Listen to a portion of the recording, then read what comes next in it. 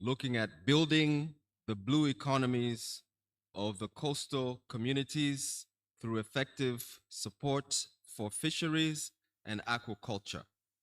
And the chairperson for this session is Professor Mio, Senior Research Fellow at REPOA. Professor Mio, please, karibu.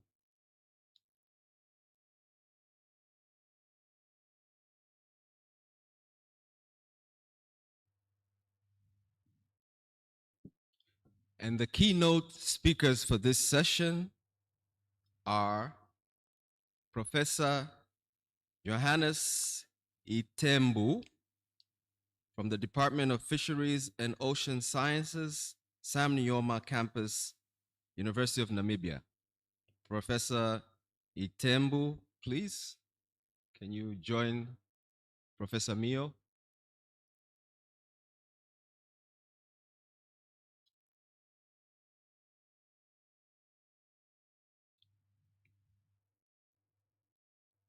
And the other keynote speaker for this plenary session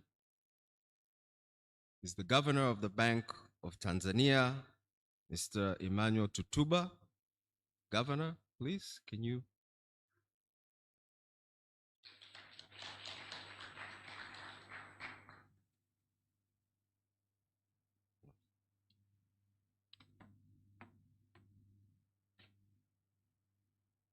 And the panelists are Dr. Nazel Amos Madala, Director of Aquaculture, Ministry of Livestock and Fisheries. Dr. Madala, please.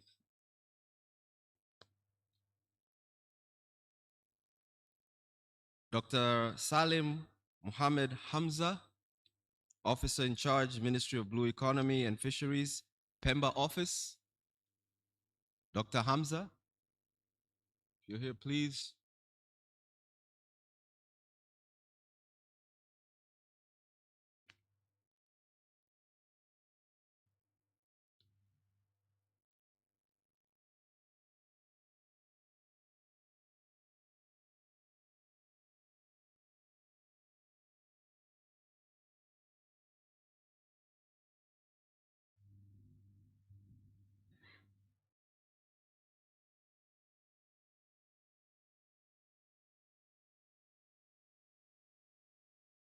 We also have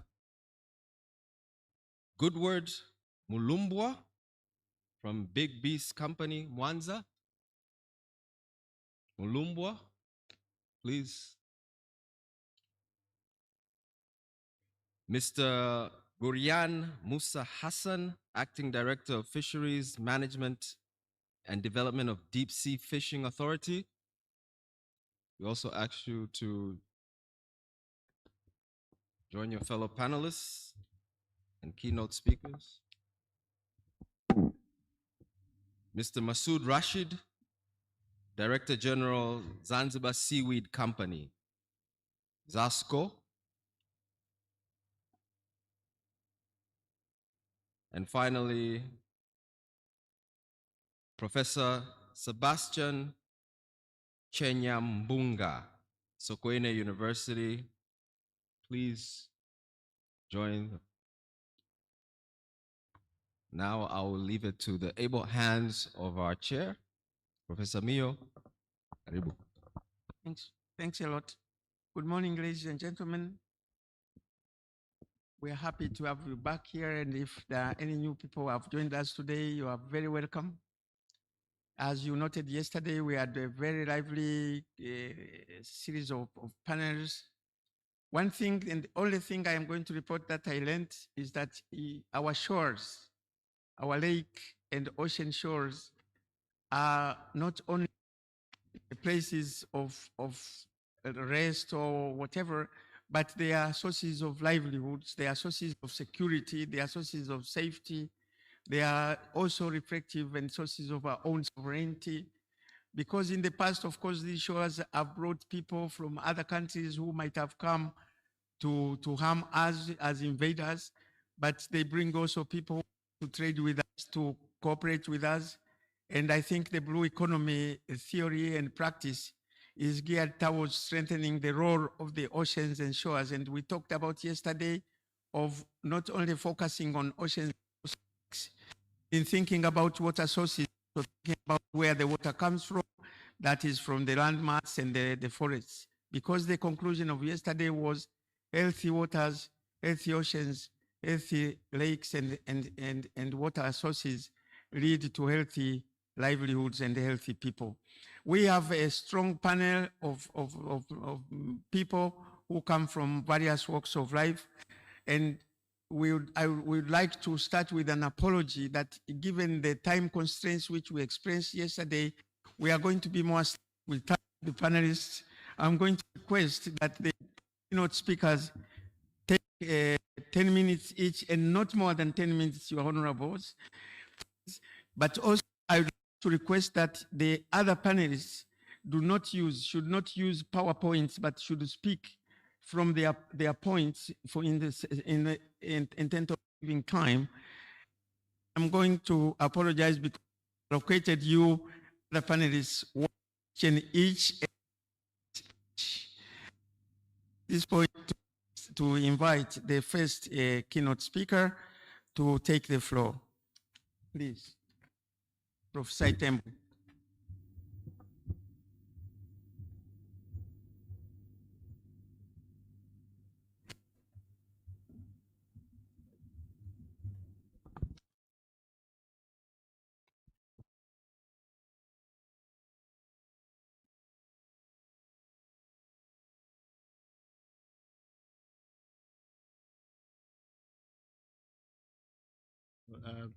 Ladies and gentlemen, good morning.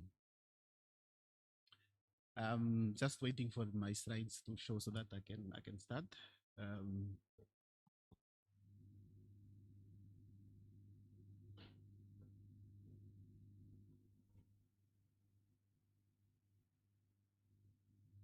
Okay, I am Johannes Itebu from the University of Namibia's Department of Fishery and Ocean Sciences.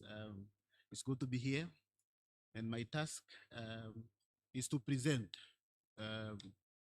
something, a lesson from Namibia, as a demonstrations of how we in Namibia support our blue economy, and specifically focusing on the fishery, aquaculture, and seaweed farming.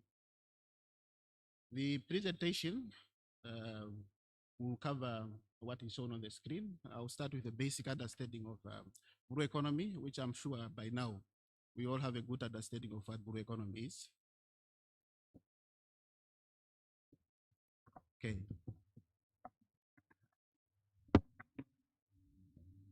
So it will cover with a basic I'll start with a basic understanding or trying to just convey what blue economy is, which is, like I said, by now we all have a good understanding of what blue economy is.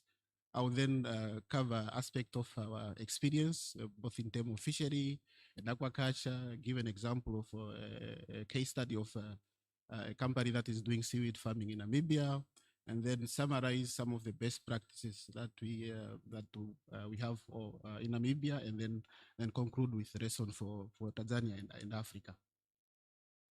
The blue economy, like I said, by now we all have a good understanding of what it is. I just extracted something from our draft policy, but this is to just indicate or communicate that beyond us looking at the sectors, one of the underlying objective of blue economy is to ensure that it does benefit our people, it does contribute to alleviating poverty, and it does contribute to promoting equity. So we must not forget that as we draft and consider our approach to blue economy.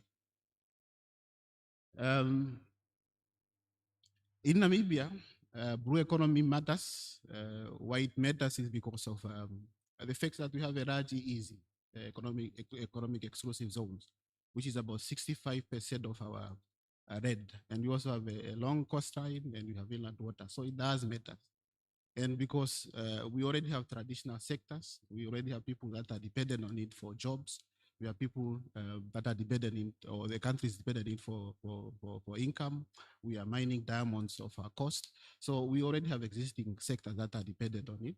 But what it presents us is that it now presents us an opportunity to diversify our economy, to grow it further on the basis of the traditional sectors, and also on the basis of new emerging sectors. And then, like all other countries, these are the sectors that are in Namibia that what we consider as Buru economy sectors. And we have drafted Buru economy policies. But what we have also done is then to go further and demonstrate the applications of marine spatial planning. So while we have developed the policy from an academic perspective, we have demonstrated how to implement that policy with one of the tools, which is called marine spatial planning. The idea being that it's not enough to just have a policy.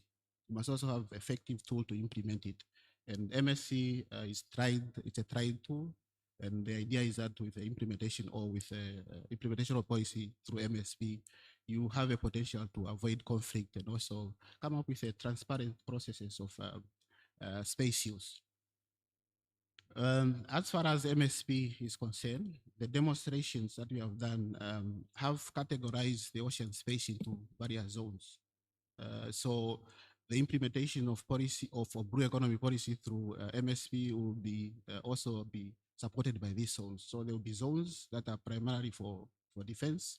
There will be zones that are for biodiversity. There will be zones that are for fishery. There will be zones that are for geological resources and marine transport. But the idea is that if you are to implement blue economy through MSP, you will then have clear zones that will, in a way, avoid conflict between various sectors. Obviously, there will be overlapping space, but this allows for or reduces the chances of conflict between various sectors. And this is just a demonstration of those zones in the central area of Namibia. So you will have, at the end of the day, have such a map that indicates for defense, this is where you operate, with overlappings, and these are conditions for operation and all that. But like I said, I think this is too fast.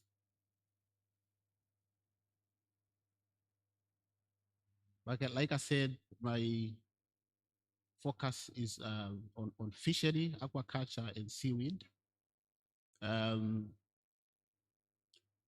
Fishery in Namibia, it's an important sector.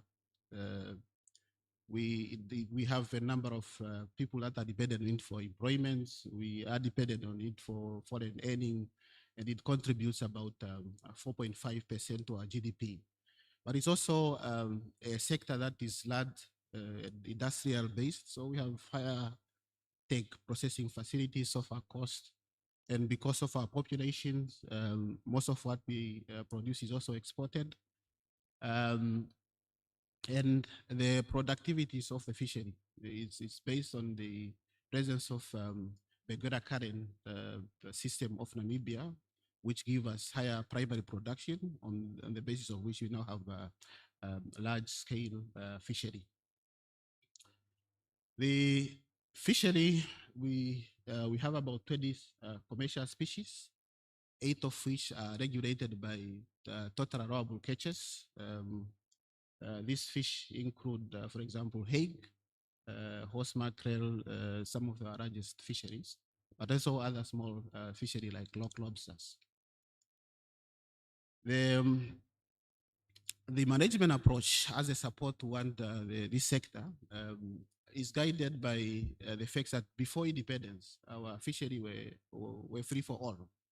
So at independence, the government took a deliberate step to ensure that we protect our resources, one of which is the fact that we are one of the few countries where in our constitutions, there is a requirement that as a matter of principle, the government policy should ensure maintenance of ecosystem processes, protection of key ecological processes, and also the fact that whatever policies that the government will have, we need to ensure that there is a benefit for the past or for the present and future generations.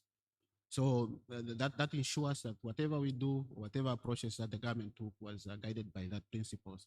So it is also now further supported by other regulatory framework. One of the key is the Marine Resource Act, and one of the characteristics of that framework is the fact that it requires that management must be science-based. So it's a requirement that whatever you do with fishery management, you have to start with science.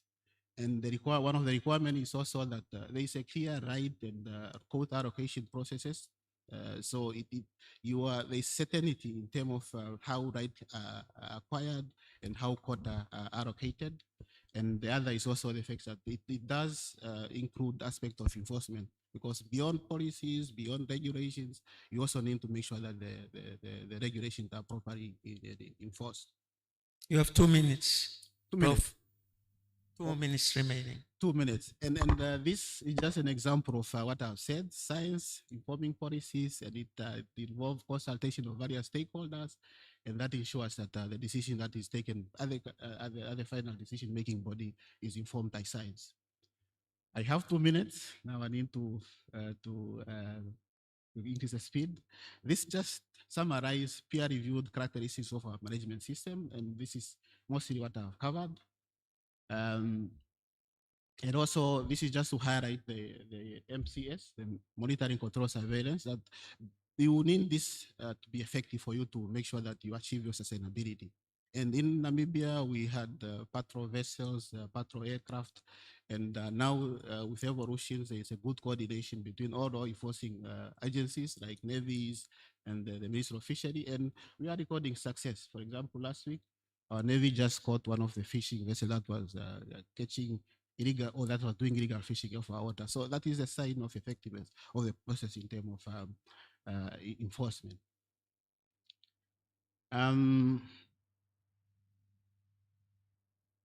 Then this is just to summarize the fishery aspect. This is just to say what fishery management or effective fishery management requires is that it needs to be an interplay between best available science, between regulation, good regulation, and good understanding of socio-economic basis of your decision. So these are characteristics that are shown by the Namibian system. Is it effective or is it perfect? Just like other system, we have a good basis, but we are also continuously improving our system to ensure that we achieve the objective of sustainable fishery management. Next is then aquaculture. As far as aquaculture is concerned, we as a country are not so strong in aquaculture. I have to say that, especially the inland aquaculture, because we are a dry country. We have few permanent inlet water apart from the rivers that we share with our countries. But where we are good at is the marine aquaculture, where we are farming with oysters, which are filter feeder. And like I said, our system is rich in terms of primary production. And when you have species like oyster that are filter feeder, you then have that competitive advantage that you have a system that is rich in nutrient. All you need to do is to find a space for where to farm your oysters. We are also farming with abalone, inland freshwater fish. We are farming with rapiers, but it's at a limited scale. But in terms of governance, we also have our Aquaculture Act and its regulation that set clear guidelines in terms of getting license, whether it's in terms of the requirement related to environmental regulations. But as a country, through our NDP6, it has also been taken as a deliberate decision that aquaculture can also be a strategy to improve food security and employment creation. I'm just waiting for the slide to move. Yeah, the other thing that we have as far as aquaculture is concerned is the care brew or care farming. That recently we started with farming kelp. And the kelp species that we are farming is not an indigenous species. It's a species that is not found in Namibia, but it was taken on the basis of it being a fast growing. And the reason being that kelp farming is also successful because of our system. We have a rich system that allows for growing some of these indigenous or fish that are not indigenous. And another species is salmon farming. We know what salmon is. It's a popular species. It's farmed mostly by Norway and Chile, but our system also has been tested. We have done experiment that shows that we can farm salmon. And at the moment, we have about 3 to 4 companies that are serious with it. Some of them have already received environmental clearance, and it's just a matter of them taking up the business and ensuring that we farm salmon. But what other good learning from aquaculture is the fact that in our regulation, we have what is called aquaculture development zones. And these zones that the government has designated, the government has gone a step further to do environmental impact assessment. So that also allows for business people to start business, because the aspect of EIA is already taken care of by the government in some of the zones. Prof, can you come to the recommendations conclusion? Yes, and then as a way of concluding, there are a few best practices that we have or that we can learn from Namibia. One is the fact that we have governance and policies that are informed by science, because it's a requirement in Namibia that before you take any decisions on fishery, the total allowable catches or catches that is to be done, you need to ensure that that is formed by science. We have also have a good experience in terms of enforcement through our evolutions. We have reached a level where we are confidently preventing some of the AEU, although there are still some other areas where we need to improve on. And the other aspect that we can learn from Namibia is the regional cooperation in the, based on the facts that between Namibia and Angola and South Africa, we have come to understanding that we share this large marine ecosystem. The effectiveness of managing our resources also depended on us collaborating. So we have a convention between the three countries that is internationally a UN recognized convention, and that allows for us to understand that fish species don't understand a political border. So for effective management of our resources, we need a regional approach to managing our resources. And I would like to end here. I know I have slides, but these are the key messages that I want to communicate, and I hope Tanzania and Africa can learn from this, and we as a country also can learn from what we are doing so that we improve our system. Thank you very much. Thank you, Prof. And I'm very sorry you had a lot of information to share, but the time was not so much in our favor. Prof brings an experience from Namibia. In some African countries, communities, there is a saying that knowledge is like fire. You can pick a fire from the source, light your own fire, and where you pick the fire from, the fire is not extinguished.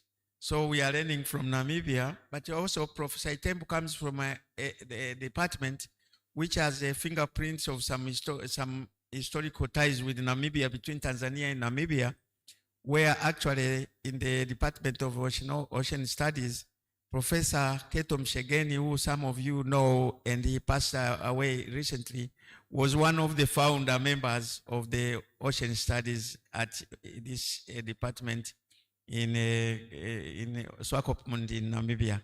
Thanks very much, Prof.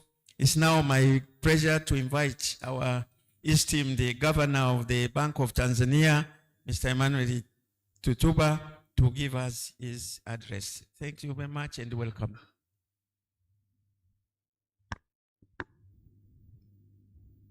Thank you very much, Chair. It's really a distinctive honor and a privilege for me to be invited in this gathering. And I would like to share some insights from the Central Bank of Tanzania.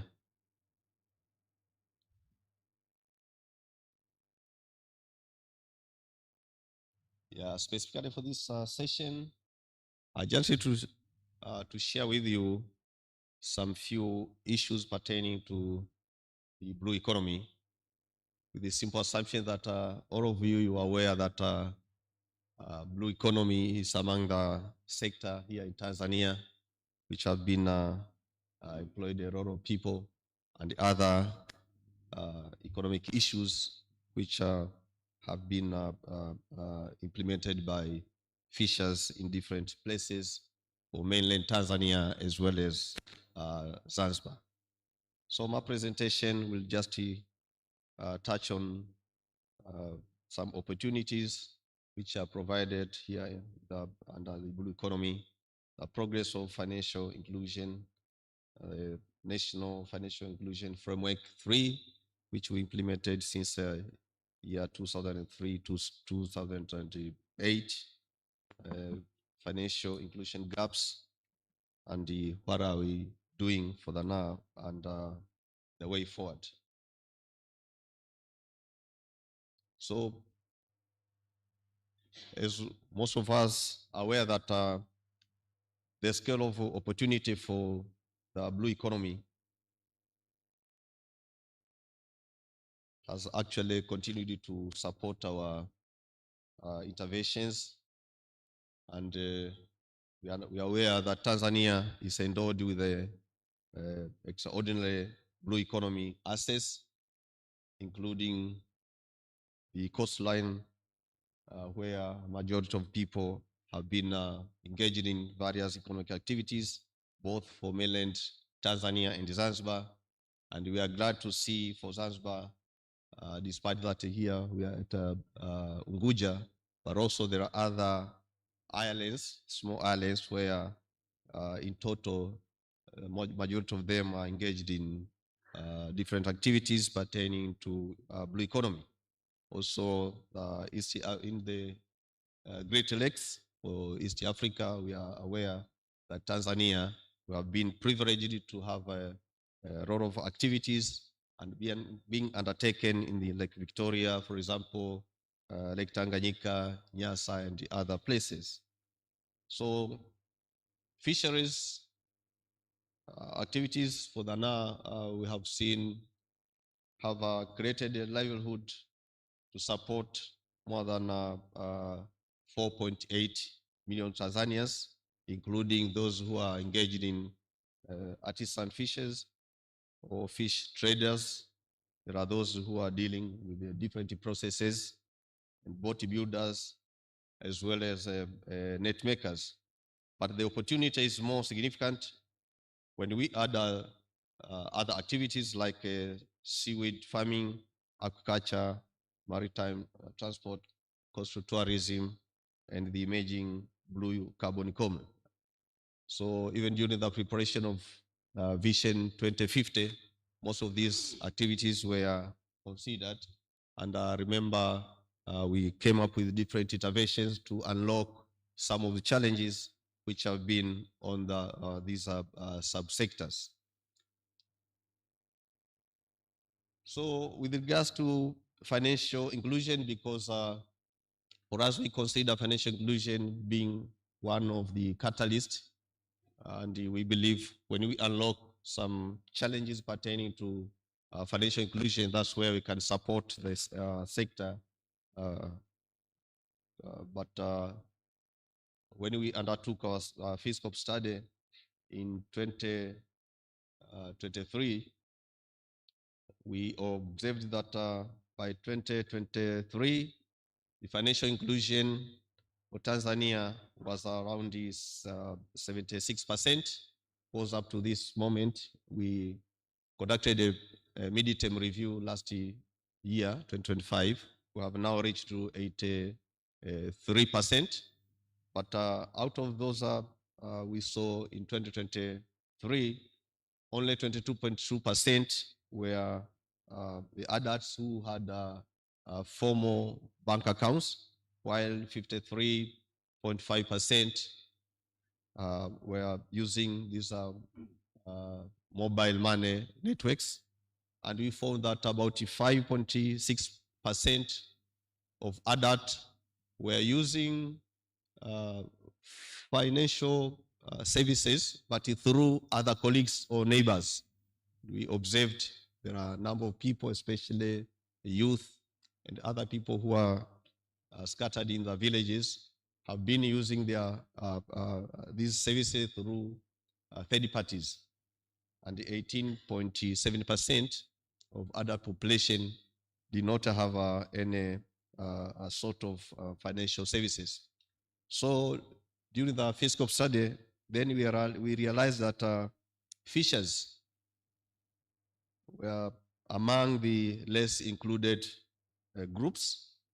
However, other groups who were financially excluded were women, youth, smallholder farmers, micro, small, and medium enterprises, and people with disabilities.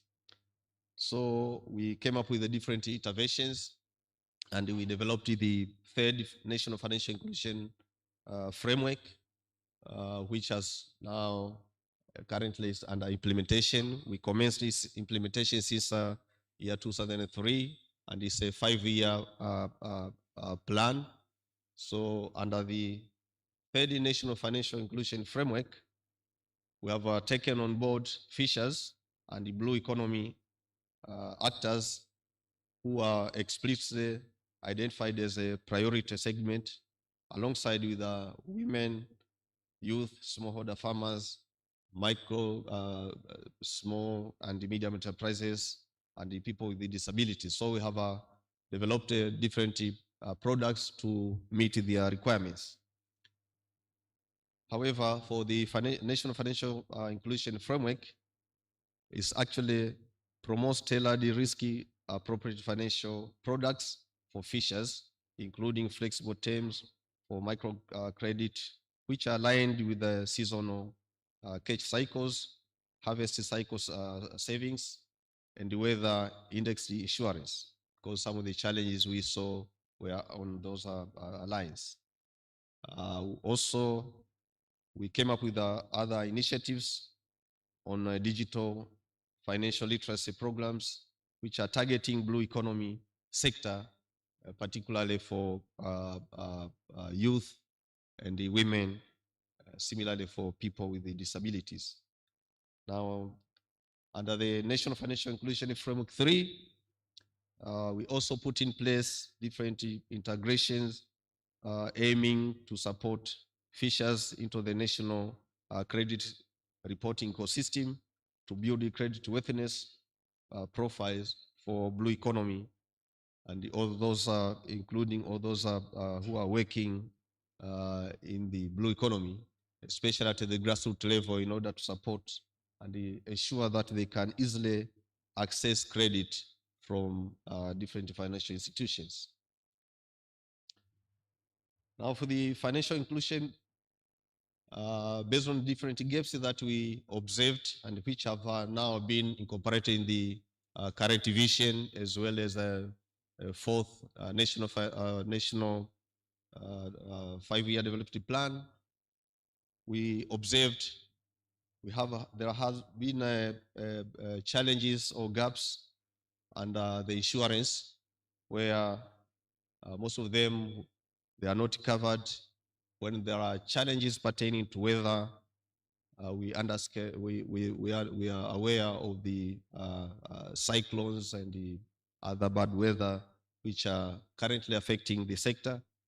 However, there has been challenges in terms of equipment failure, market prices volatility, and the stock depletion. We have experienced sometimes, especially last year, I remember in Lake Tanganyika, when was closed for like 4 months. Now, those who were affected mostly were fishers. Another gaps have remained in the credit, because majority of them have challenges pertaining to formal credit penetration, which has remained extremely low, especially in surrounding communities. Sometimes those who are engaged in fishes, they don't have a permanent settlement. I remember when I was working in Mwanza, there are some islands where people used to move from one island to another. So it's very difficult to locate them. And under those arrangements, it can be difficult even to have a collateral and other challenges pertaining to credit. Another gaps have been concerned with the savings, where a majority of fishers, fishing communities have informal savings. And there are those who are also being aligned or using village community banks and the rotating funds, which carry a lot of risks, even considering the issues pertaining to fraud and the loss, because sometimes you can mobilize resources, and wherever you keep to one of your members, there are those who are not really trustive. They can migrate or move from one place to another, and create a loss to their colleagues. However, there has been some challenges also pertaining to digital and financial identity, where there is a lack of national ID, formal employment records, or financial transaction history that would help to build a credit profile. So to some extent, for those who keep migrating from one location to another, they cannot have a national ID, and some of them deliberately they are not even interested to acquire or to have a national ID. Another challenge was on another gaps have been on gender exclusion, where we saw that women, especially who are dominated in the fishing processing and the market trading, they face disproportionate exclusion from the formal financial services. So you can see, even for the person who cannot have access to national ID, it becomes very difficult to be registered or to open up a bank account. So all those gaps have been there. Now, what the Bank of Tanzania is doing currently, there are a number of initiatives. Of course, we have a number of regulatory frameworks, including the Microfinance Act, which has came up with different instructions and the platform to rescue and to fill those gaps. Of course, there is a national payment system, which also put in place different interventions through mobile networks. You can see currently through mobile networks, you can mobilize resources, you can create savings, you can access credit, you can even invest. There are different platforms where, like a UTT, there are people who can invest it through those different platforms, and we have continued to support that industry by you come up with easy or simplified modality which touches different groups. Also, the agent banking, as well as consumer protection. Under consumer protection, hope you have seen the way we last year we developed a simplified platform known as Semana BOT, where now everyone with a number of complaints can be logged to Semana BOT system, and our regulators within the central bank can address those challenges. However, there was a time when we had a challenges. There were a number of complaints from Tier 2 microfinance. I think currently have been resolved to some extent. Those who were known as Mikopo, Umiza, and the Kausha Dam. But currently we have come up with a Tier 2 microfinance self-regulatory framework where most of the complaints have been resolved. However, there are a number of regulatory issues. So, Excuse Governor, can you wind up with some recommendations and conclusion? yeah, now, what the Bank of Tanzania can do as a way forward? First is to just conduct a diagnostic studies on fishing in maritime communities in order to capture the sector-specific demands and the appropriate products as a preference, which can ensure disaggregation of data by gender, geographical location, and the segments. Another way forward is integration of fishing licenses, records, together with the cooperative membership and the lending sites, which will ensure availability of data into the national identification and the credit reporting ecosystem. Another way forward is on broadening the outreach of credit guarantee services to the fishing communities, including preparation of the bankable business proposal, financial literacy, and access to credit, as well as business formalization. I hope most of you have heard that we are now preparing or developing we call it a Credit Guarantee Corporation of Tanzania. It's currently at the very advanced stage, and we are expecting the moment when it will be launched, it will ensure to support those who have been excluded in the financial sector. Another proposal, of course, a way forward, because it's already in our documents, is to create a conducive environment for large and regulatory frameworks for the establishment of a centralized collateral registry of movable assets. I hope even last time you heard that the act has already been tabled in the House, in the Parliament for the first reading. Currently, they are just collecting views from the public. Once it will be enacted, then we support most of these fishers, especially those who are moving from one place to another. Another way forward is incentivizing payment services providers to deploy agents at major lending sites. Another one is on implementing a dedicated financial inclusion program for women, fish traders, processors, and the seaweed farmers with specific targets to those who are engaged in the blue economy. And the last one is on developing enabling regulations to support the design of tailor-made financial products and the services. Just to conclude, I'm touching that the blue economy is not merely an economic sector, it's a way of life for millions of Tanzania, and the financial inclusion is a foundation of the blue economy.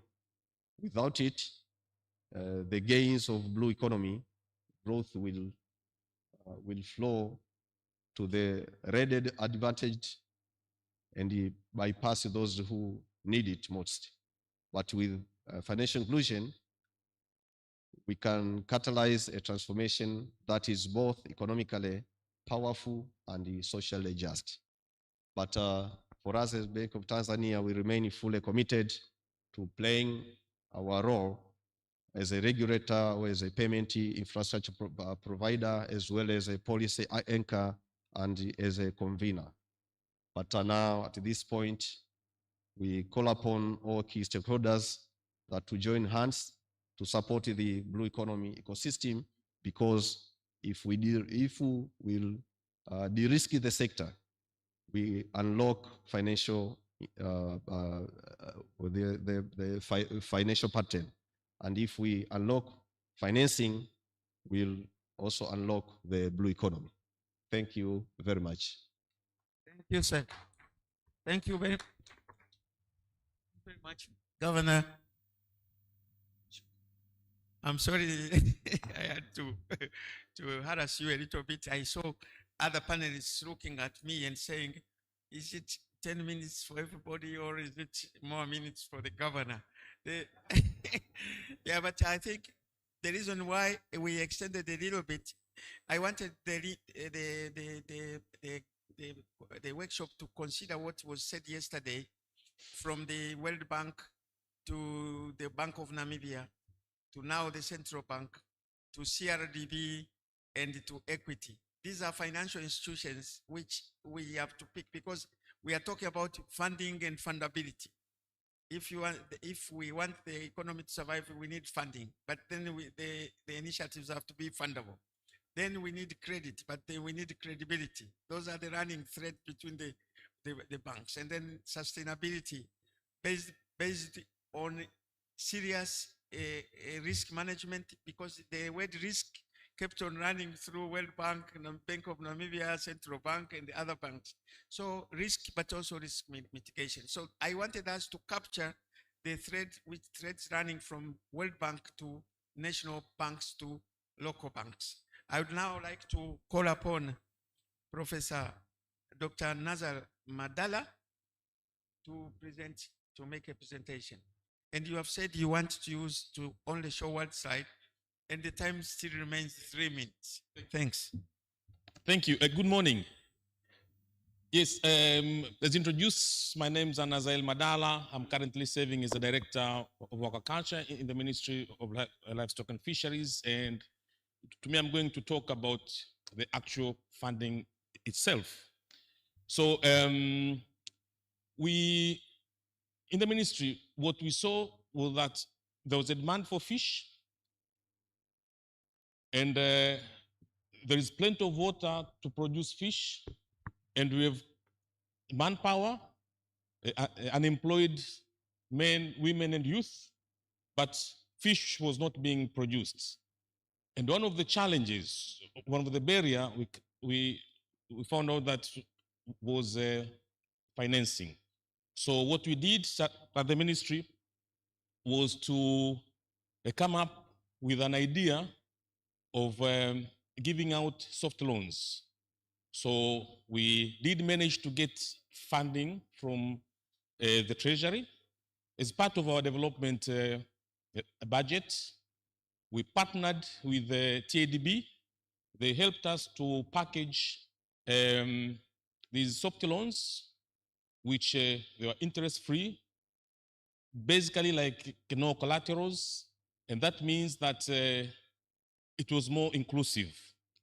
And by doing so, we were able to launch a program of giving loans. Also, together with that, another barriers were difficulties of accessing the waters for cage fish farming, because there were procedures which were quite costly.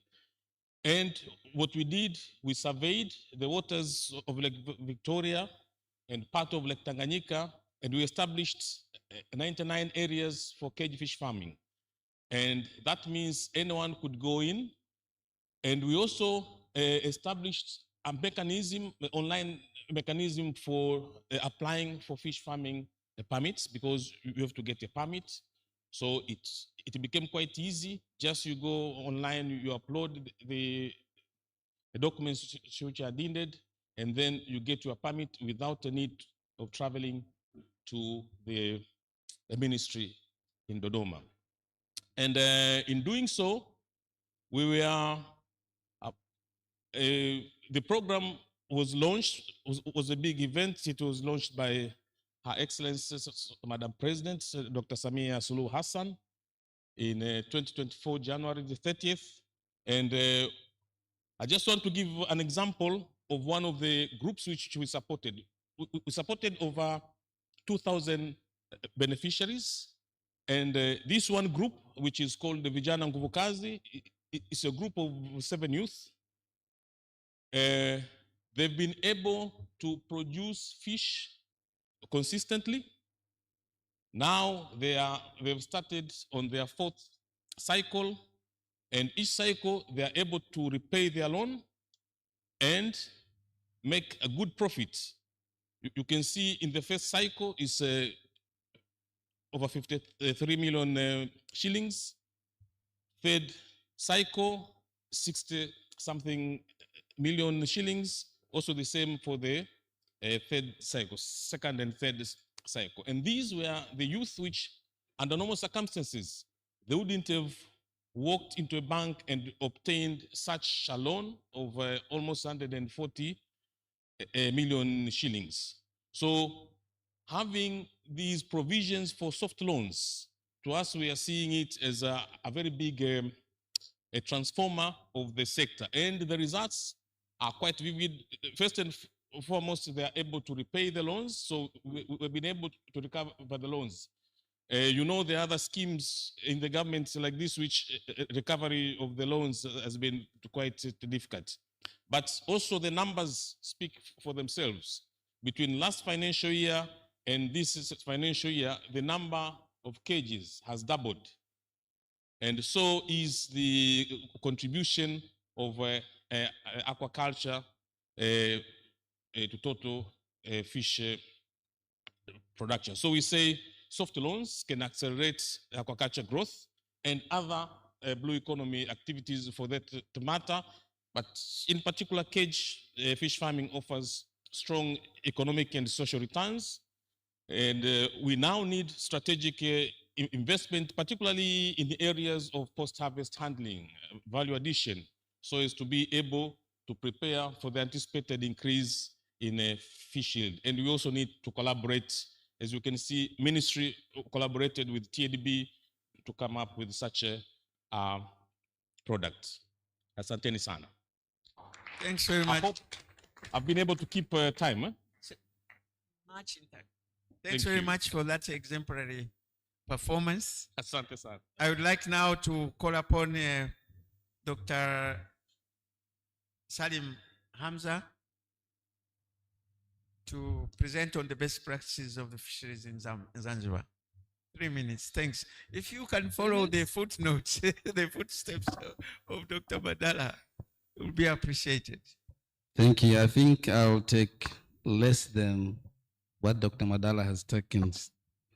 As I've introduced, my name is Salim Hamza, the officer in charge from the Ministry of Blue Economy and Fisheries. Mine is very few because if you recall back yesterday, my PS was here and he was expressed what the best practice of the blue economy is in general. He was here 2 times, one for the keynotes and the other for the open remarks. So if you recall back his speech and his keynote speech, then you can find how the best practice the blue economy is doing. But also, as I said, mine is very few. When we recall back the World Bank, his keynotes, you can identify 3 key pillars, strategic pillars of the blue economy. And this is where the blue economy is now in Zanzibar we are highlighting, which is infrastructure, as well as institutions and financing. So if you look for the infrastructure now as a best practice in Zanzibar, we are first developing what we call the landing sites, if you are aware of that. And we are delighted that currently we are planning to build almost 15 landing sites in whole Unguja and Pemba to make sure that the infrastructure for the fisheries are most conducive and smooth. But also when you come to the institution as well, we embedded the fisheries sectors as a community-led. If you go to the community level, you can find that the structure of the governance, the structure of the fisheries sectors is starting from the grassroots, from the fishermen themselves up to the ministry. We have full-fledged ministry, but also we embedded the institutional framework from the grassroots. That's why if you go to the fisheries level there, we have what we call the SFC, Shehia Fisheries Committee, of which we can have the clear feature, the clear coordination protocols that can help the ministry to do its work smoothly. So, and this also institutional perspective, also we have what we call the tools that are guiding us to make sure that the blue economy is working well. For the financings, I will not talk about how we keep the people, the fishers, to have the money in their pocket, but we look on how their identity, how they are well off. That's why if you had yesterday presentation from CRDB, you can heard that we had developed what we call blue economy or Inuka na Uchuma Blue to help the fishers. About 1,027 boats have been given to the fishers to make sure that we are moving them. Because when we talk about the fishers, fishing practice, it has to be embedded with the conservation as well. So the aim of the government to give the fishers those boats is to make sure that they are moving from the lower level waters at least to 12 nautical miles so that it can serve the ocean. So this has been done by the government to make sure that we help the fishers to move from the low tide waters to high tide waters. This is how the best practice of the blue economies and especially in fishery in Zanzibar is concerned. So like I said, mine is very short. And I submit. Thank you very much, Chair. Very much, Dr. Hamza, for keeping time. Now, I would like that I think completes the presentations on fisheries, which we are now moving to the panel on aquaculture. And I would like to start with Mr. Edward Mulumbwa. Karibu sana. I'm a bit too tall, so I have to make some adjustment. Thank you, Chair, and good morning to all of us here. My full name is Godward Mulubwa. I'm the founder and CEO of Big Best Company Limited. Because we've given just a few minutes, maybe 10, 3. But with me, I've carrying along the experts in terms of this industry that we are in, Mr. Gilbert Kitamo and the Professor Limbu from University of Zambia. Sorry, you know where I'm coming from. So from University of Dar es Salaam, who is our board member of Big Best, and Gilbert is our in-waiting general manager of Big Best. My simple task now is just to introduce Big Best in form of what we do and where we are. I think I can show the video. And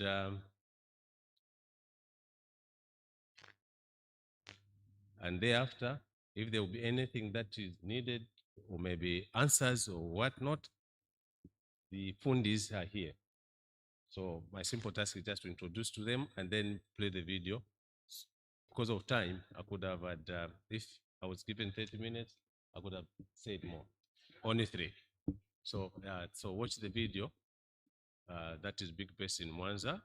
This company was incorporated in 2023. It's fresh, but we are in production on trial basis. So we are doing kampuni ya The Big Best Company. The Big Best Company inajihusisha na ufugaji wa sato katika spishi ile ile ya kawaida ya Tanzania. Hatuzalishi samaki aina ya sato waliopandikizwa kutoka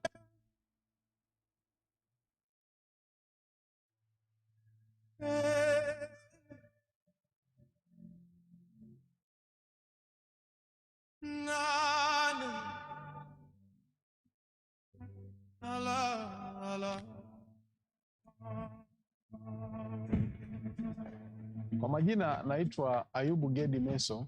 Mimi ni meneja rasilimali watu wa kampuni ya The Big Best Company. The Big Best Company inajihusisha na ufugaji wa sato katika spishi ile ile ya kawaida ya Tanzania. Hatuzalishi samaki aina ya sato waliopandikizwa kutokana na mbegu za nje. Kwa tunafuga sato ambao ni local species ya Tanzania.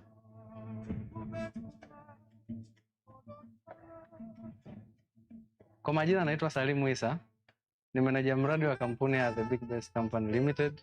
Kampuni yetu ina jumla ya vizimba 120 na mabwawa 15 ambayo yanatusaidia katika uzalishaji wa vifaranga. Kampuni yetu inajishughulisha na ufugaji wa samaki kuanzia hatua ya awali ya vifaranga mpaka hatua ya ulaji ambao samaki hao tunawavuna kwa ajili ya kuuza.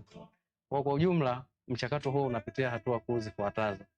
Hatua ya kwanza, shamba letu lina idadi ya mabwawa 15 ambao mabwawa haya yameandaliwa kwa ajili ya kufugia samaki wazazi ambao wazazi hao wanasaidia kutupatia mayai ambayo yanaendana na target ya uzalishaji ambao imepangwa. Mchakato huu unachukua muda wa siku 7 mpaka 8 baada ya kuunganisha madume na majike, ambapo baada ya siku hizo tutachukua mayai tutayapeleka kwenye mfumo wa utotoleshaji, kwa lugha ya kitaalamu tunaita hatchery. Zoezi hili linachukua siku 5 mpaka 6, ambapo tayari tunakuwa na vifaranga wa kutosha watakaotoka hatua hiyo kwenda hatua nyingine. Hatua inayofuata baada ya utotoleshaji ni nursery tanks au matenki ya kulelea vifaranga kwa hatua ya awali. Kazi ya matenki haya ni kuhakikisha kwamba vifaranga wanamaliza kiinilishe cha awali ambacho wanatoka nacho katika yai wakati wanafanyiwa utotoleshaji. Baada ya hatua hiyo, vifaranga hawa watakuwa wana uwezo wa kula chakula cha kupewa na binadamu ambacho kinakuwa kimetengenezwa maalum kwa ajili ya vifaranga hao. Na chakula hiki kulingana na mfumo wetu wa uzalishaji tumekiweka katika hali ya ubaridi au kwenye refrigerated container ambayo kinakuwa na temperature ambayo ni kama nyuzi joto 20 mpaka 25 ili kisiharibike. Tunalisha vifaranga wa kuanzia gramu 0.01 mpaka 0.02 kwa muda wa siku 30. Na sehemu ya ulishaji wa vifaranga hawa ni kwenye cages maalum ambazo zimetengenezwa ziitwazo nursery cages. Mchakato wa ulishaji vifaranga katika nursery cages unachukua siku 1 mpaka 30, ambapo vifaranga hao wanaweza kusafirishwa kutoka kwenye keji hizo kwenda kwenye keji kubwa kwa ajili ya kufugwa mpaka hatua ya mavuno. Uwezo wa keji zetu ni kuanzia tani 40 mpaka 50.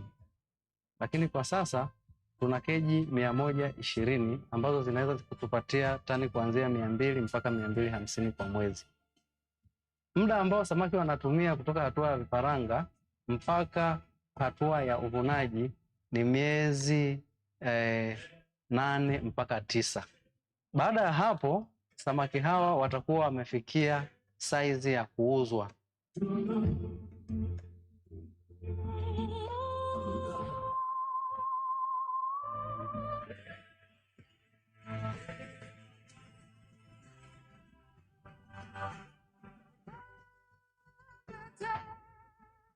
Kwa majina naitwa Pulkeria Laswai, ni meneja mauzo na masoko wa The Big Best Company. Katika kitengo changu cha mauzo na masoko tunasimamia uuzaji wa samaki wa kampuni hii, ambapo tunapokea samaki kutoka kitengo cha production ambao ni wazalishaji wakuu wa samaki. Mteja akija kwetu, taratibu ni kwamba anatakiwa akate risiti, ambapo risiti tunazitoa katika kitengo hichi, ambapo kuna mfumo mbalimbali za malipo. Tuna mfumo wa benki ambao tunatumia benki yetu kuu CRDB, tuna mfumo wa lipa namba pia ya CRDB, tuna mfumo wa lipa namba ya Voda, au mteja pia anaruhusiwa kulipa kwa cash. Na Big Best Company pia kama kampuni tunajihusisha na issue za usafirishaji, lakini hatukodishi. Tunafanya sisi wenyewe kujihudumia kama There will be time for questions. People will ask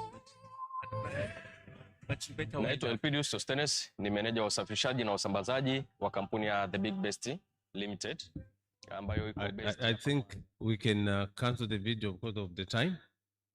Just in summary, this is where we are, but we intend to become the biggest and largest fish farm in Africa by 2029 with the help of our beloved bank CRDB. We are targeting to produce more than 100,000 metric tons of fish per year. So we'll be the biggest, if not in Africa. Thank you so much. Thanks very much. It's a very interesting presentation, very interesting video. Like I said, there will be a lot of questions which will be directed to you and your team. But to be fair to other panelists and in the interest of time, I had to request you to cut it shorter. Thanks. Now, I would like to call upon Mr. Buriani Musa Hassan on best practices of aquaculture in Zanzibar.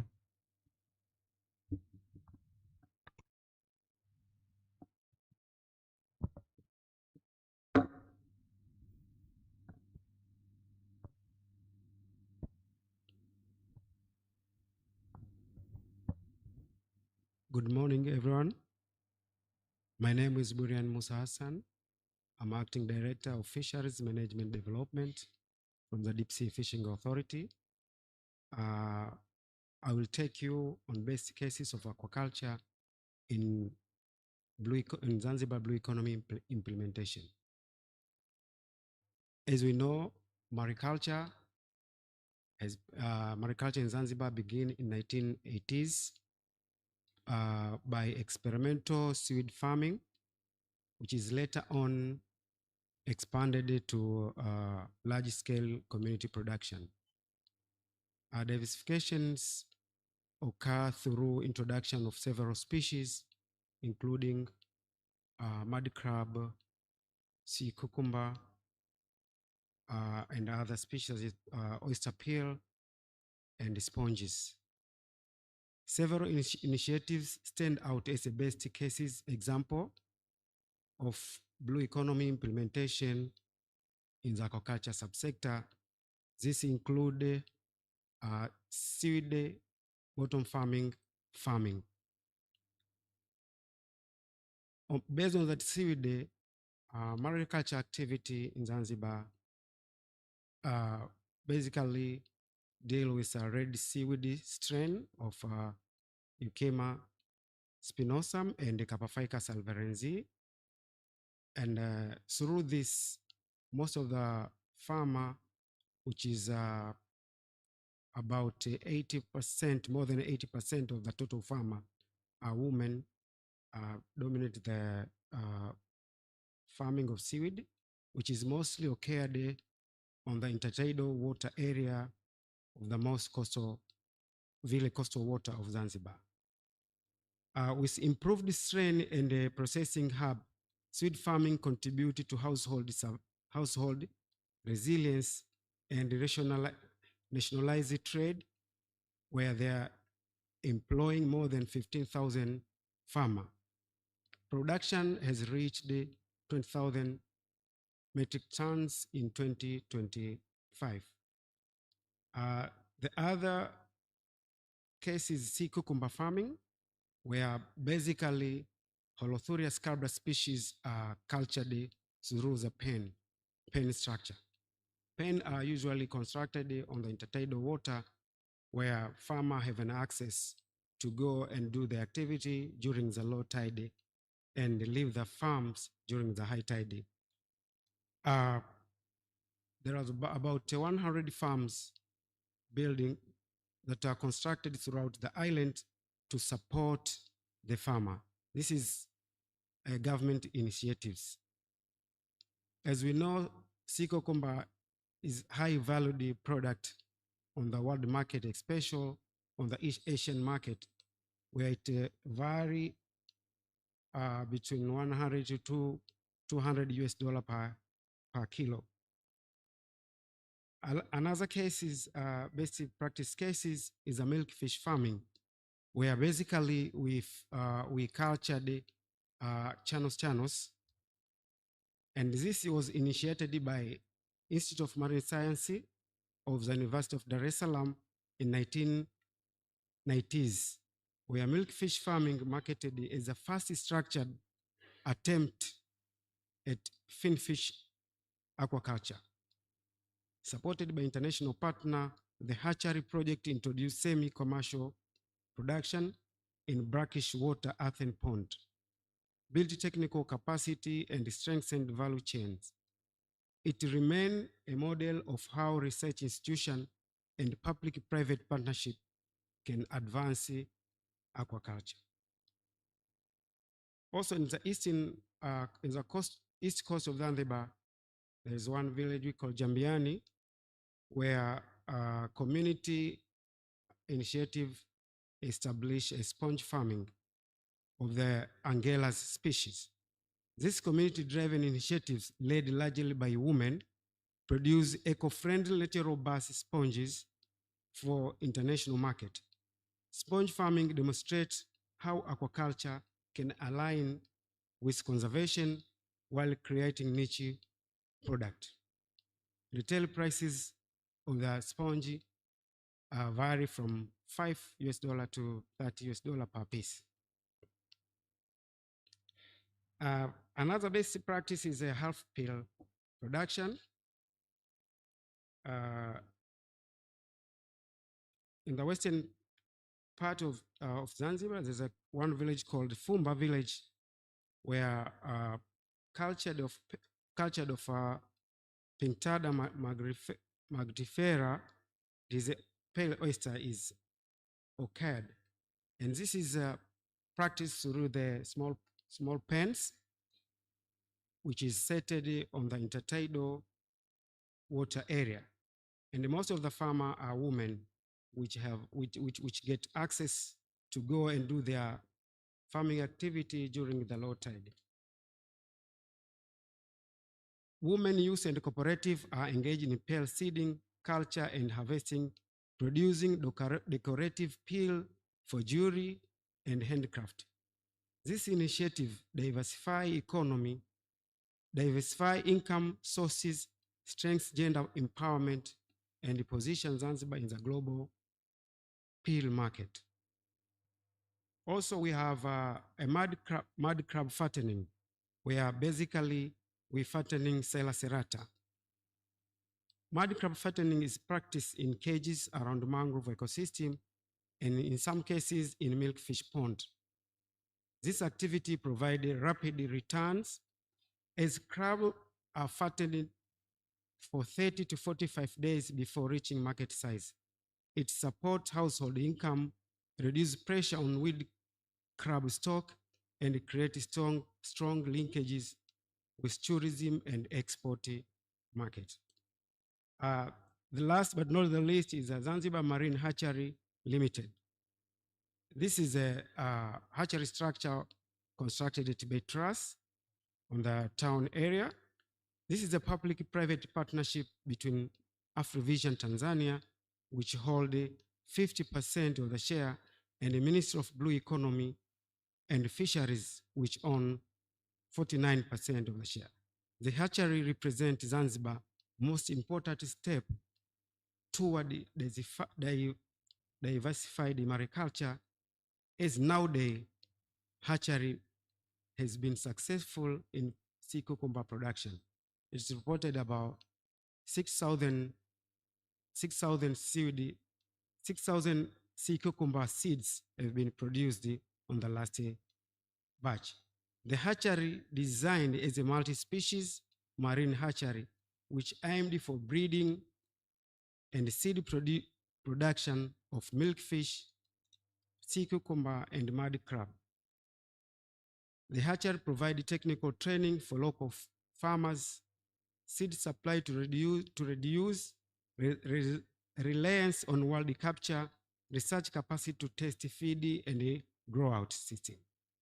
This facility is a cornerstone for scaling aquaculture under the Blue Economy frameworks, ensuring sustainability and resilience.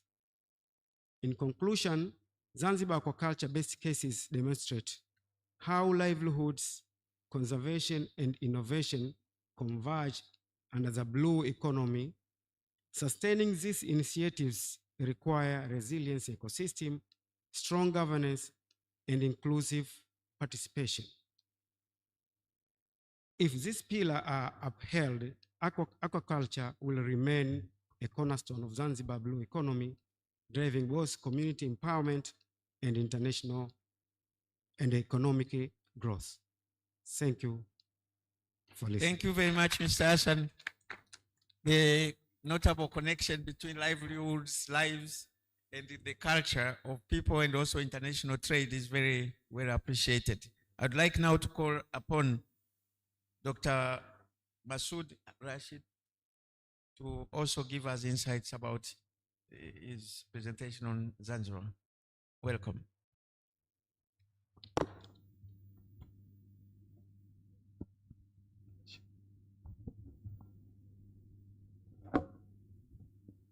Good morning, everyone. Assalamu alaikum.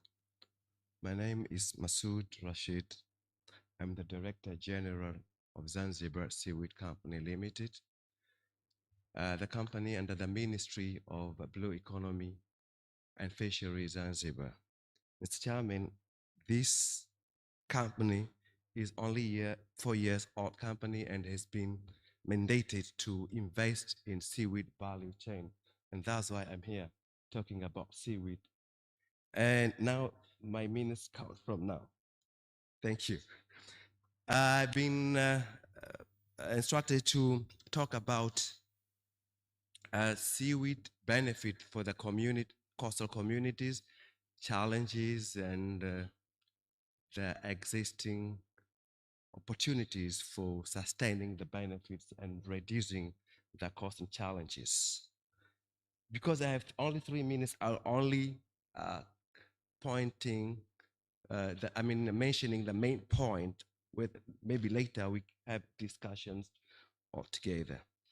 For the benefit of seaweed farming in the communities, coastal communities, we can divide the benefits into three main points. First one is economic benefits, where you can say that the main benefit is that seaweed farming generate employment opportunities to the communities, thereby creating the income and the livelihood of the seaweed farmers, by which over 90% are women.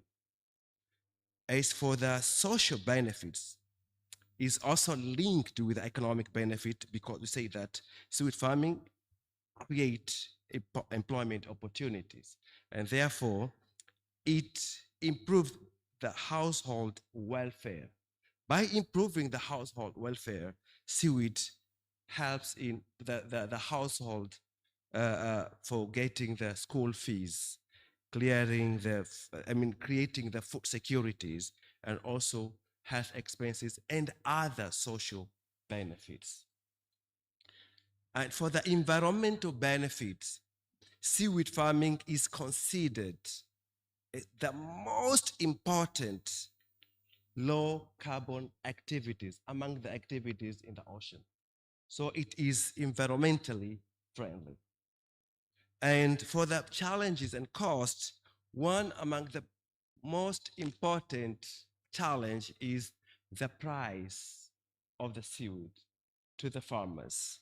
The price is, for a long time, seaweed farmers have been complaining about the price, and everyone acknowledges that the price that farmers receive from their seaweed produced when they sell is significantly low. Of course, we have the solution about that, and we will explore the solution during the discussion.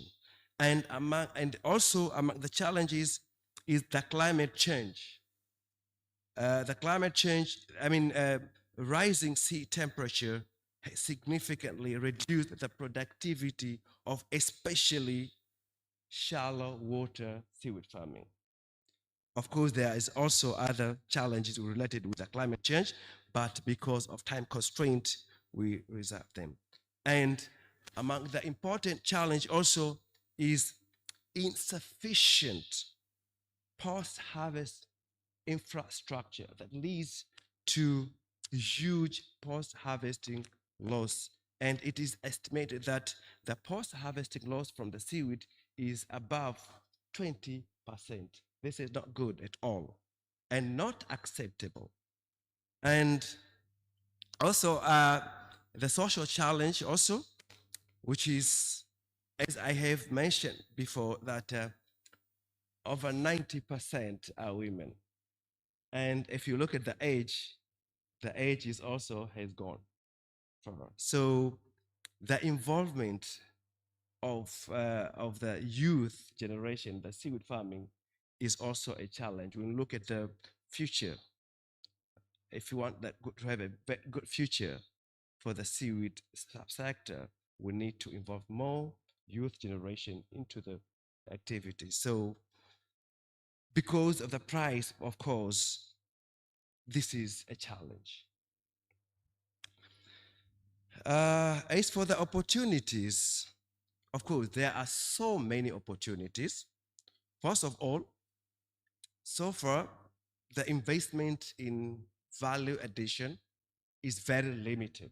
So there is a huge opportunity to invest in value addition, building factories, building processing facilities here in Zanzibar, in Tanzania in general, for processing seaweed and selling and producing high-end seaweed products that can be sold domestically and internationally at high price. And there is also an opportunity to expand seaweed farming to the deep sea water.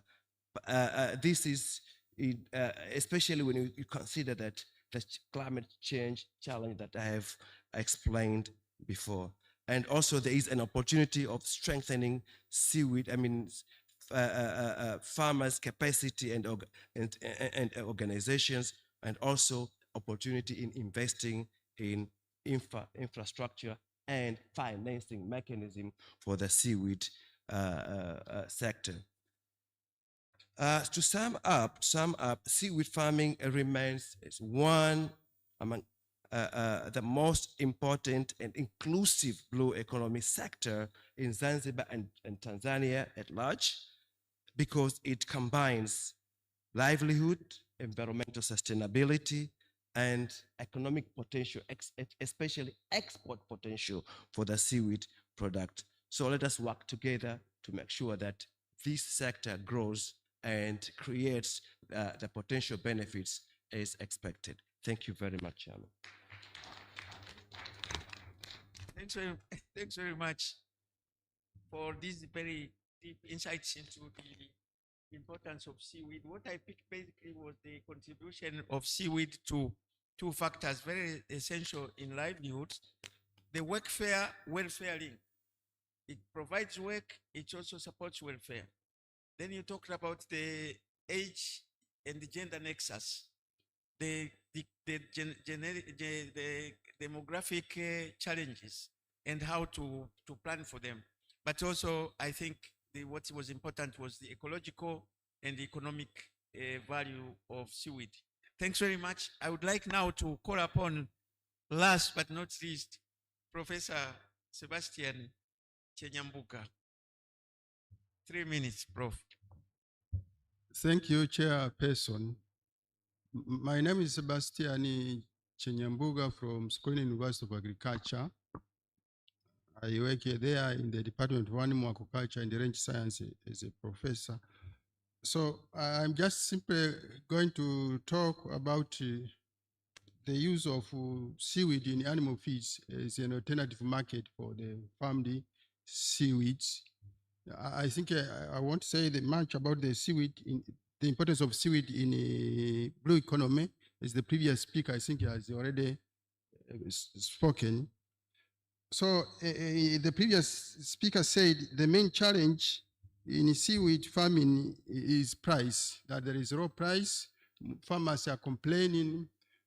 This is because seaweed in Tanzania is mainly for export. The main part is for export. So the exporters also, they can't compete. I think they can't compete because they say from Southeast Asia that they sell at a low price. So seaweed from Tanzania cannot compete in international market. In that case, the exporters have to offer low price so that they can get profit. So we are trying to create or to expand the market. If the seaweed is used for livestock feed, inclusion in livestock feed it can increase the market for seaweed.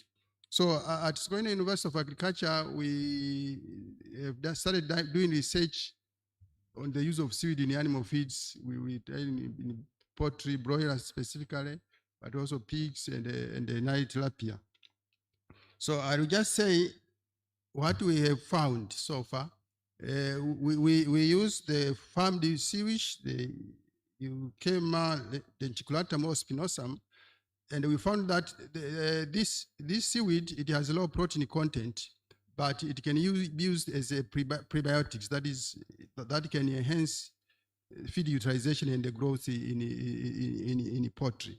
So our experiment we did at SUA, we tested fermented and unfermented, and also we have different inclusion level. Like we have the control where we didn't include any, we didn't add any seaweed, but also we have a positive control where we used commercial growth promoters, and also we use the seaweed at 1%, 2.5, and 5%.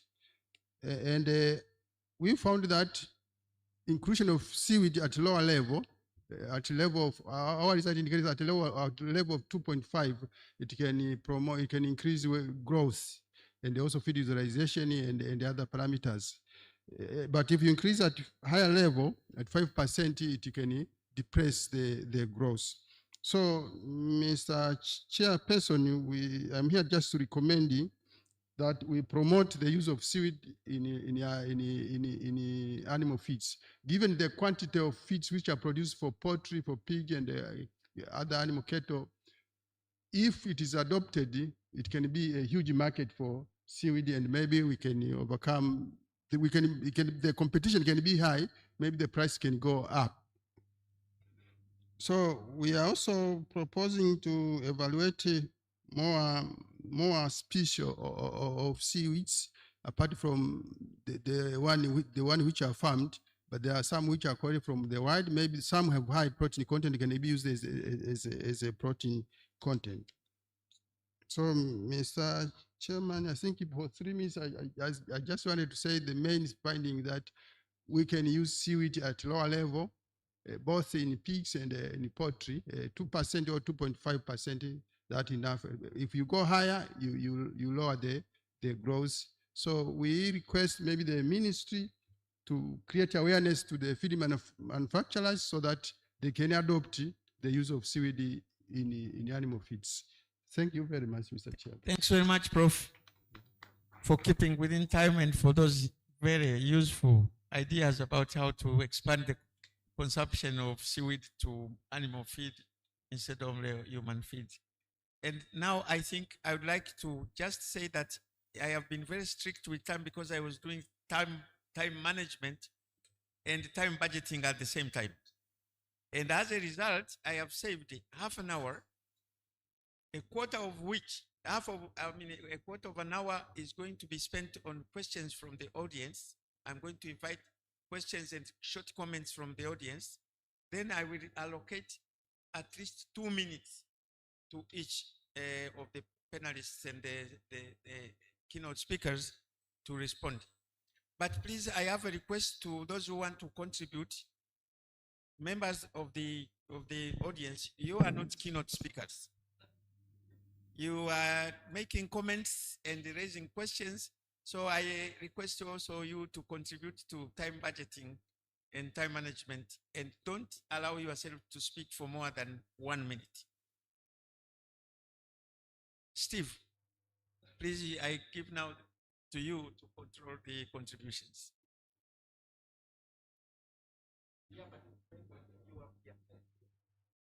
I start with the big best one. Hello. Good morning. Thank you very much, Chair, for the session. I enjoyed it, and I think the other members also enjoyed. I go straight to the governor.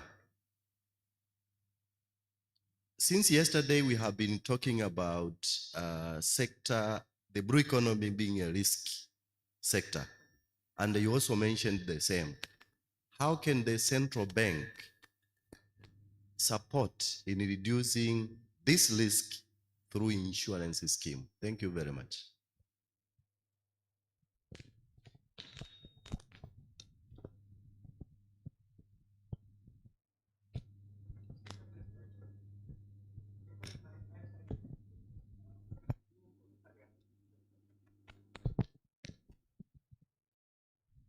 Thank you so much, Chair. Yeah, this is Fortunatus from VSO. I like the presentation from Masood Rashid regarding the seaweed in our country. So my first question would be around how can we address price challenge? For us at VSO, we started by forming cooperatives, but also to encourage farmers to add value is one of a solution to address challenge issue. But also have seen seaweed is making employment. Are these employment decent? How do we measure these employments? Thank you.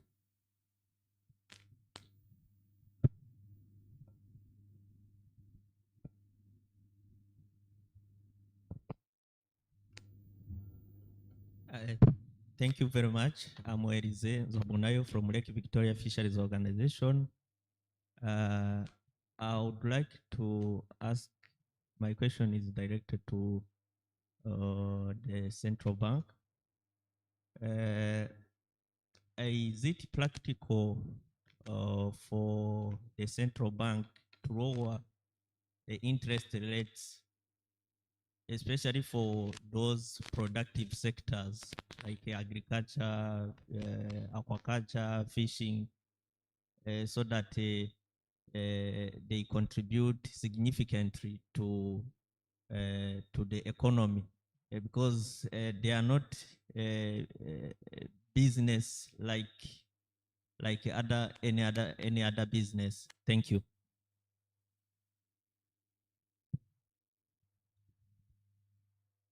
Thank you. Good morning. I start by commending the good job that the government is doing on both parts of the union.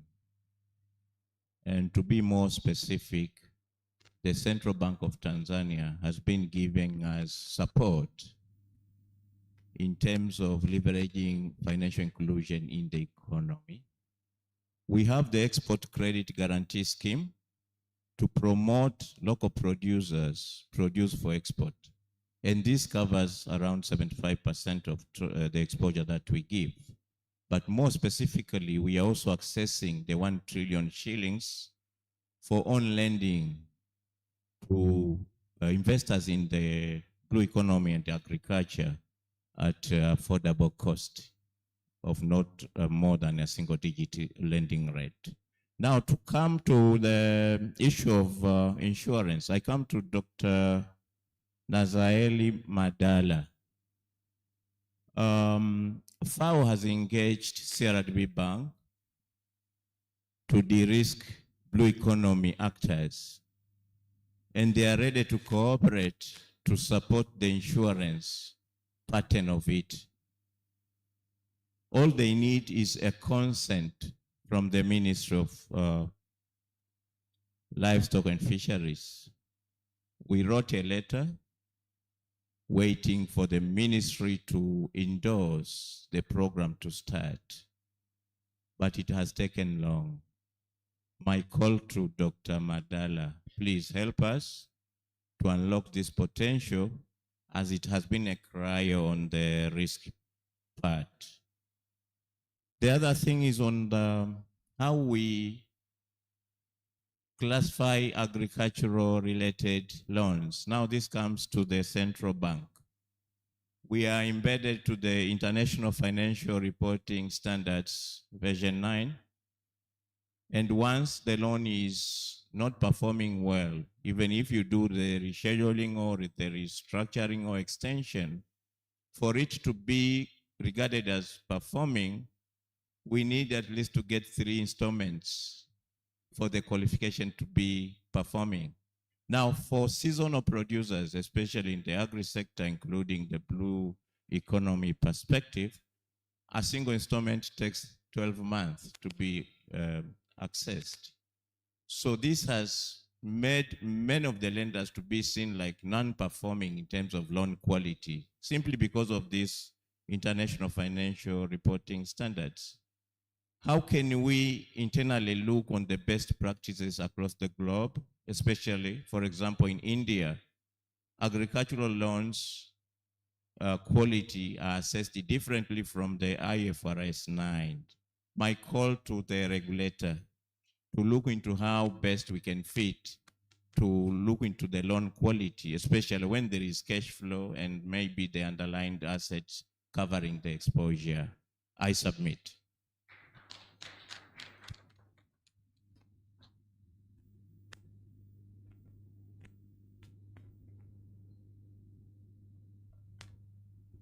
Hello, my name is Frank Jirabi. I come from VSO.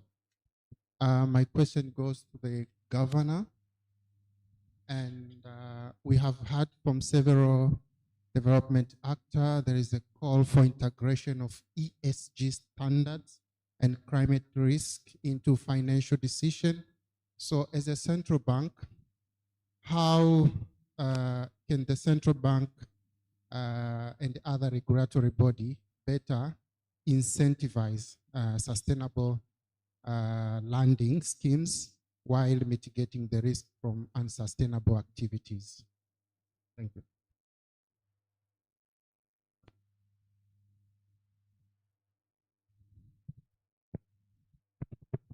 Hello. Chairperson, I appreciate the way you lead the team. And my name is Hopeness Elia. I come from the NPC, National Planning Commission. I have a question regarding to Sokoine University. I'm sure that Sokoine University has done a lot of research since they established the aquaculture degree program, and we have the professor in front of us. Can give us the research that has been done, the results. How can we commercialize the results of that research into the communities that we can establish seaweed processing unit to ensure that we address the issue of price and other challenges that has been raised by the keynote speaker. I am sure the professor would respond and to have the way forward how to establish this seaweed processing unit so that we can start addressing such kind of challenges. Thank you, Mr. Chair. I'm assisting Professor Mio. Professor Wangwe's hand, but he now has put it down. Yes, no. There are a couple more questions, and everyone can ask. I see two hands, but I was trying to help Professor Mio that we've received several questions from gentlemen alone, and we're trying to balance it now. I was trying to encourage the ladies in the audience to also ask a question. I saw one. Can we identify let Professor the ladies? Wangwe ask his question first. Yes. Yeah. Okay. I saw Professor Wangwe and I saw also Andrew Mold, but yes, we see now more women. Okay.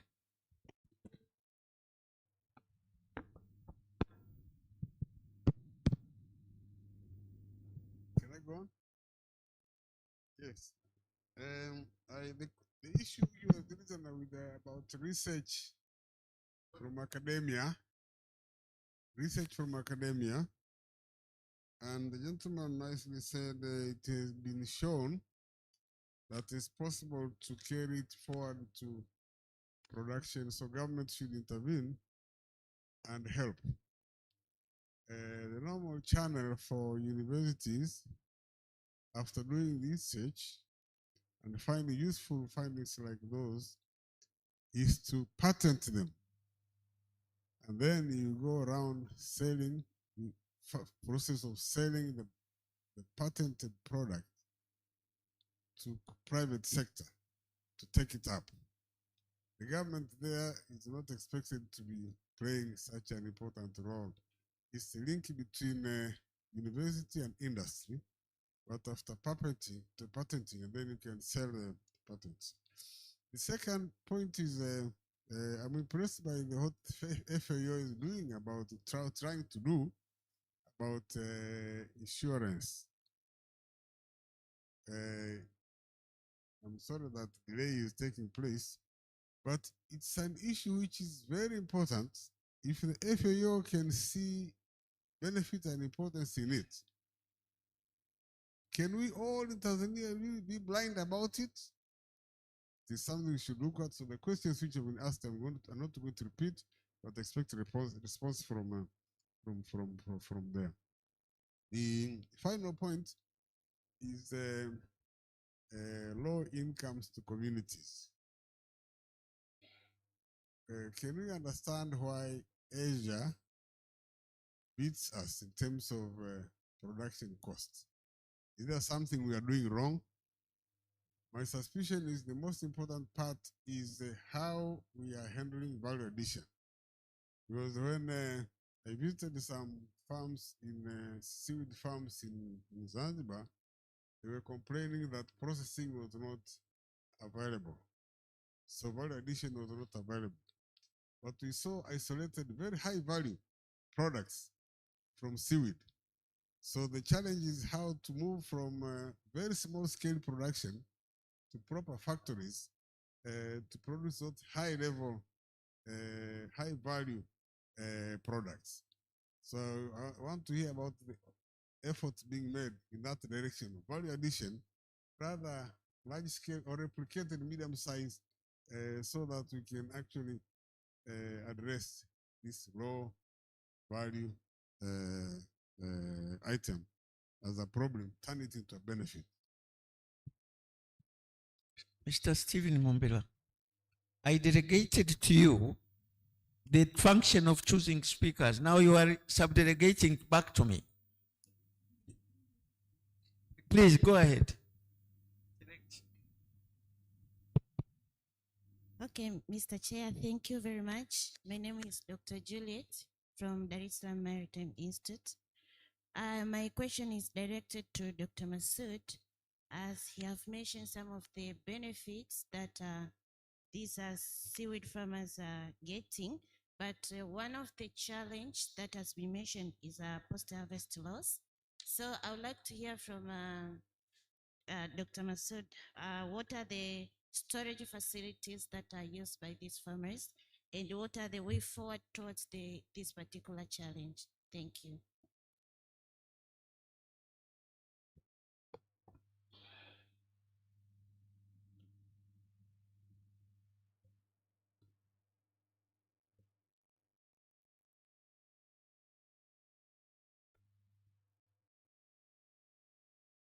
Abave Zazubuhi.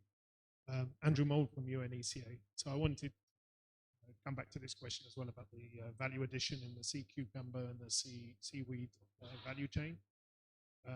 So we know from studies of the value chains in coffee, the producers of the raw coffee receive only about 8% of the final value of the product. We also know now countries like Ghana and Cote d'Ivoire, with their cocoa exports, because they control quite a large share of the global market, are now refusing to actually sell the raw cocoa. I was just wondering if the panelists could tell us what do the value chain studies tell us about the share of the products that the producers are getting, the final product, because we were hearing about the huge demand for seaweed and the sea cucumber, particularly in the Asian markets. But what do the technical studies show about the percentage going to the producers of these products, and what can be done policy-wise to make sure that they get more of the value-added total product?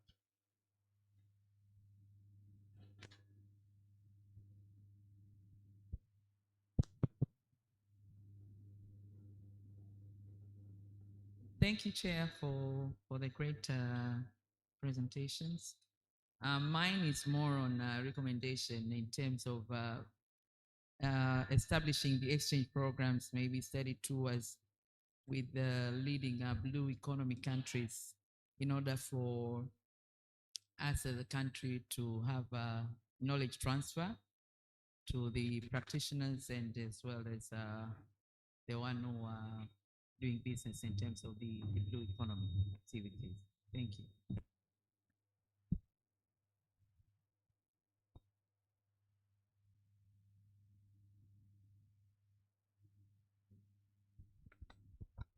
Good morning. Thank you for great presentation. And I have a comment to Mr. Goodward Mulubwa. Thank you for a very good video, which was cut short, but we wish to see more of the how it is like on the ground and the way you were showing what is happening in the fishing industry.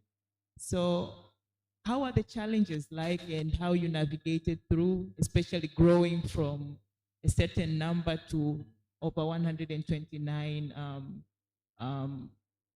areas of growing the fishing? That was really great video I saw. Thank you.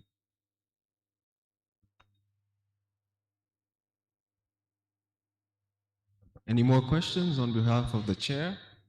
Okay, I think we can start having reactions from, but I think during the tea break and during the lunch break, the video should be played so people can see the video in its entirety. Yeah, that is very good. And I would like also to thank the audience for the useful questions that have been asked. And adding to your promise about the video from Mwanza, I think if the communication people at REPOA are comfortable with that, we are going to post it also on the website so that it can be accessed with other conference material. I would like to just point out that the questions that were asked are not evenly distributed among the panelists. There are more questions on the central bank, more questions on seaweed, and a very important question for Mr. The best big Mwanza and the professor from SUA. So I would like to request that you allow me we start with the responses from the central bank, the governor of the central bank, because he had more questions, and perhaps some of us who are anxious about financing would like to hear about him first. Then I will give 2 minutes to each of the panelists, but those panelists who don't feel obliged to contribute or to respond can donate their time to the other panelists. We have our quarter of an hour. Mr. Governor, you can speak from here. Okay, thank you very much, Chair, for allowing me to respond from the audience. I would also like to extend our appreciation for those who have raised these questions. To start with, a concern from my brother who asked on how the central bank can support de-risking blue economy sector. Was for us, as a regulator, we have put in place a number of policies and incentives in order to attract other key players to join us. That's why from a previous submission, I concluded with a plea and the request to all key stakeholders to join hands, because in the sector, there are a number of challenges, which I also pointed out, including issues pertaining to risks. Now, the best issue, the best intervention for taking those risks is to come up with a package of incentives where we also take on board other key stakeholders. So we have been developing different products and supporting the sector. As I presented that since we enacted the law for the Microfinance Act, as well as other related interventions, including the ones which we are currently implementing with other regulators, like Tanzania Insurance Regulator, the TIRA, together with the CMSA, because for us we are leading, and in the National Financial Council, because I'm also chairing the National Financial Inclusion Council, we have came up with a number of interventions to support the different sectors. Now, with regards to the interest rates, similarly for the interest rates, in my presentation, of course, due to the time, I couldn't go through all the slides. I skipped some slides, but there are a number of incentives, because we created, like alluded by my brother from CRDB. We have a package where we dedicated 1 trillion Tanzanian shillings for the financial institutions that will borrow at a 3% and top up their funds and proceed to carry out those lending to the level that will lend to the final consumer at a single digit. Of course, we put it as a policy at a single digit. So they have been lending at around 9%. We understand for the small scale holders, they also have zero interest rate products where they support small scale holder farmers, including fishers. So in a combination of those strategies, that's where you will find some of the products reaching to the final beneficiaries at a lower levels. But for us, on quarterly basis, when we announce the central bank rate, currently for this quarter, we announced the central bank rate at 5.75%, which now put a landmark for the interest rate, which some banks, if they have any shortage, they can borrow from other banks in the interbank cash market. However, if they don't have enough liquidity, sometimes they can reach out to the central bank and access facilities which are currently seated in from the central bank. So the moment, if we can raise up our central bank rate as a policy measure, means we'll impress different investors to mobilize resources and bring to the central bank. But the moment when we lower the central bank, we can also add up liquidity to to commercial banks. So there are different products which have been created by the central bank. However, we also lowered our statutory minimum reserve for banks, which are for those who are currently lending to these productive sectors. And when we talk of productive sectors, for us, in agriculture as a sector, we normally consider in 5 subsectors.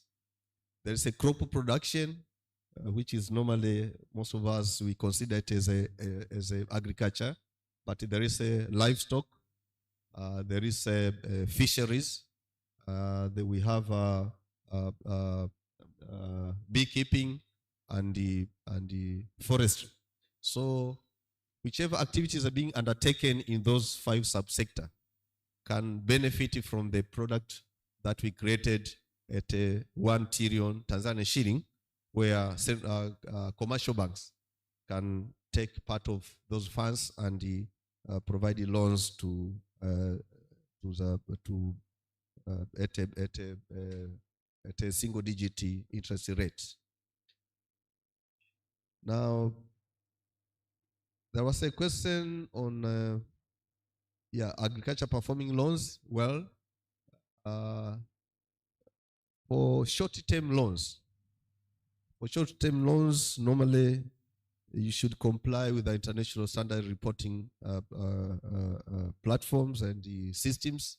But for longer matured loans, which are normally being undertaken by developed banks. Here in Tanzania, we only have 2 developed banks. It's only for TADB and the TIB. But for commercial banks, normally they are obliged to lend at medium and short term. So this is the international standards. Unless if we have any specific requirements, we created an arrangement where you can apply for a special waiver, because the Bank of Tanzania Act, as well as BAFIA, the Bank and Financial Institution Act, gave me a mandate to provide a special waiver under special circumstances. Now, this is normally is case by case. You need to justify and you apply for a special waiver, and you have been granting those waiver in order to support some projects. With regards to ESG, just briefly, that we are highly concerned with ESG, and this is international arrangements. When we met in 2023 in Basel, all the governors, we agreed to take on board ESG as one of key issue which should be mainstreamed in our normal activities. That's why even yesterday I was not able to join you, because I was also officiating a workshop which is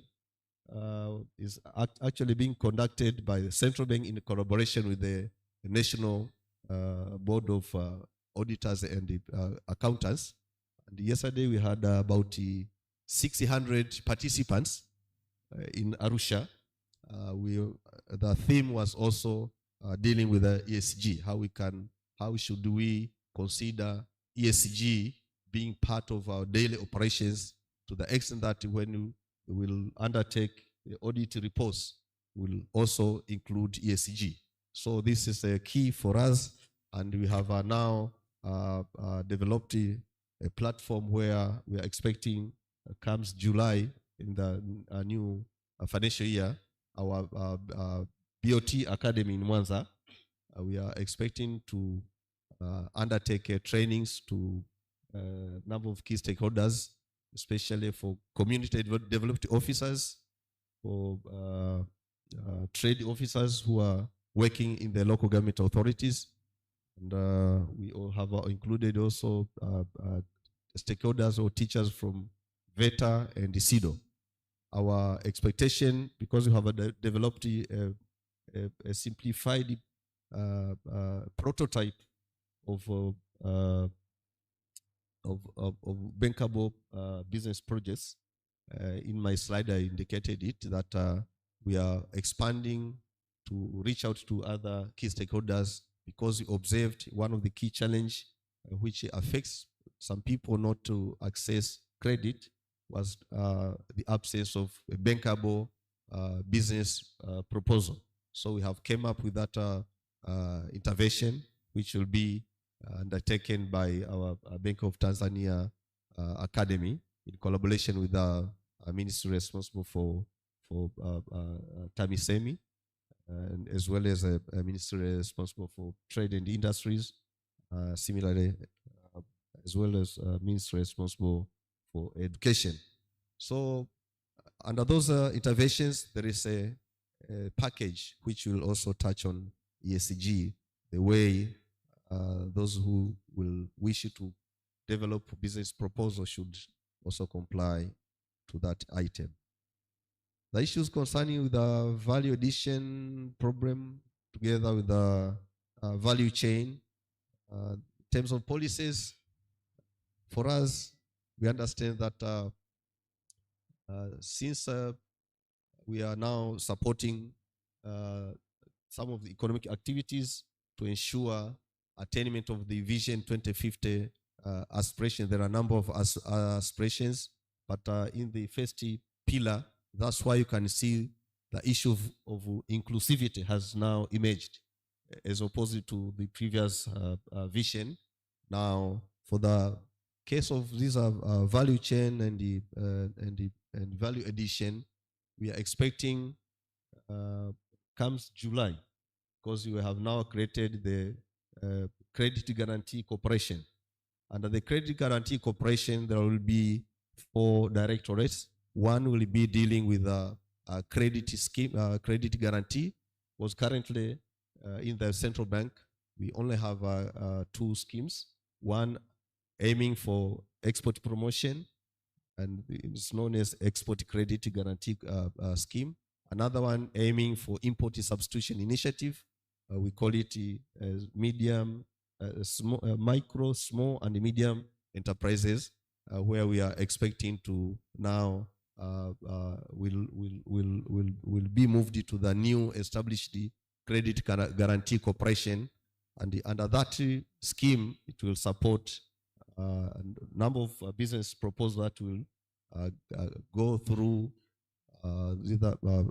the commercial banks in order to access credit. But another directorate will be dealing with the business development and the trade facilitation.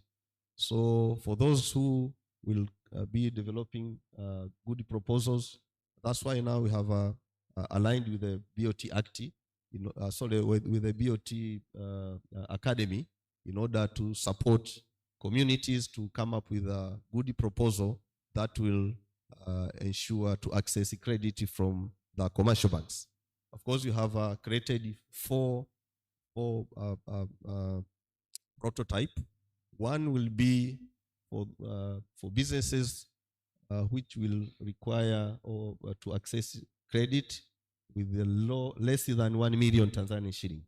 Another, the second prototype will be for loans worth from 1 million to 5 million. The third one will be loans we have classified for loans from ranging from 5 million to 10 million.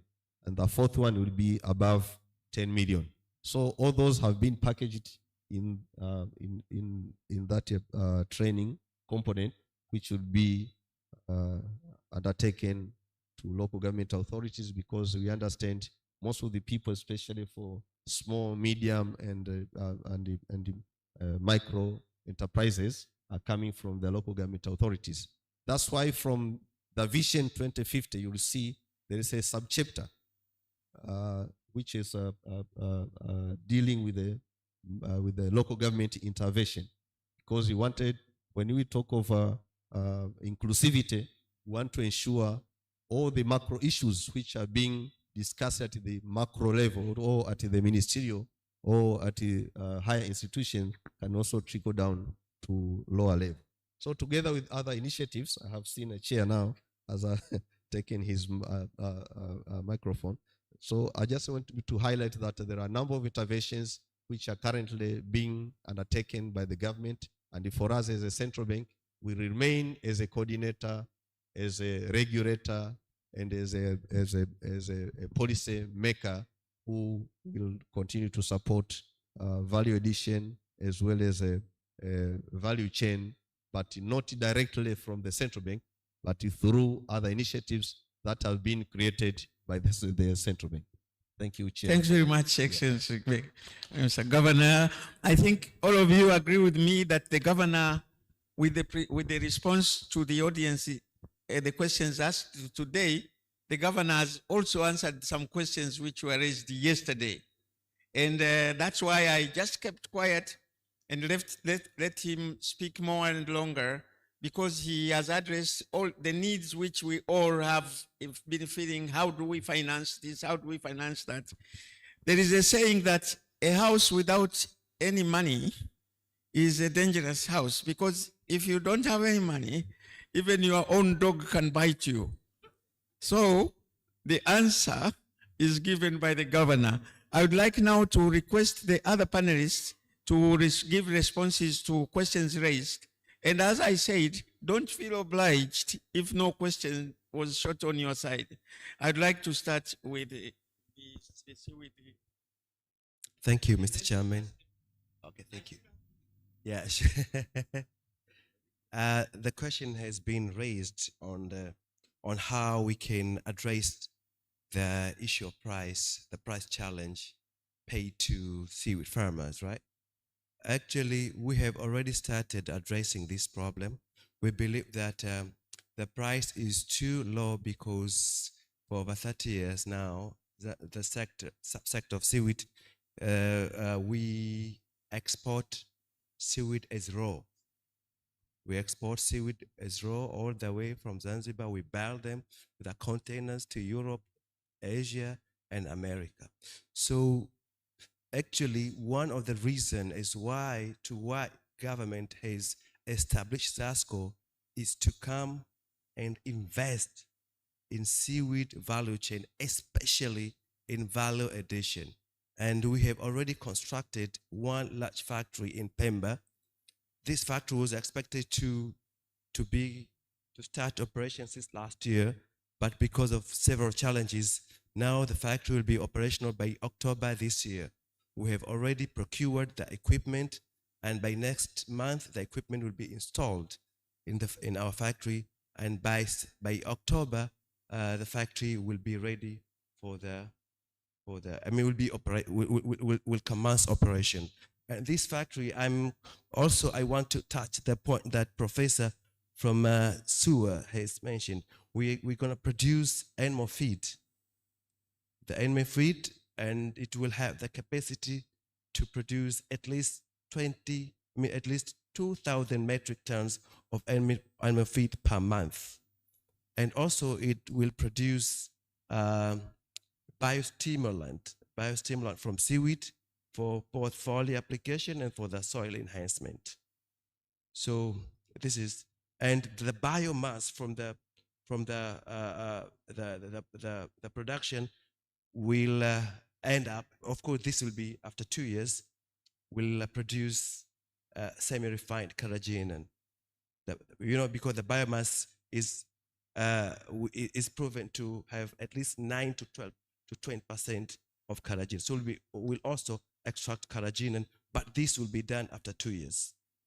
And also for the next year, by February next year, we're gonna another factory will be operational here in Unguja at Dunga, a commercial center, industrial park.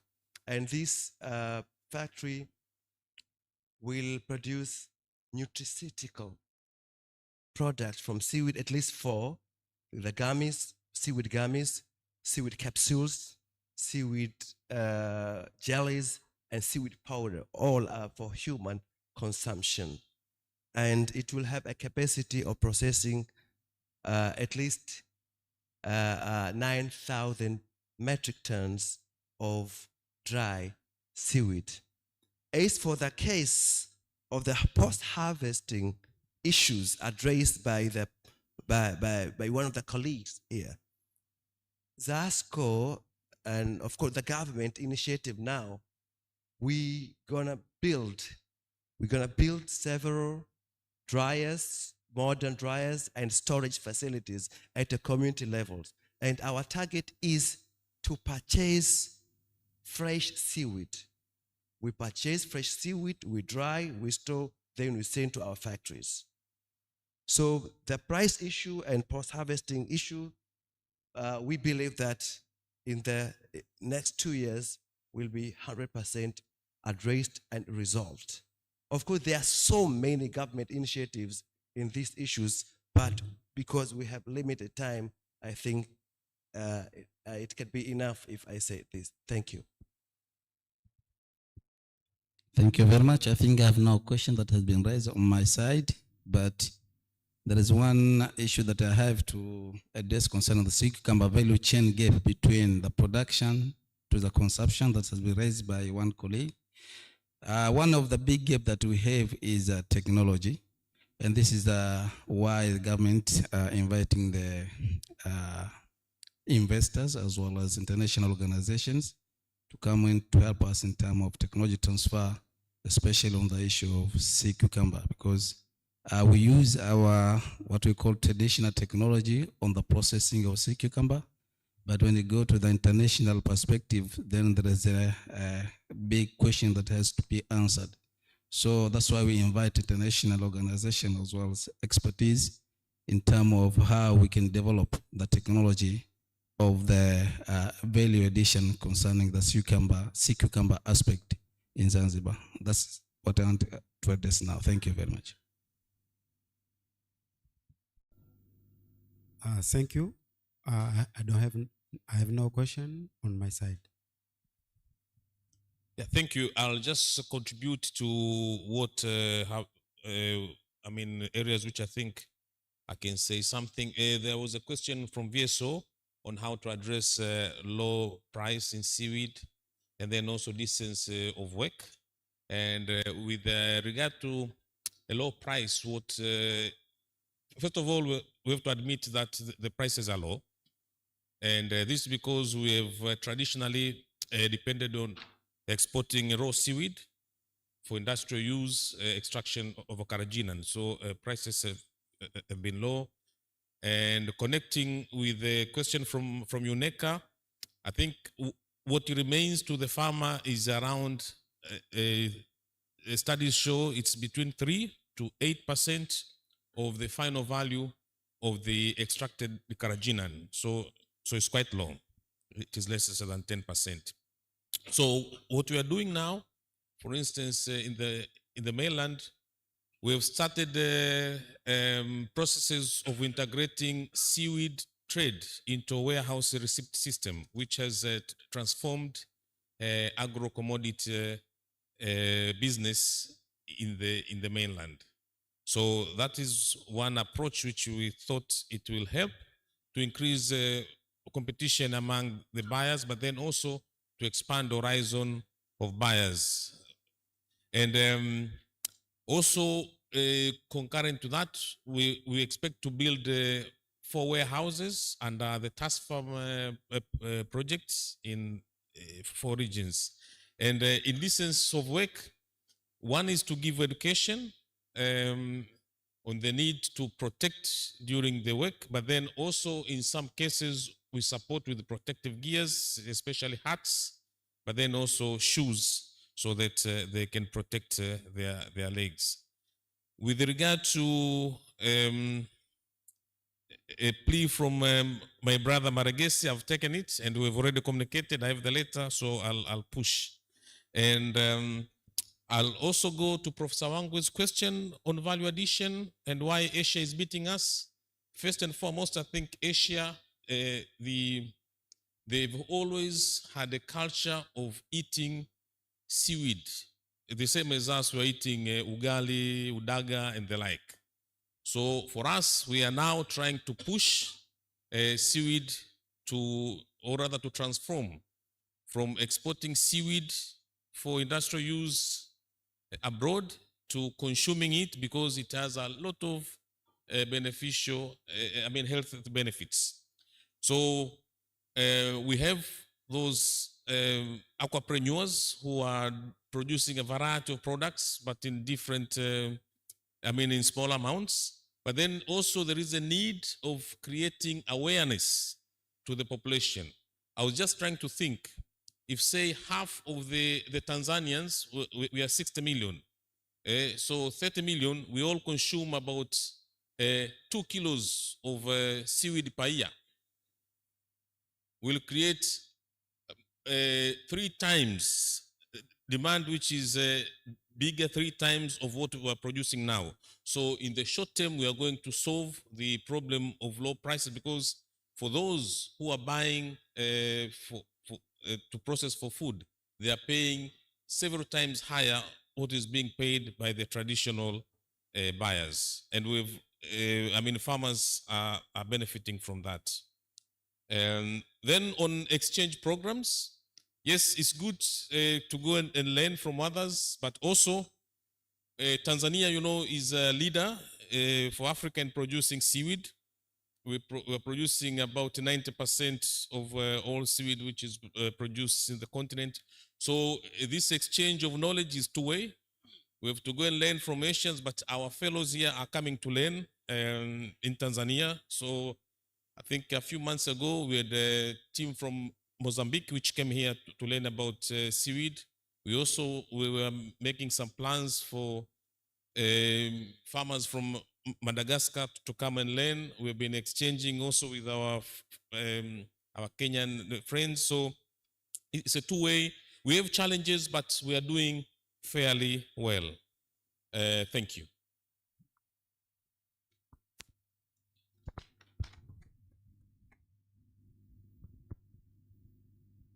Thank you, Chairperson. Yeah, for me, I think there were just few questions. One was on the research that has been done at SUA. Normally, at SUA, in terms of aquaculture, we do research, but mainly we focus on tilapia and catfish. But recently, as I said, we have started doing research on seaweed, but particularly on the use of seaweed as animal feeds in poultry, in pigs and fish, the tilapia.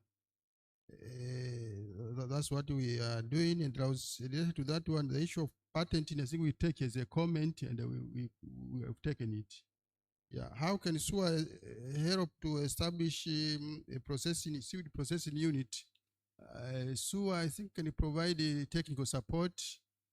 If you want, you can consult the management of SUA. They can assist in providing, identifying people who can provide the technical assistance in terms of processing, but also in terms of feed formulation for various types of livestock.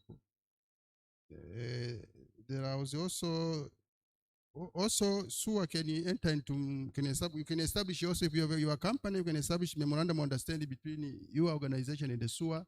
It's possible where you enter into a long-term collaboration with SUA. And also, SUA do provide training for farmers, short-term training. So you can consult or SUA management, and they can identify people. Either we can bring your farmers at SUA, or the facilitator can come to your organization. So it is all possible. But also SUA sometimes advertises training, short-term training for farmers. So if we want your farmer to be trained on a particular technology or whatever, you can just consult the SUA management, and the arrangement can be done. Thank you. Thank you, Chair. I think we've got one question which I would love to hand over to the professor. Yeah.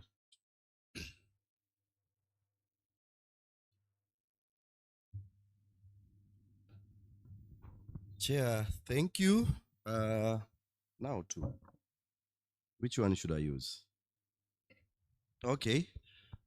Thank you very much for the question on what is the situation like in the ground. I will start with something that I consider the last in my answer.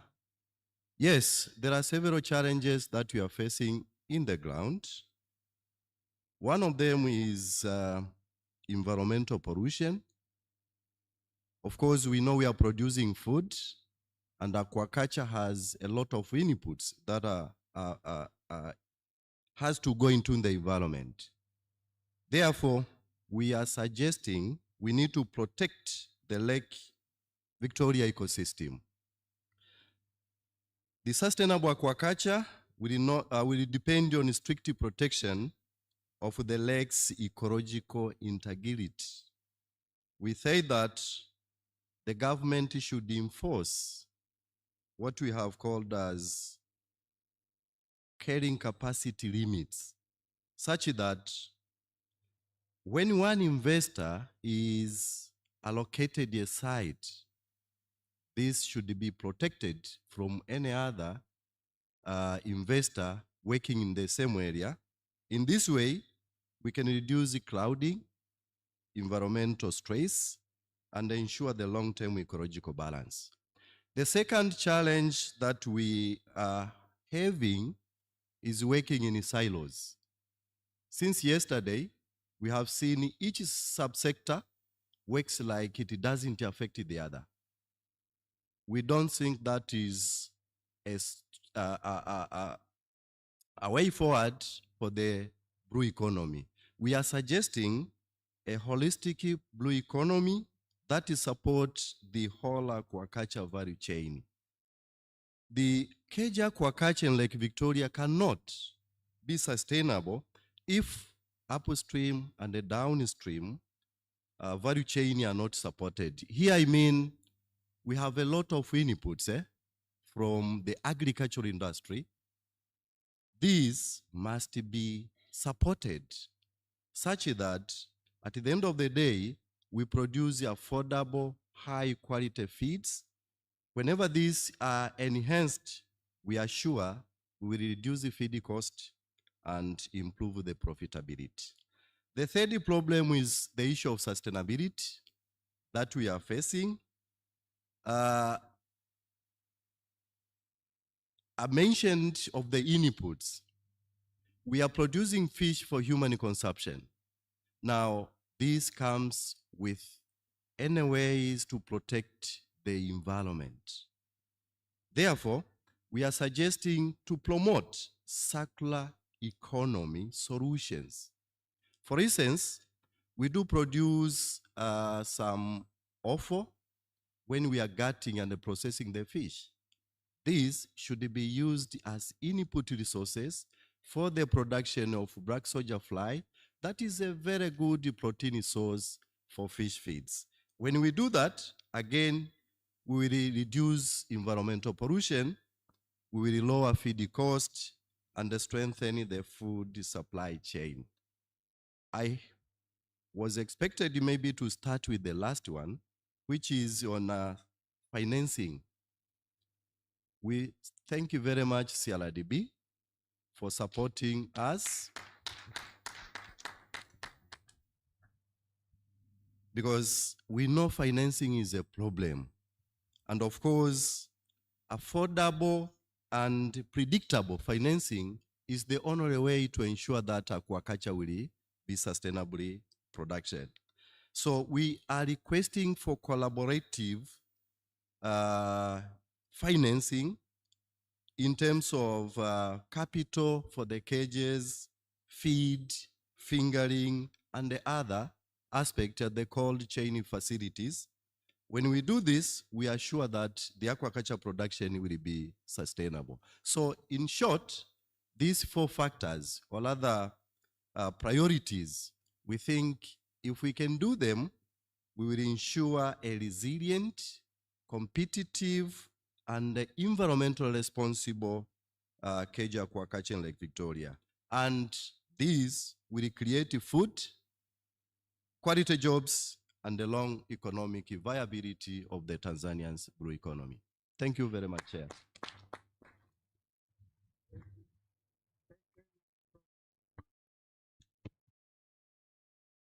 all this time I was sitting and thinking what Professor Itembo is thinking about me.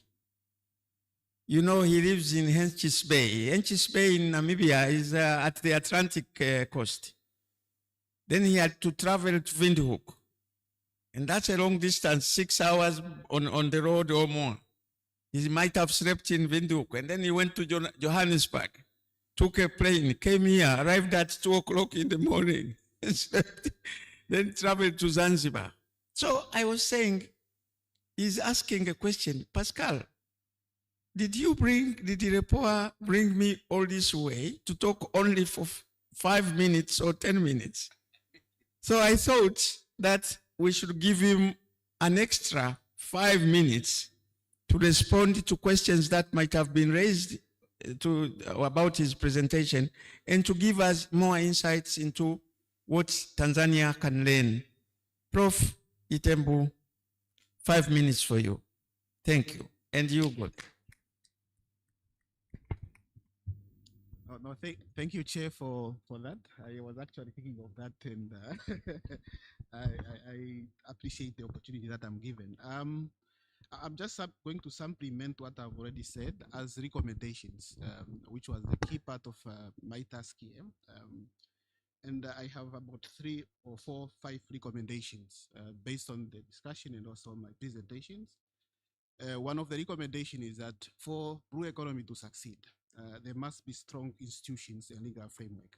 We cannot get away from that. And we need to make sure that we harmonize our regulations and so that we ensure efficiency. Once you have that, you then have efficiency of operation from the fishing or all the blue economy sectors, and also you have predictable expectations of what to, for example, if I'm a businessman and I want to invest in seaweed farming in Tanzania, I have predictable expectation on the processes and what to expect. The second recommendation is that science and data must guide fishery management or resource allocation. We cannot get away from that. We first of all need to know how much is there. And then once we know how much is there, we also need to recommend how much can we sustainably take from that. And that must be the basis of resource management strategy. Second is the aspect of value addition.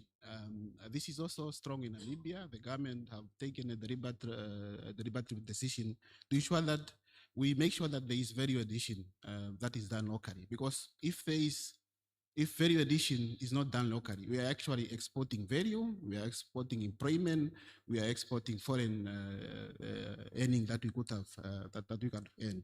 And for value addition, it also requires funding in terms of research that we also go beyond the traditional products. And this is not funding that must only come from the government, it must also come from the private sector. A good example that is taken by the private sector in Namibia is that they are funding research to look at extracting some of enzyme from fish waste and also coming up with things like gelatins that are used for cosmetic. So we also need both government investment into research that aid value addition and also private sector investment that requires or that will assist in terms of coming up with new products. And then lastly is capacity building. We cannot get away from capacity building. We have a number of skills that we don't have. We also need to make sure that for those skills that we have, the future generation also have the capacity to benefit from it. And a good example that has happened in Namibia, in the 90s, our vessels were run by internationals. But at the moment, the majorities of the captains, the fishing or the engineers are Namibians. Or in the 90s, they were limited to fishery science, but there was a deliberate investment in the government or by the government in capacity building to ensure that we now have some form of adequate scientists to assist with governance. So we really also need to make sure that capacity building initiative in all sectors, for all skills, is not linked from the process of ensuring that we do benefit from blue economy. But thank you. I also just maybe at the end want to thank the REPOA team that visited Namibia last year. It was because of their visit that I am here today. Thank you.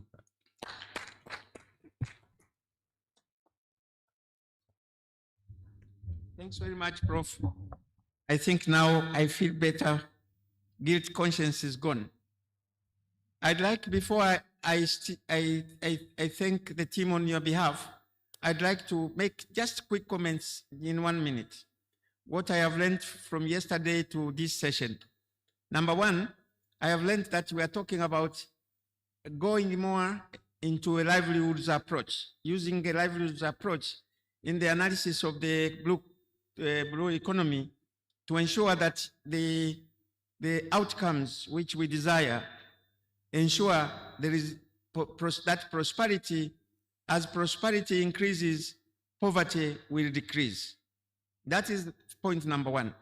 The second point I have noted from yesterday is that we are talking about the need for diversification. Diversification of resources, of means of income, of sources of income, of uses of marine resources, uses of our waterways, and also diversification of markets, technology, and also the way of doing things. So the key word here is we should diversify. Number three is the issue of credit. The presentations from the World Bank to our local banks and equity CRB all talk about how credit can be accessed, how it is necessary for financing growth. But we should note that credit will be easier accessible if we increase savings. Statistics show that our rates of saving as a country are very low, and they have not grown very much. So we should accelerate and encourage more saving, and the more we save, the cheaper credit will become. That's an assumption I stand to be corrected by the banks. Four is a question of quality. As we go deeper into the blue economy, we need to strengthen our systems for quality assurance. And the blue economy, especially for marine resources, depends on how much we can comply, how far and how strategically prepared we are to comply with the health standards, international sanitary and phytosanitary standards, so that we can enter markets in the OECD and other countries. Without strengthening our capacity for compliance with phytosanitary standards and other health and other standards, trade standards, we shall be smiling in the dark. Nobody is going to notice. Number five and last, we need partnerships. We have talked about partnerships, but also we should look at local partnerships and international partnerships. My conviction is that if you follow the international sanitary standards and you partner with an international company or a company in the EU or in the OECD, then it helps you to comply, but also it creates opportunity for market access.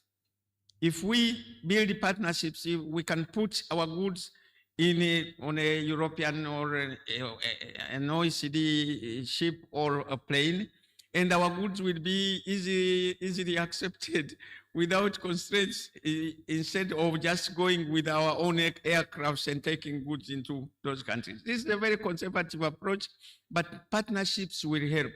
They will help us to shape our standards, to comply with the standards, but also to assure us to get market access. Those are my few comments and points. I would like, on your behalf, to thank all the panelists for the useful, insightful, and remarkable contributions you have made, gentlemen. And there are no ladies today, but in this panel, there's no lady yet, but there will be more ladies, I hope, in the next panels. We thank you all, and I would like also to thank the audience for the contributions that you have made, for listening to us. I didn't see anybody dozing, so we thank you very much. We wish you all the best in the next sessions. Thank you very much. Professor and your panel, please, before you leave, a group photo for everyone. And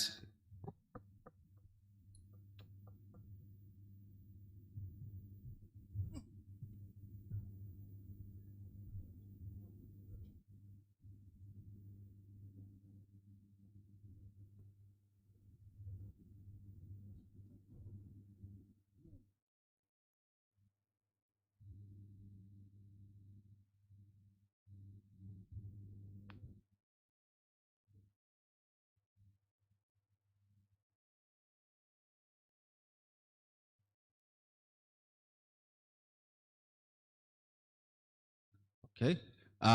We will have a 15-minute health break, tea break.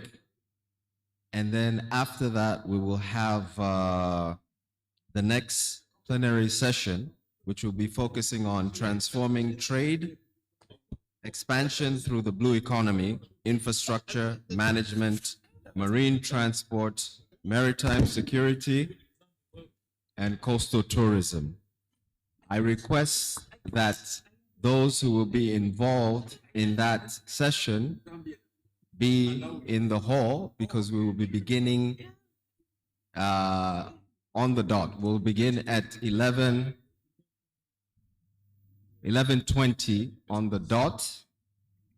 So I request that session will be moderated by the Principal Secretary in the Ministry of Tourism and Heritage for the Revolutionary Governor of Zanzibar, Mr. Aboud Suleiman Jumbe. I request the keynote for that session, Dr. Nomtha Hadi, to also be here, as well as the panelists, Mr. Gilbert Boyce. I apologize if I am saying the names incorrectly. Brigadier General Sef Athmani Hamis, Salma Suleiman Omar, Ms. Latifa Sykes, and Mrs. Raya Juma. I request that we be here at 11:20. We will begin promptly. Enjoy your health break and tea break. The tea is served in the same garden that we had it yesterday. And I've been informed that someone dropped their card. Dan Tandasi. Dan Tandasi. You dropped your medical insurance card. Dan Tandasi.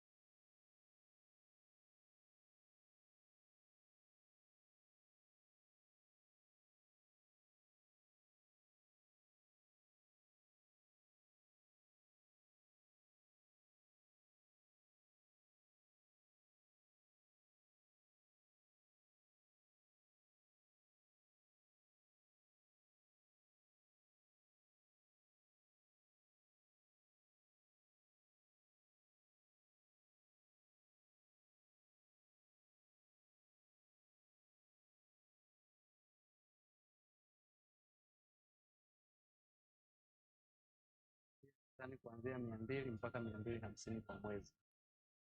Muda ambao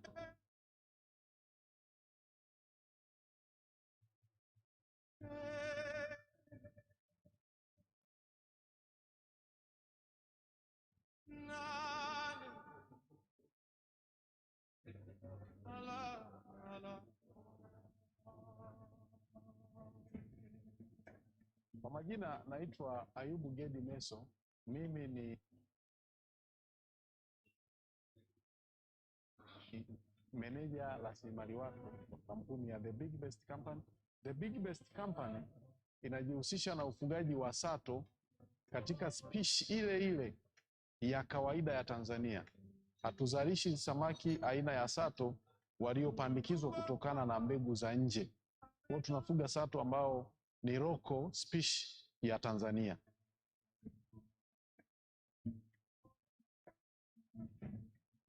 Kwa majina naitwa Salimu Isa, ni meneja mradi wa kampuni ya The Big Best Company Limited. Kampuni yetu ina jumla ya vizimba 120 na mabwawa 15 ambayo yanatusaidia katika uzalishaji wa vifaranga. Kampuni yetu inajishughulisha na ufugaji wa samaki kuanzia hatua ya awali ya vifaranga mpaka hatua ya ulaji ambao samaki hao tunawavuna kwa ajili ya kuuza. Kwa ujumla, mchakato huu unapitia hatua kuu zifuatazo. Hatua ya kwanza, shamba letu lina idadi ya mabwawa 15 ambao mabwawa haya yameandaliwa kwa ajili ya kufugia samaki wazazi ambao wazazi hao wanasaidia kutupatia mayai ambayo yanaendana na target ya uzalishaji ambao imepangwa. Mchakato huu unachukua muda wa siku 7 mpaka 8 baada ya kuunganisha madume na majike, ambapo baada ya siku hizo tutachukua mayai tutayapeleka kwenye mfumo wa utotoleshaji, kwa lugha ya kitaalamu tunaita hatchery. Zoezi hili linachukua siku 5 mpaka 6, ambapo tayari tunakuwa na vifaranga wa kutosha watakaotoka hatua hiyo kwenda hatua nyingine. Hatua inayofuata baada ya utotoleshaji ni nursery tanks au matenki ya kulelea vifaranga kwa hatua ya awali. Kazi ya matenki haya ni kuhakikisha kwamba vifaranga wanamaliza kiinilishe cha awali ambacho wanatoka nacho katika yai wakati wanafanyiwa utotoleshaji. Baada ya hatua hiyo, vifaranga hawa watakuwa wana uwezo wa kula chakula cha kupewa na binadamu ambacho kinakuwa kimetengenezwa maalum kwa ajili ya vifaranga hao. Na chakula hiki kulingana na mfumo wetu wa uzalishaji tumekiweka katika hali ya ubaridi au kwenye refrigerated container ambayo kinakuwa na temperature ambayo ni kama nyuzi joto 20 mpaka 25 ili kisiharibike. Tunalisha vifaranga wa kuanzia gramu 0.01 mpaka 0.02 kwa muda wa siku 30. Na sehemu ya ulishaji wa vifaranga hawa ni kwenye cages maalum ambazo zimetengenezwa ziitwazo nursery cages. Mchakato wa ulishaji vifaranga katika nursery cages unachukua siku 1 mpaka 30, ambapo vifaranga hao wanaweza kusafirishwa kutoka kwenye keji hizo kwenda kwenye keji kubwa kwa ajili ya kufugwa mpaka hatua ya mavuno. Uwezo wa keji zetu ni kuanzia tani 40 mpaka 50. Lakini kwa sasa tuna keji 120 ambazo zinaweza kutupatia tani kuanzia 200 mpaka 250 kwa mwezi. Muda ambao samaki wanatumia kutoka hatua ya vifaranga mpaka hatua ya uvunaji ni miezi 8 mpaka 9. Baada ya hapo samaki hawa watakuwa wamefikia saizi ya kuuzwa.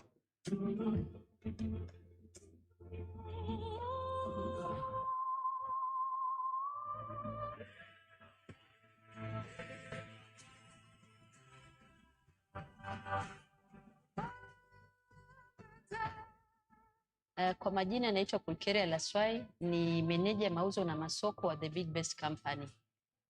Katika kitengo changu cha mauzo na masoko tunasimamia uuzaji wa samaki wa kampuni hii, ambapo tunapokea samaki kutoka kitengo cha production ambao ni wazalishaji wakuu wa samaki. Mteja akija kwetu, taratibu ni kwamba anatakiwa akate risiti, ambapo risiti tunazitoa katika kitengo hichi, ambapo kuna mfumo mbalimbali za malipo. Tuna mfumo wa benki ambao tunatumia benki yetu kuu CRDB, tuna mfumo wa lipa namba pia ya CRDB, tuna mfumo wa lipa namba ya Voda, au mteja pia anaruhusiwa kulipa kwa cash. Na Big Best Company pia kama kampuni tunajihusisha na ishu za usafirishaji, lakini hatukodishi. Tunafanya sisi wenyewe kujihudumia kama kampuni. Naitwa Elpidius Sostenes, ni meneja wa usafirishaji na usambazaji wa kampuni ya The Big Best Limited ambayo iko based hapa Mwanza. Kampuni ina jumla ya magari 60 ambayo inayatumia katika shughuli zake, ikiwa ni pamoja na kukusanya mizigo ya kampuni, kubeba chakula cha samaki, kusambaza samaki kwa wateja wetu. Kwenye idara ya usafirishaji, kampuni imeajiri madereva 18 wakiwa na wasaidizi 4 na mafundi 6, ambapo ni jumla ya waajiriwa 28 kwenye idara ya usafirishaji.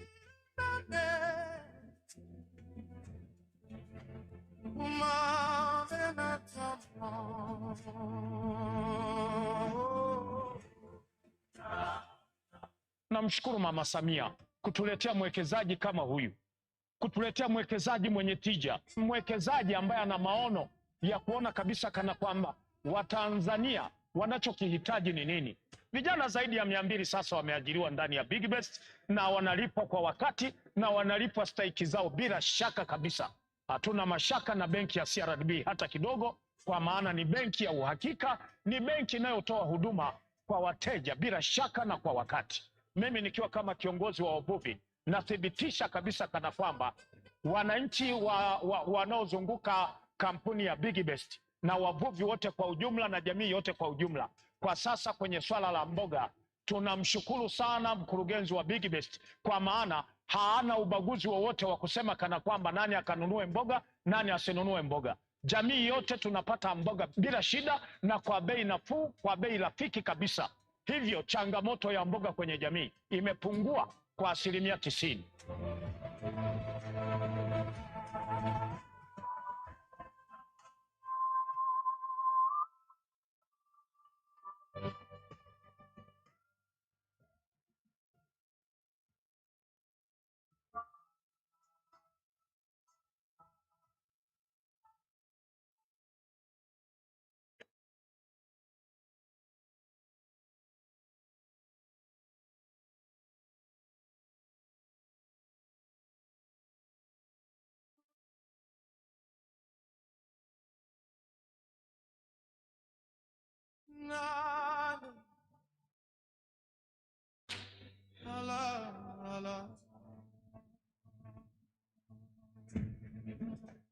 Kwa majina naitwa Ayubu Gedi Meso.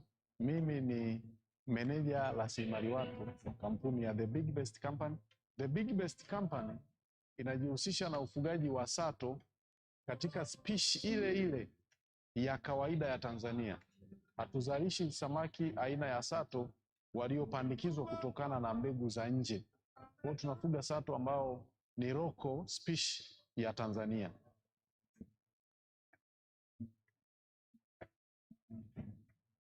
Kwa majina naitwa Salimu Isa, ni meneja mradi wa kampuni ya The Big Best Company Limited. Kampuni yetu ina jumla ya vizimba 120 na mabwawa 15 ambayo yanatusaidia katika uzalishaji wa vifaranga. Kampuni yetu inajishughulisha na ufugaji wa samaki kuanzia hatua ya awali ya vifaranga mpaka hatua ya ulaji ambao samaki hao tunawavuna kwa ajili ya kuuza. Kwa ujumla, mchakato huo unapitia hatua kuu zifuatazo. Hatua ya kwanza, shamba letu lina idadi ya mabwawa 15 ambao mabwawa haya yameandaliwa kwa ajili ya kufugia samaki wazazi ambao wazazi hao wanasaidia kutupatia mayai ambayo yanaendana na target ya uzalishaji ambao imepangwa. Mchakato huu unachukua muda wa siku 7 mpaka 8 baada ya kuunganisha madume na majike, ambapo baada ya siku hizo tutachukua mayai tutayapeleka kwenye mfumo wa utotoleshaji, kwa lugha ya kitaalamu tunaita hatchery. Zoezi hili linachukua siku 5 mpaka 6, ambapo tayari tunakuwa na vifaranga wa kutosha watakaotoka hatua hiyo kwenda hatua nyingine. Hatua inayofuata baada ya utotoleshaji ni nursery tanks au matenki ya kulelea vifaranga kwa hatua ya awali. Kazi ya matenki haya ni kuhakikisha kwamba vifaranga wanamaliza kiinilishe cha awali ambacho wanatoka nacho katika yai wakati wanafanyiwa utotoleshaji. Baada ya hatua hiyo, vifaranga hawa watakuwa wana uwezo wa kula chakula cha kupewa na binadamu ambacho kinakuwa kimetengenezwa maalum kwa ajili ya vifaranga hao. Na chakula hiki kulingana na mfumo wetu wa uzalishaji tumekiweka katika hali ya ubaridi au kwenye refrigerated container ambayo kinakuwa na temperature ambayo ni kama nyuzi joto 20 mpaka 25 ili kisiharibike. Tunalisha vifaranga wa kuanzia gramu 0.01 mpaka 0.02 kwa muda wa siku 30. Na sehemu ya ulishaji wa vifaranga hawa ni kwenye cages maalum ambazo zimetengenezwa ziitwazo nursery cages. Mchakato wa ulishaji vifaranga katika nursery cages unachukua siku 1 mpaka 30, ambapo vifaranga hao wanaweza kusafirishwa kutoka kwenye keji hizo kwenda kwenye keji kubwa kwa ajili ya kufugwa mpaka hatua ya mavuno. Uwezo wa keji zetu ni kuanzia tani 40 mpaka 50. Lakini kwa sasa tuna keji 120 ambazo zinaweza kutupatia tani kuanzia 200 mpaka 250 kwa mwezi. Muda ambao samaki wanatumia kutoka hatua ya vifaranga mpaka hatua ya uvunaji ni miezi 8 mpaka 9. Baada ya hapo samaki hawa watakuwa wamefikia saizi ya kuuzwa.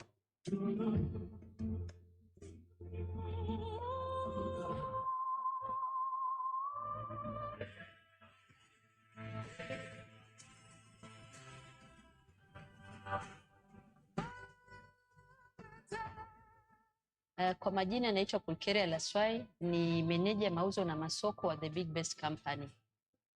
Katika kitengo changu cha mauzo na masoko tunasimamia uuzaji wa samaki wa kampuni hii, ambapo tunapokea samaki kutoka kitengo cha production ambao ni wazalishaji wakuu wa samaki. Mteja akija kwetu, taratibu ni kwamba anatakiwa akate risiti, ambapo risiti tunazitoa katika kitengo hichi, ambapo kuna mfumo mbalimbali za malipo.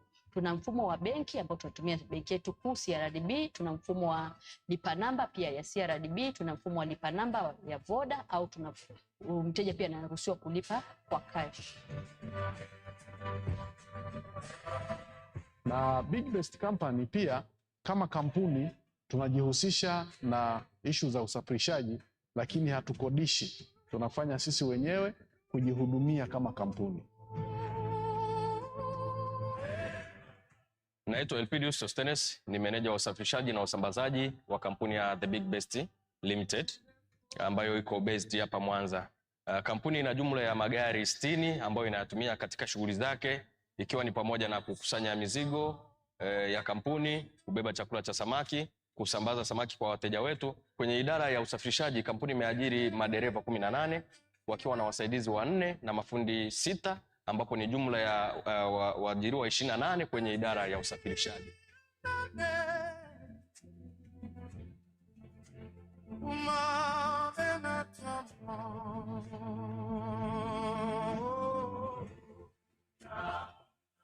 Namshukuru Mama Samia kutuletea mwekezaji kama huyu, kutuletea mwekezaji mwenye tija, mwekezaji ambaye ana maono ya kuona kabisa kana kwamba Watanzania wanachokihitaji ni nini. Vijana zaidi ya 200 sasa wameajiriwa ndani ya Big Best na wanalipwa kwa wakati na wanalipwa stahiki zao bila shaka kabisa. Hatuna mashaka na benki ya CRDB hata kidogo, kwa maana ni benki ya uhakika, ni benki inayotoa huduma kwa wateja bila shaka na kwa wakati. Mimi nikiwa kama kiongozi wa wavuvi nathibitisha kabisa kana kwamba wananchi wanaozunguka kampuni ya Big Best na wavuvi wote kwa ujumla na jamii yote kwa ujumla, kwa sasa kwenye swala la mboga tunamshukuru sana mkurugenzi wa Big Best, kwa maana haana ubaguzi wowote wa kusema kana kwamba nani akanunue mboga nani asinunue mboga. Jamii yote tunapata mboga bila shida na kwa bei nafuu, kwa bei rafiki kabisa. Hivyo changamoto ya mboga kwenye jamii imepungua kwa 90%.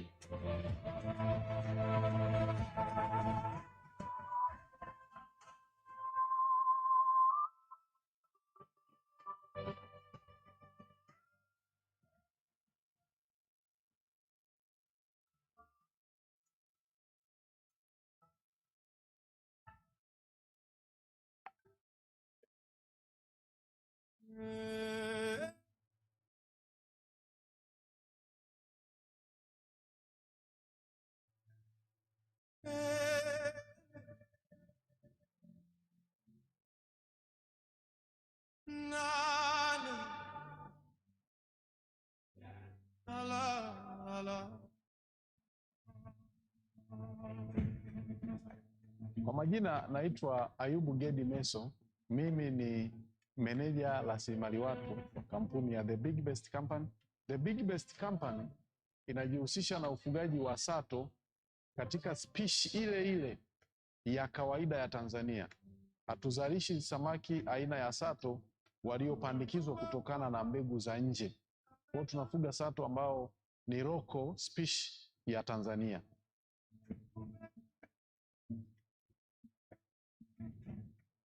Kwa majina naitwa Salimu Isa, ni meneja mradi wa kampuni ya The Big Best Company Limited. Kampuni yetu ina jumla ya vizimba 120 na mabwawa 15 ambayo yanatusaidia katika uzalishaji wa vifaranga. Kampuni yetu inajishughulisha na ufugaji wa samaki kuanzia hatua ya awali ya vifaranga mpaka hatua ya ulaji ambao samaki hao tunawavuna kwa ajili ya kuuza.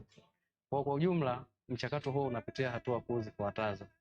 Hatua ya kwanza, shamba letu lina idadi ya mabwawa 15 ambao mabwawa haya yameandaliwa kwa ajili ya kufugia samaki wazazi ambao wazazi hao wanasaidia kutupatia mayai ambayo yanaendana na target ya uzalishaji ambao imepangwa. Mchakato huu unachukua muda wa siku 7 mpaka 8 baada ya kuunganisha madume na majike, ambapo baada ya siku hizo tutachukua mayai tutayapeleka kwenye mfumo wa utotoleshaji, kwa lugha ya kitaalamu tunaita hatchery. Zoezi hili linachukua siku 5 mpaka 6, ambapo tayari tunakuwa na vifaranga wa kutosha watakaotoka hatua hiyo kwenda hatua nyingine. Hatua inayofuata baada ya utotoleshaji ni nursery tanks au matenki ya kulelea vifaranga kwa hatua ya awali. Kazi ya matenki haya ni kuhakikisha kwamba vifaranga wanamaliza kiinilishe cha awali ambacho wanatoka nacho katika yai wakati wanafanyiwa utotoleshaji. Baada ya hatua hiyo, vifaranga hawa watakuwa wana uwezo wa kula chakula cha kupewa na binadamu ambacho kinakuwa kimetengenezwa maalum kwa ajili ya vifaranga hao. Na chakula hiki kulingana na mfumo wetu wa uzalishaji tumekiweka katika hali ya ubaridi au kwenye refrigerated container ambayo kinakuwa na temperature ambayo ni kama nyuzi joto 20 mpaka 25 ili kisiharibike. Tunalisha vifaranga wa kuanzia gramu 0.01 mpaka 0.02 kwa muda wa siku 30. Na sehemu ya ulishaji wa vifaranga hawa ni kwenye cages maalum ambazo zimetengenezwa ziitwazo nursery cages. Mchakato wa ulishaji vifaranga katika nursery cages unachukua siku 1 mpaka 30, ambapo vifaranga hao wanaweza kusafirishwa kutoka kwenye keji hizo kwenda kwenye keji kubwa kwa ajili ya kufugwa mpaka hatua ya mavuno. Uwezo wa keji zetu ni kuanzia tani 40 mpaka 50. Lakini kwa sasa tuna keji 120 ambazo zinaweza kutupatia tani kuanzia 200 mpaka 250 kwa mwezi. Muda ambao samaki wanatumia kutoka hatua ya vifaranga mpaka hatua ya uvunaji ni miezi 8 mpaka 9. Baada ya hapo, samaki hawa watakuwa wamefikia saizi ya kuuzwa.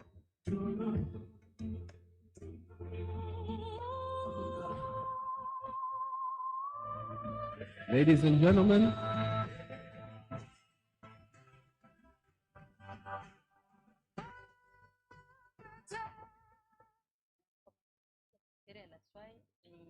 ladies and gentlemen, we are about to begin our next session. I know there's some people who are still outside for the health and tea break, but for the sake of time and with respect to those of you who are in the hall ready, we shall proceed. May I please welcome the moderator of this plenary session, which will be looking at transforming trade expansion through the blue economy, infrastructure management, marine transport, maritime security, coastal tourism, the Principal Secretary from the Ministry of Tourism and Heritage for the Revolutionary Government of Zanzibar, Mr. Aboud Suleiman Jumbe. Karibu.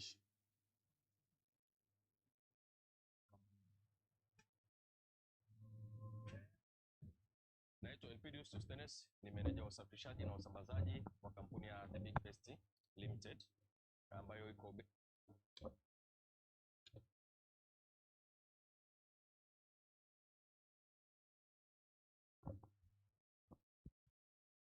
Yeah, thank you so much. Good morning, good morning, good morning. Welcome back to our REPOA's 29th Annual Research Workshop theme, Transforming the Blue Economy for Inclusive and Sustainable Development in Tanzania. My name is Abud Suleiman Jumbe, and currently I'm the Principal Secretary, Minister of Tourism and Heritage, and formerly the Principal Secretary, Ministry of Blue Economy and Fisheries. And before that, I was the head of the Policy Planning Research, Department of Environment, Zanzibar, Tanzania, and also the alternate focal point for Nairobi Convention, but also one of the intergovernmental experts on UN Economic Commission for Africa, Blue Economy, Environment component. So welcome back. Plenary session 4, Transforming Trade Expansion through the Blue Economy Infrastructure Management, with these 3 main key thematics on marine transport, maritime security, and coastal tourism. And this session will basically assess the opportunities for transforming trade expansion through the Blue Economy Infrastructure Management, focusing on maritime transport, maritime security, and coastal tourism in Tanzania, and the selected country experiences and case studies. So we'll have 1 keynote speaker and 4 panelists, I'm told, will address the key issues related to transforming the trade expansion through Blue Economy themes. And let me first now invite our keynote speaker, Dr. Nomta Hadi, the Director of Research, South African International Maritime Institute, SAIMI, South Africa. Dr. Hadi, please welcome to the floor. Makofi basi.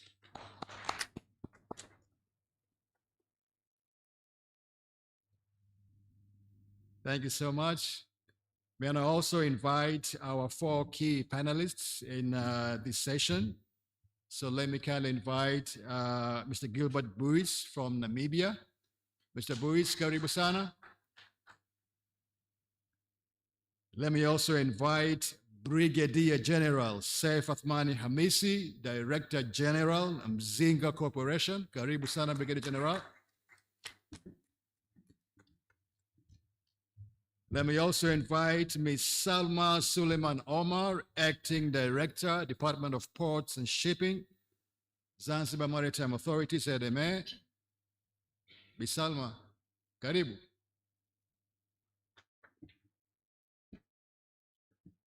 Let me also invite the Executive Secretary, Tanzania Aviation Operator Association, TOA, Bi Latifa K. Sykes.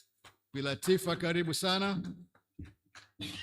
And lastly, let me invite, I think we have 5 panelists. Huh?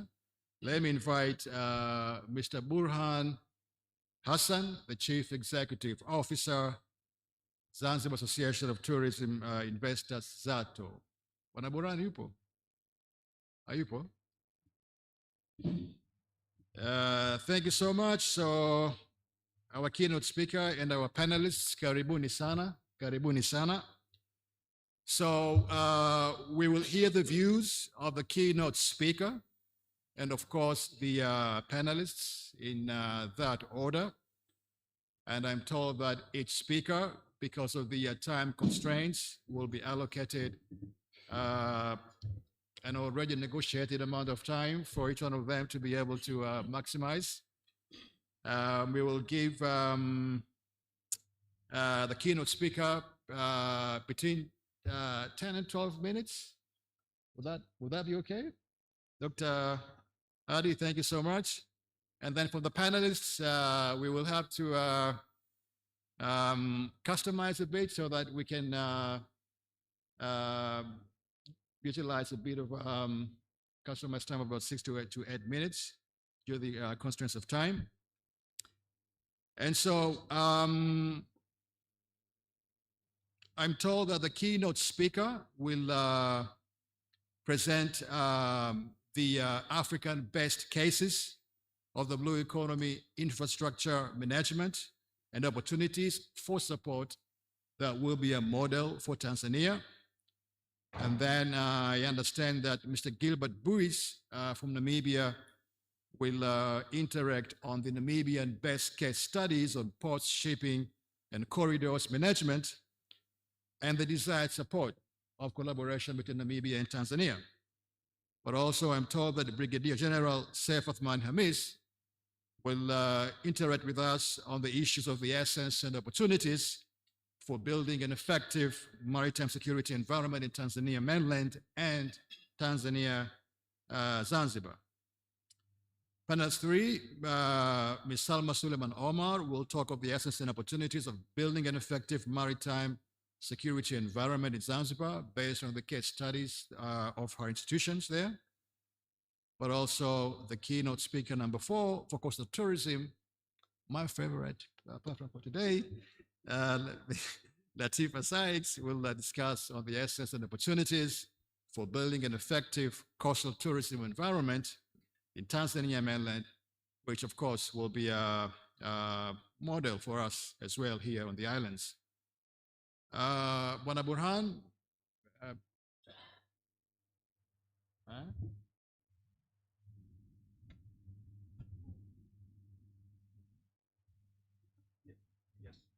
yes. My apologies. So the current CEO of Zato is Ms. Raya Juma. Karibu sana Raya Juma. Makofi jamani kwa Raya Juma. And she will discuss also on the essence and opportunities for building an effective coastal tourism environment in Zanzibar. So I think these two cases between Latifa and Raya will be a very great opportunity for me personally to have lessons learned in tourism sector. So let me now, without much ado, let me now invite the keynote speaker of the session, Dr. Nomta Hadi, to now provide a presentation on the African best case studies of the blue economy, infrastructure management, and opportunities for support for Tanzania. Dr. Hadi from Saimi, karibu sana.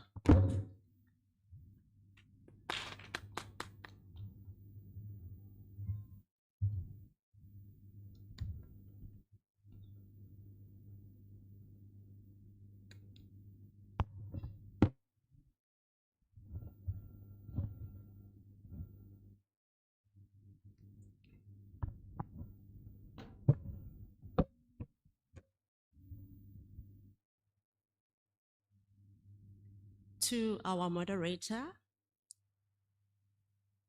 panelists, ladies and gentlemen, and if there are still senior and ministry representatives in the room, allow me to say all protocol observed.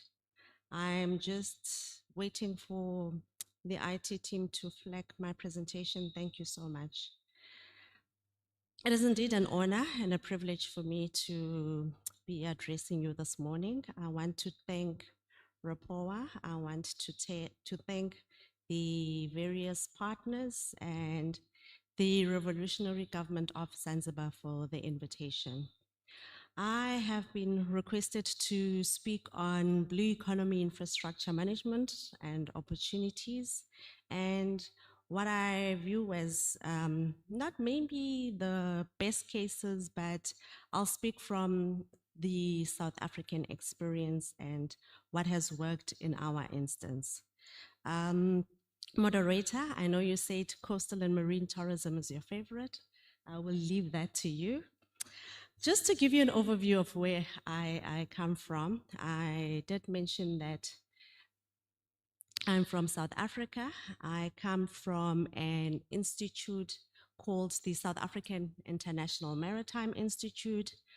We are an entity that has 3 mandates in terms of our government, the Department of Higher Education and Training, but also the Department of Transport. And those 3 mandates are the one being on maritime advocacy, so the promotion of maritime awareness.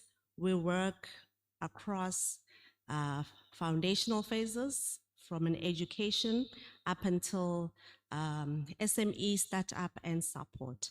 So that's our advocacy role. We also have an in-house research department, and we also do capacity building and skills development. And we work across all the maritime sectors. So if you're speaking of aquaculture, fisheries, we do marine transport, marine manufacturing, etc. So the entity was established in 2014, so we're not as old as we'd like to think we are. But what I want to highlight with our establishment, it was a crucial time in the South African context where our government then identified Operation Phakisa as a key strategy for increasing opportunities, but also promoting inclusiveness in the blue economy. And it is as a result of Operation Phakisa that we were then established as a coordination body. We work across all ministries, and our biggest challenge and task that we have to do is promote integration across these various blue economy sectors. So our program of work spans across 6 key areas. The one being, I won't go through all of them for the sake of time, the one being the issue of sorry, can I request that? I can't see from there.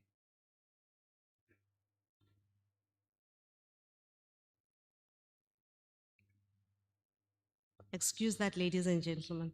I thought I was young and my eyesight could see that far. So the first one being transitions around food systems, and as South Africa being one of the fishing nations, if I can regard ourselves. So our food systems looks at fisheries, aquaculture, and also other aquatic foods that can be extracted from the ocean resources. And we also address energy access and affordability. How we do that, once again, working with our various partners. We do know that the blue economy does present alternative or renewable energy prospects, not just land or terrestrial, solar-based energy options, but we are supporting and addressing issues of wave, tidal energy, etc. The other area is social protection and decent jobs. That's quite key for us as an institute and for the country. And as mentioned, this we do across all the ocean economy subsectors. And the last one being climate change, biodiversity loss, and addressing issues of pollution and waste. And how we address these is highlighted through advocacy, research, but also capacity building. Where are we located? In the South African coastline. You'll find us in the area with the red dot, more in the Agulhas or Algoa Bay within South Africa's coastline. We are fortunate to be in a city called Gqeberha, what was previously known as Port Elizabeth.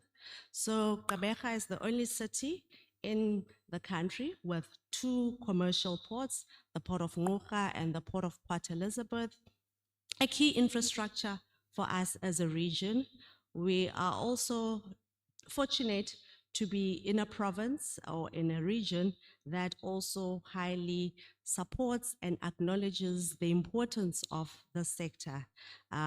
We are termed the Eastern Cape, that is our region, and the sectors that are involved in the ocean economy in our region is offshore oil and gas. We are majorly involved in that, not just in the extraction as you move closer towards Mossel Bay area, but also in some of the processing.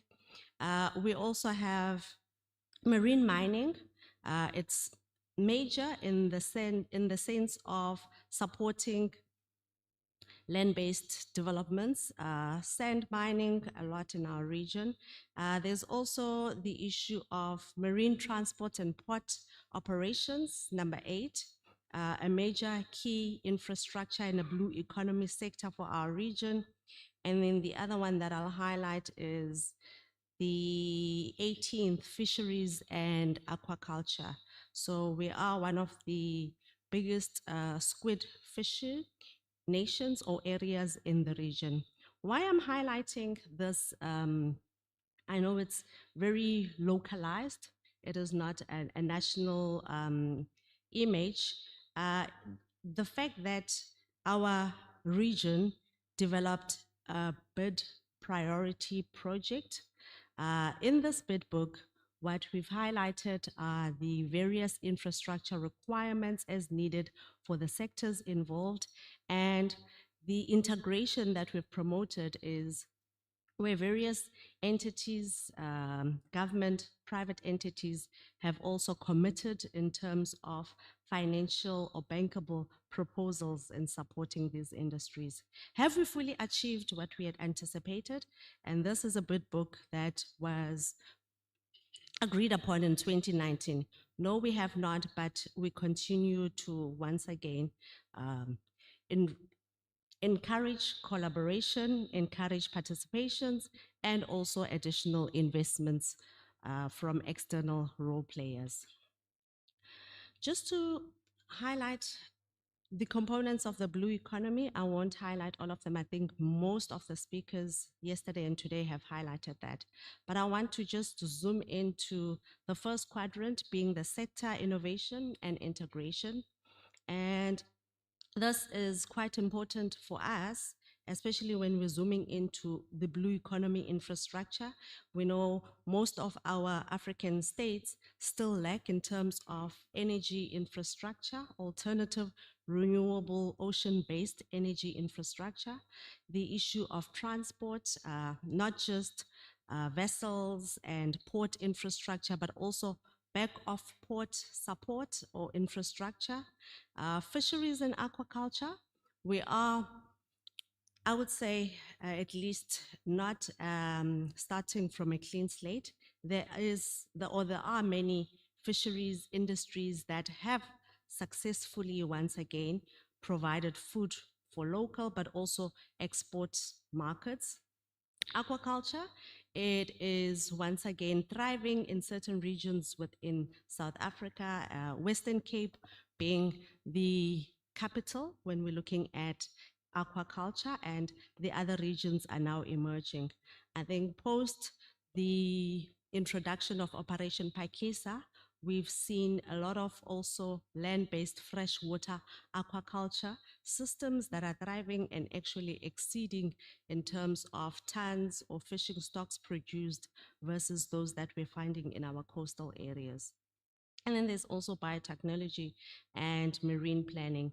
Those are very key when we're looking at sector innovation and integration, because it is these, not these various subsectors only, but it is the infrastructure development that supports these sectors, and also the infrastructure integration that promotes synergies and seamless movement either of goods, persons, etc.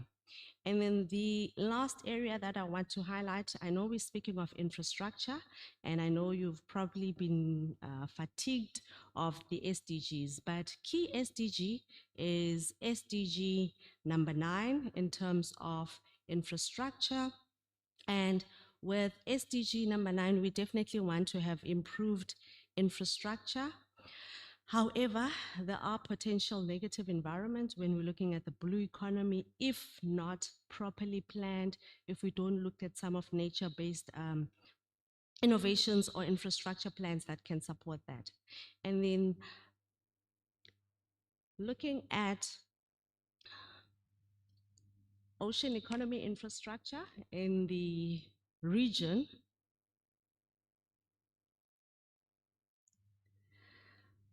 we note that across the various countries in South Africa, or in Africa rather, we've got various areas that have good policies in place. Those policies do set the premise or the baseline for the infrastructure development. We also have, if we look coming closer to Sub-Saharan, I won't go further up towards the north, but if we're looking at our action plans, we do have good action plans. The implementation thereof is something that's definitely something worth improving on, and then the intention is good.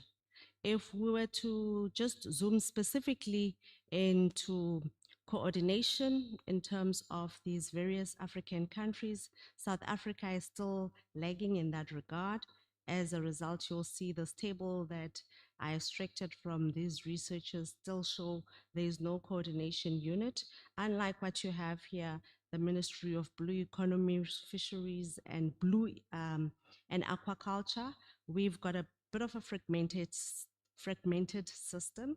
But when we look at marine spatial planning, that's something that is in order. We even have a localized marine spatial plan for the Algoa Bay, which is the region that I come from. Why am I highlighting the MSP and infrastructure? We do know that from a spatial planning perspective, it is very important to once again promote integration and coordinated planning mechanisms, and MSP is the tool that is quite key for us in the marine space. And the other aspect in terms of MSP are the trade-offs that need to be made between various role players, industries, etc. The next section. 3 minutes. 3 minutes to 3 minutes. 3 all right. minutes. Can we make it 30? Nah. Okay. I'll sum up. So just to highlight, I won't go through Operation Pakisa, but I want to, just the key message from this slide is one around the infrastructure, but also employment and job opportunities that we realized. So marine manufacturing and repairs remains one of the other key sectors. We've got good infrastructure, and I know there are other parts also here in Tanzania, Ghana, Nigeria, etc., that also have good marine manufacturing and repair facilities.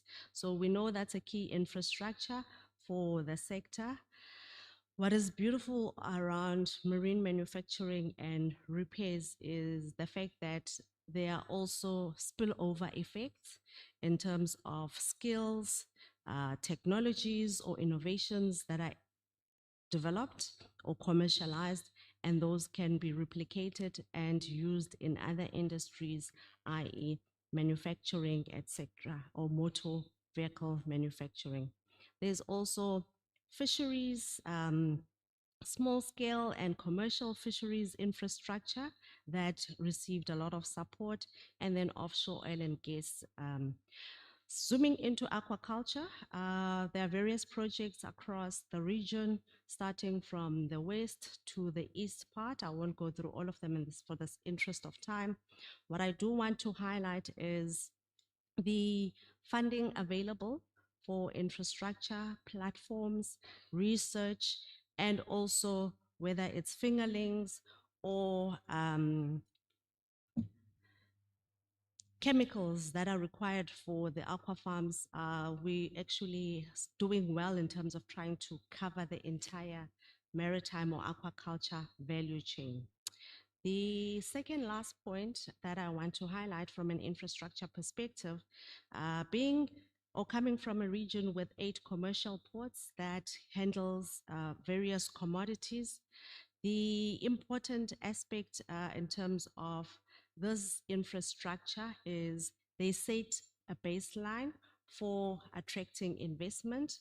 So you'll find that in the Western Cape, Port of Saldanha, it is adjacent to a special economic zone, key infrastructure for our region. If you move to the Port of Ngqura, where I'm from, we've got a special economic zone, key infrastructure, attracting FDI, but also promoting jobs, security, and safety aspects. When we look at maritime safety and security, we do know that with the establishment of our ports and the SEZ, we are able to reinforce or ensure safety and compliance. In terms of boat building and manufacturing, once again, under Operation Pakisa and currently with the Oceans Economy Master Plan, there is major investments that have been once again identified and foreign partners or FDI that is also supporting that industry. Lastly, in the interest of time, connectivity is a key aspect for infrastructure. It is no good or of importance to have infrastructure if it won't connect and once again contribute towards alleviating global congestions, pressures, etc. So when we look at, I'll just look at the South African ports. We definitely are not ranked one of the best ports in the world, as much as Durban used to be a very huge and highly performing port back in the days. Over the years, its efficiency and productivity has declined. You'll note that in terms of the sub-Saharan African ports, it's one of the lowest ranked ports. You'll see there Dar es Salaam, in terms of berth hours, they're actually doing quite well. And then in terms of global ranking. So as much as we'd say we bring breast cases from a South African perspective, there are areas that we could also learn from in the Tanzanian perspective. Design capacity is another key aspect that I want to just highlight on in terms of infrastructure. We find that in our South African port perspective, I'll just zoom into Cape Town as an example.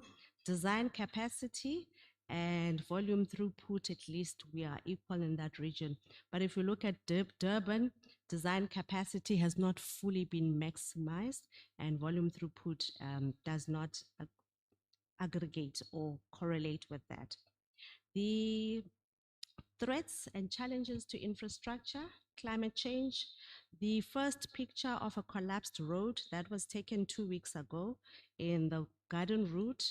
So what we've seen is, as much as we've got infrastructure in place, climate change and environmental degradation poses a huge threat to some of the infrastructure. This is road infrastructure. Port infrastructure also becomes severely affected in the region where I currently come from. Then there's also issues of ocean acidification, especially towards the east of our region, and habitat loss. Marine pollution, I won't zoom into that, but the last point is around maritime insecurity. So South Africa has a landlord port system. Transnet is the landlord, and they've experienced soft security threats or challenges. We've had an issue with cyber attacks.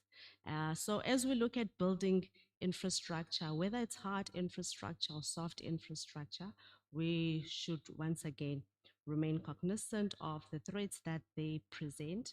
The example of the cyber attack is one that hindered growth and productivity for a long period within the port system. Opportunities for Tanzania, allow me to just highlight 2 areas in the slide.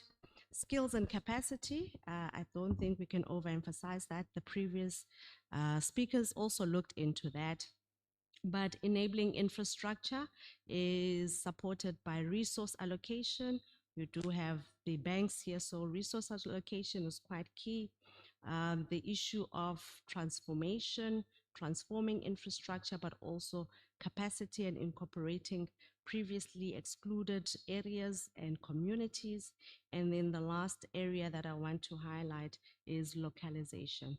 As much as we talk about port infrastructure, fisheries and aquaculture, agro-processing is a key opportunity for us as the region, beneficiation of raw materials. And that is my last point. Thank you so much, Chair. Thank you so much, Dr. Nomta Hadi. Jamani makofi basi, round of applause.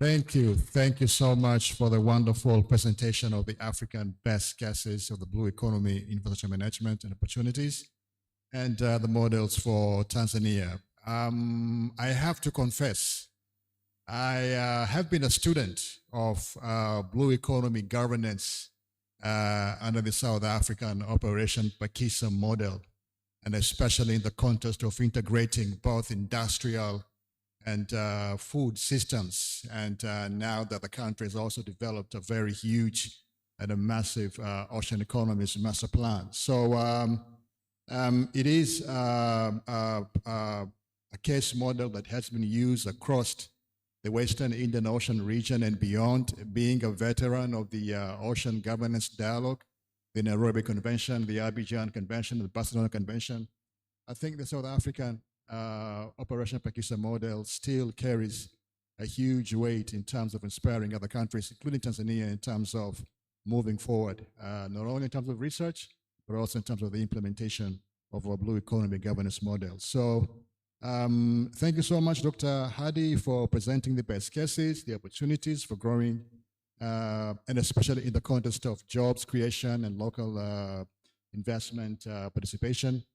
But also, as we understand that South Africa, specifically Cape Town, will host EU-supported forum in terms of developing African startups with the private sector in terms of blue economy, with the context of unlocking the blue economy and green economy financing with involvement of both local, regional, and global development banks. So I think this is a very good recommendation for many countries, including Tanzania, and I think we are very much grateful for this presentation. So asante sana, Dr.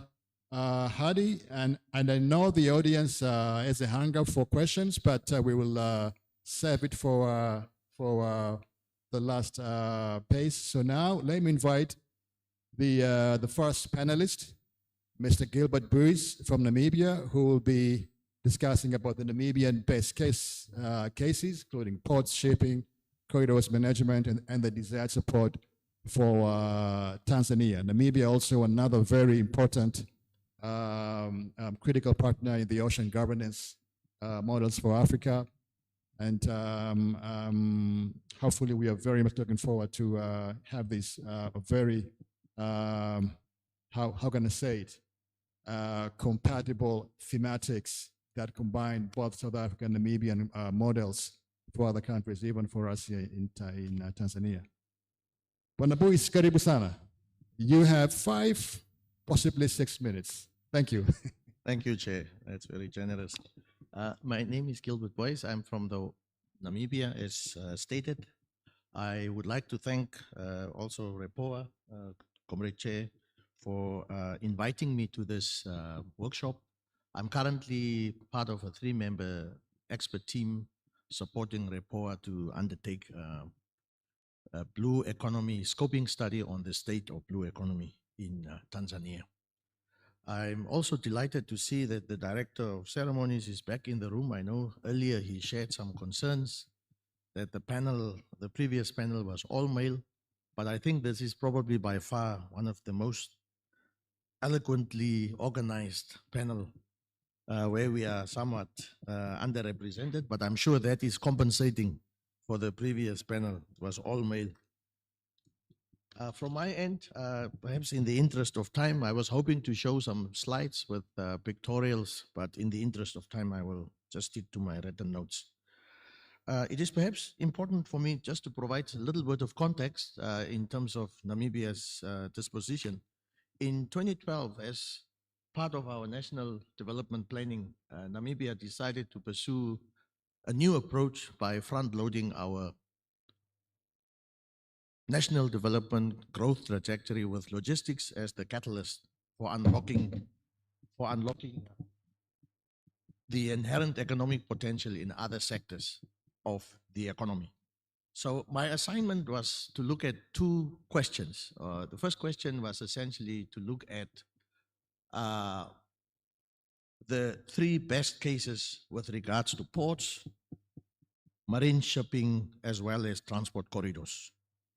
Namibia has been positioning itself actively as a logistics hub for Southern Africa, and we have essentially been working on a logistics hub master plan to frame this future outlook of how we want to establish ourselves.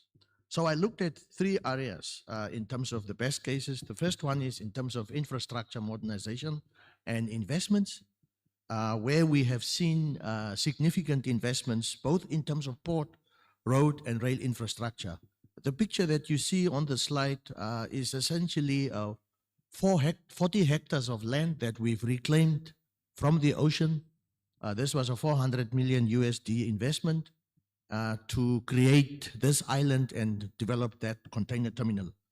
But then we took another strategic decision to concession this facility, and I think our governor also alluded to this in his presentation yesterday, because we recognize that we need international players to unlock volumes, because port business is volume-driven business. It's a business that is of scale.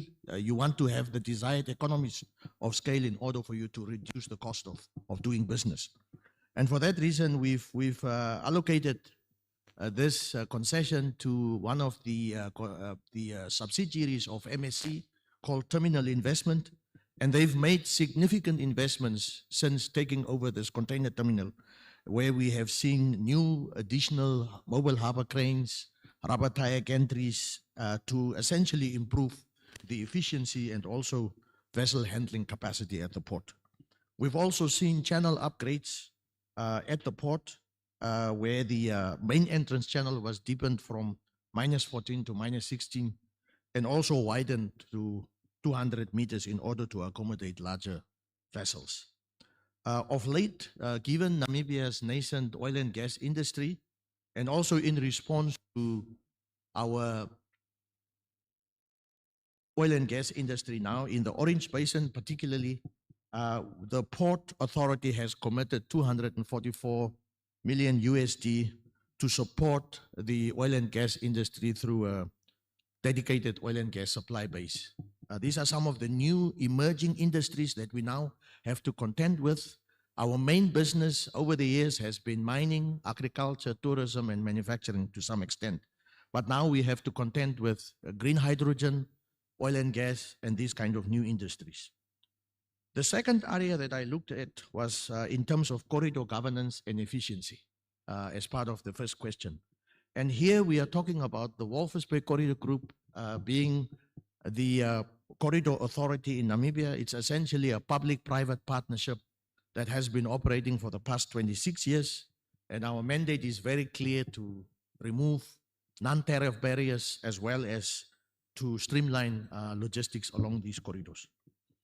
From our experience, we've also noted that it is essential for you to establish corridor authorities in order for you to ensure proper dialogue between the corridor member states. This we've seen in some parts of East Africa, the Central Corridor, the Northern Corridor, and also in West Africa with the Abidjan-Lagos corridor. So it is essential in order for you to frame a proper dialogue between the corridor states, first and foremost, that you have signed memorandum of agreements, and also that you have permanent secretariats who are now facilitating the discussions among the corridor member states. This also ensures to enhance cross-border trade among the corridor states. We have, for instance, 4 corridors linking our country with Zambia, DRC, Botswana, South Africa, Angola, and also with Malawi. So it requires a separate function to manage these activities. In terms of the funding of these corridors, secretariats, in some instances, this is done through member state contributions, and in some instances, it is also done through what we call user pay principle levies that is agreed among the corridor states.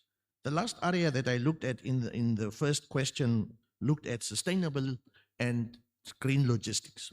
So for this reason, we partnered with several other countries from France with the port of Dunkirk and also with the port in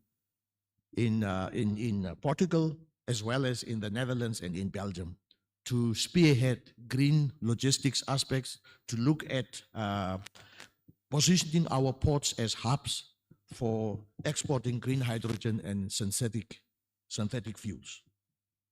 Namibia has also been actively sharing our blue expertise, blue economy expertise, as well as our knowledge with African partners and also with the research think tank, REPOA, here in Tanzania. In terms of the desired support for Tanzania, we, still as part of the first question, we are saying that while the two countries, Namibia and Tanzania, has committed to cooperation through platforms such as PAMESA and others, there are tangible collaborations that still remains, which will essentially focus on knowledge transfer. And we have seen lately, the most notable one is the knowledge sharing between NAMPORT and REPOA. Let me then delve into the second question, Chair, if I still have 3 minutes. 2 minutes. 2 minutes. 2 minutes, yes. The second question was really looking at lessons that Tanzania and its neighbors could draw from Namibia's best cases. The first area, obviously, it looked at ports. How can you shift the ports from congestion to becoming specialized logistics hubs?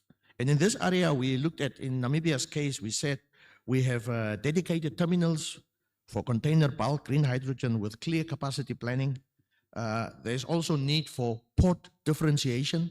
In Namibia, we recognize that the port of Walvis Bay, which is also our main port, is ideal for your higher volume container and general cargo handling. Whereas the smaller port in the southern part of Namibia, Lüderitz, is ideal for your mineral and energy exports.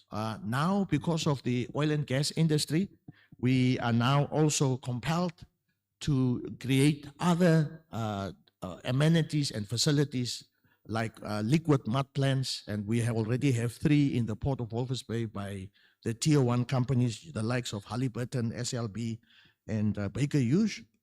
These facilities are essentially there to support our nascent oil and gas industry. And of course, we've also seen several private sector developments in our port.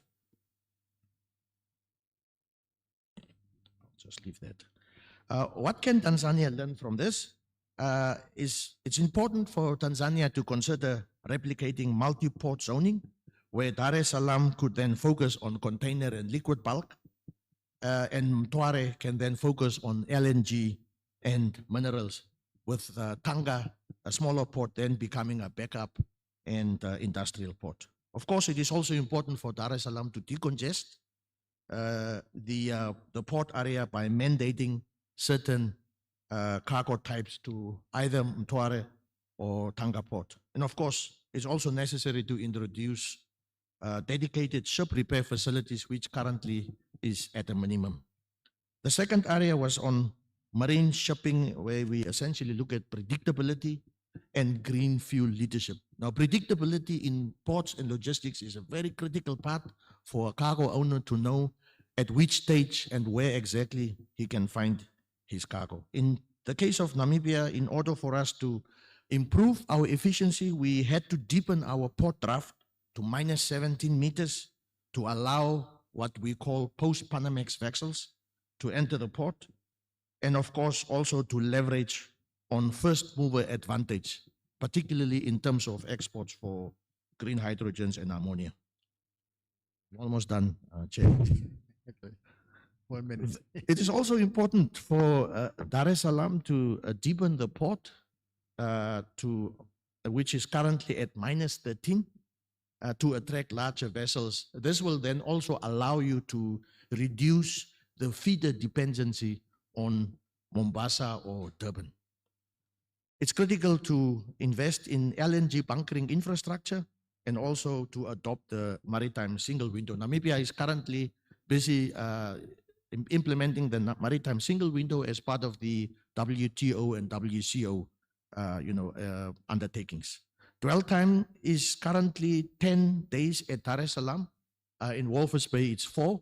It's essential that you also work around those modalities to see how you can significantly reduce, because that will reduce transport costs for Malawi, Zambia, and DRC.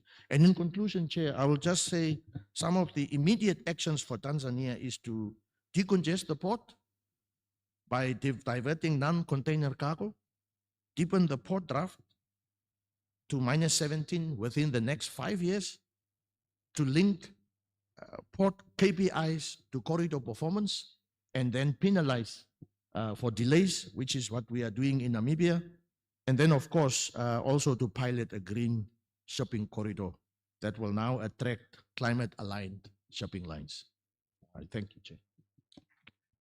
Thank you so much, Comrade Gilbert Buis. It's been a wonderful experience learning from your side in terms of how the Namibia's blue economy and ocean governance models are focused on areas apart from food systems, but also on oil and gas. I hear that there's also deep sea mining potential, the PPP models that are almost 30 years old, the non-tariff barriers issues that are already now being mainstream into blue economy governance. The master plan is the one that we heard from our South African counterpart. Connectivity, green logistics, issues of port congestion, reminding ourselves that Namibia, being part of the Southern African Development Community, which also has its own original blue economy governance philosophy, but also Namibia been a member of Benguela Current Commission, the UN Economic Commission for Africa Blue Economy Programs, Abidjan Convention. These are all parts of the instruments that are really bringing the countries together, Southern Africa, Eastern Africa, the ocean governance platforms like the Nairobi Convention and Abidjan Convention. These are very important areas that we need to integrate in terms of addressing our current major theme of this year's REPOA's 29th Annual Research Workshop. So thank you so much, Comrade Gilbert Buis, and may I now please invite on the issue of maritime security, Brigadier General Saif Athman Hamis, Director General, Mzinga Corporation, to provide us with the essence and opportunities for building an effective maritime security environment in Tanzania mainland and Zanzibar. And Brigadier will basically discuss any issues concerning building an effective maritime security models for Tanzania as a whole, but also key lessons learned from other parts of the region, continent, across the continent, but also policies that governments should prioritize in order to foster our respective maritime security environment, especially in these very interesting and uncertain times. So, Brigadier, karibu sana, and we have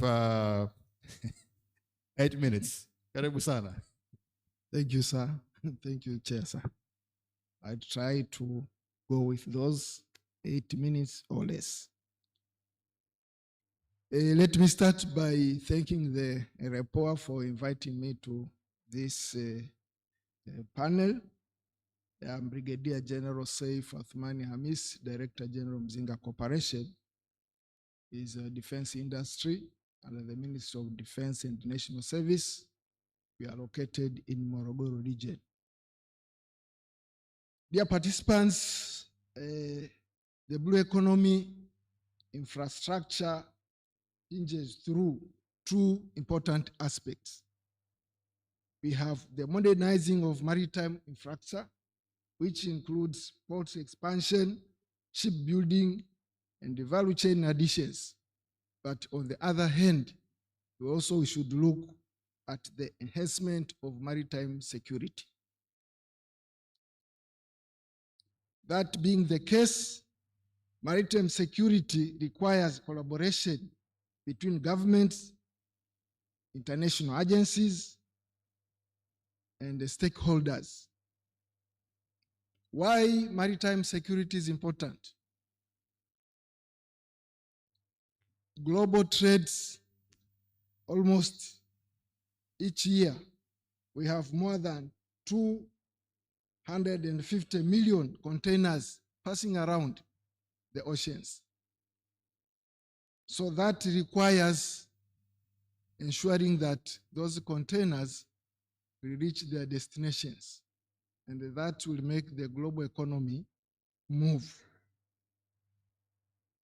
Prevention of illegal activities.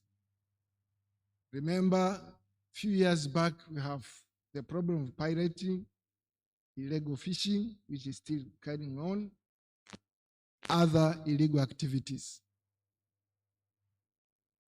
Also, on the other of national security, we need to protect the maritime borders using our naval forces. Also, safeguarding the human life through various accidents which happen during the maritime operations. They also ensure the maritime economic stability through the blue economy. Dear participants, maritime security sometimes is confused by simply looking that it entails those guys who are carrying the guns. But maritime security hinges on 4 pillars. The first pillar is maritime safety, which entails ensuring that we safely operate in the maritime spheres by preventing accidents, managing risks, and also ensuring that all those emergencies are taken care of. In those areas, that's where we see stakeholders like Prime Minister's Office, Disaster Management Department.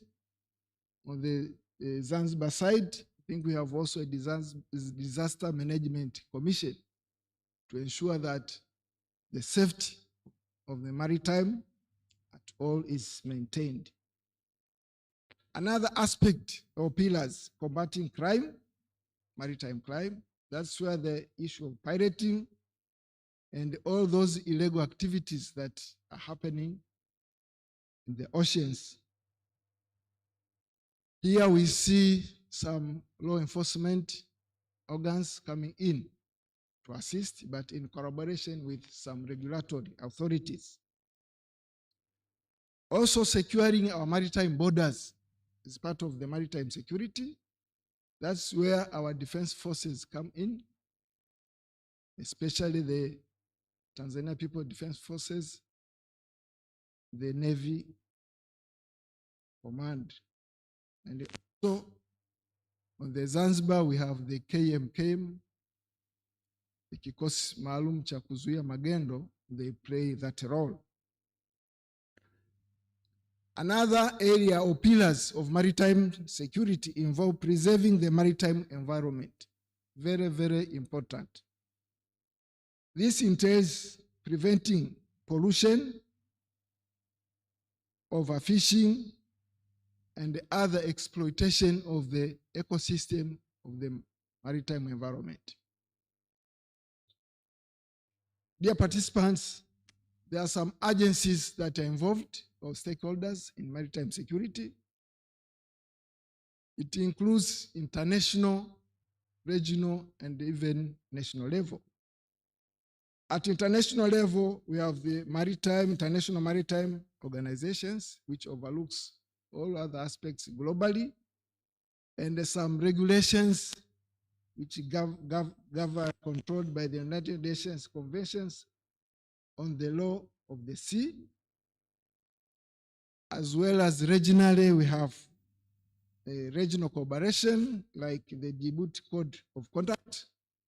But at national level, we have a lot of agencies that are involved. Some are union in their nature, and some are based on mainland, and some in Zanzibar. We have the Tanzania Shipping Agents Corporation as a regulatory on the mainland, as well as on the Zanzibar side, we have the Zanzibar Marine Authority. I know my colleague will come to explain more on that. Another regulatory authority is also Tanzania Port. They do the regulatory as well as the also enforcement. The Zanzibar Port Corporation on the Zanzibar side, they do the same. We also have some defense laws, enforcement and the border control agencies. We have the Tanzania People Defense Force Navy Command, which provides primarily naval defense of the territorial water and also the patrols in the economic exclusive zones. Also, 2 minutes, 2 minutes. came on the Zanzibar side. We have the Marine Police, Tanzania Intelligence, Tanzania Immigration Service Department, just to mention a few. On the environment oversight, we have the National Environment Management Council. We have other organs like the Deep Sea Fishing Authority, Lake Victoria Environmental Management Project, and so forth. On the interagency coordination, we have units like the National Maritime Security Committee and the National Joint Operations Center. What could be the beneficial and the role that we need to pursue in this? We need to strengthen the community empowerment in the coastal areas. That one has not been done in its capacity. We also need to strengthen intergovernment agency collaboration and the coordination. We also need to do periodic reviewing of our legal framework and the policy. As I mentioned earlier, sometimes we dwell much on defending the borders, but we are forgetting the environment as an important aspect of maritime security. Remember, we are defending the borders because we have the land to come from, an environmental friendly land to come from. If we destroy that land, it means even defending the borders will be difficult. So that now calls in that aspect of maritime environment to be equally important as other aspects like protecting the borders. I will urge you, because the issue of environment is not well focused, especially to those joint collaboration organs. I think they are not reflected in the JOC, Joint Operations Center, even in the other maritime,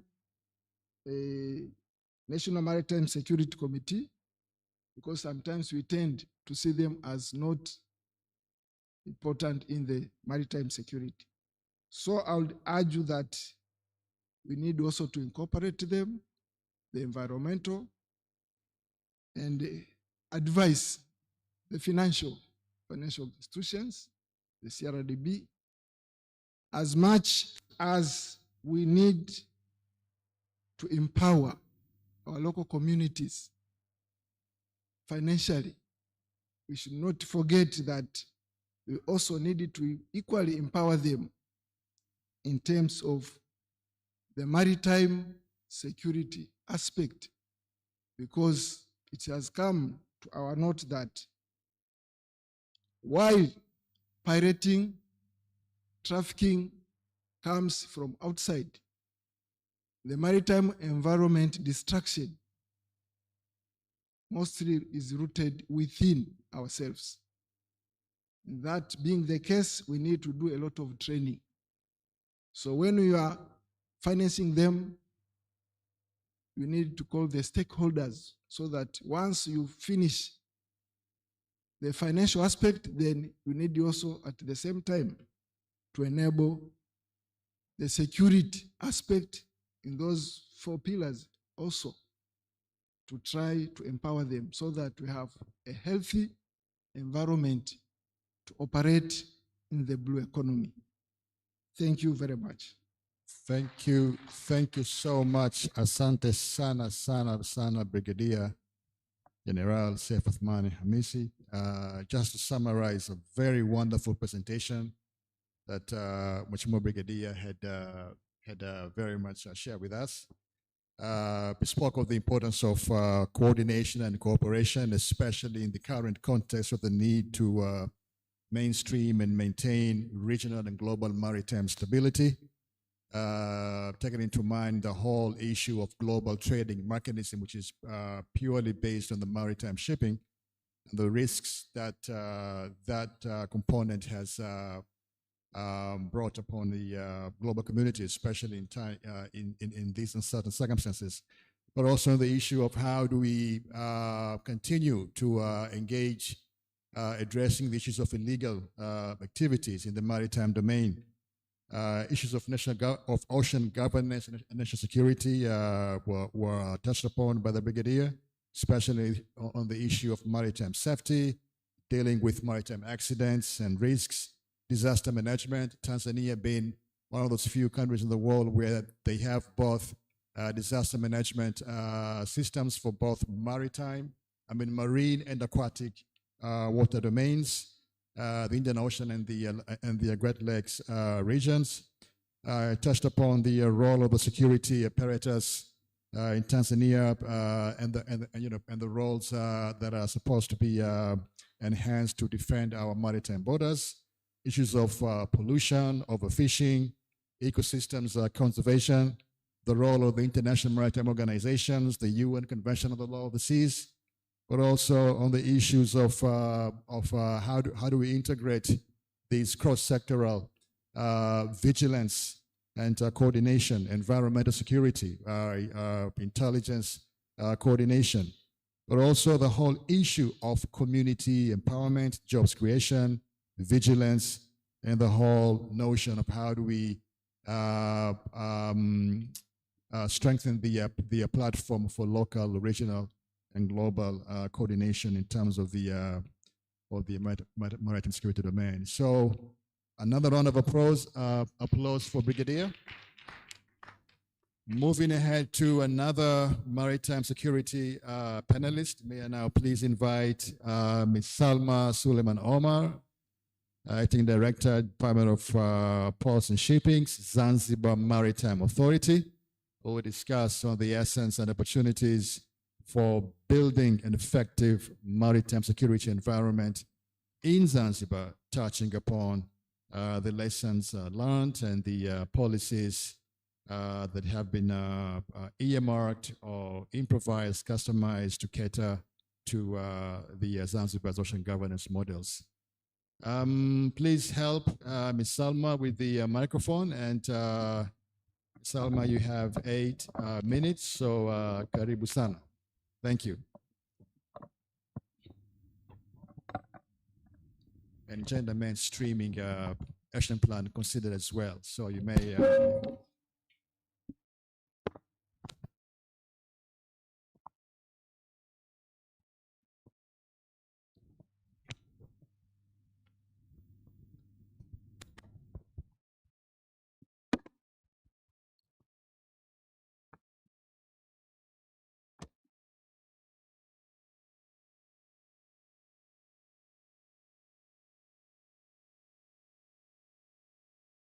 Thank you, moderator. Good morning, everyone. First of all, I would like to sincerely thank the organizer of this conference. I truly believe that the discussion taking place here will greatly contribute advancing the blue economy in Zanzibar. My name is Salma Suleiman, as Mr. Moderator has already introduced to you, and I come from Zanzibar Maritime Authority. Zanzibar Maritime Authority is a regulatory body, and it has the power to coordinate, regulate, and monitor the maritime transport activities in Zanzibar, so as to ensure safe and secure maritime transport activities. When it comes to maritime security, Zanzibar Maritime Authority ensure the compliance of International Ship and Port Security Code, which Tanzania has already ratified and has been already domesticated. So we have a regulation where Zanzibar Maritime Authority has to make sure that ship and port comply with it. The code explains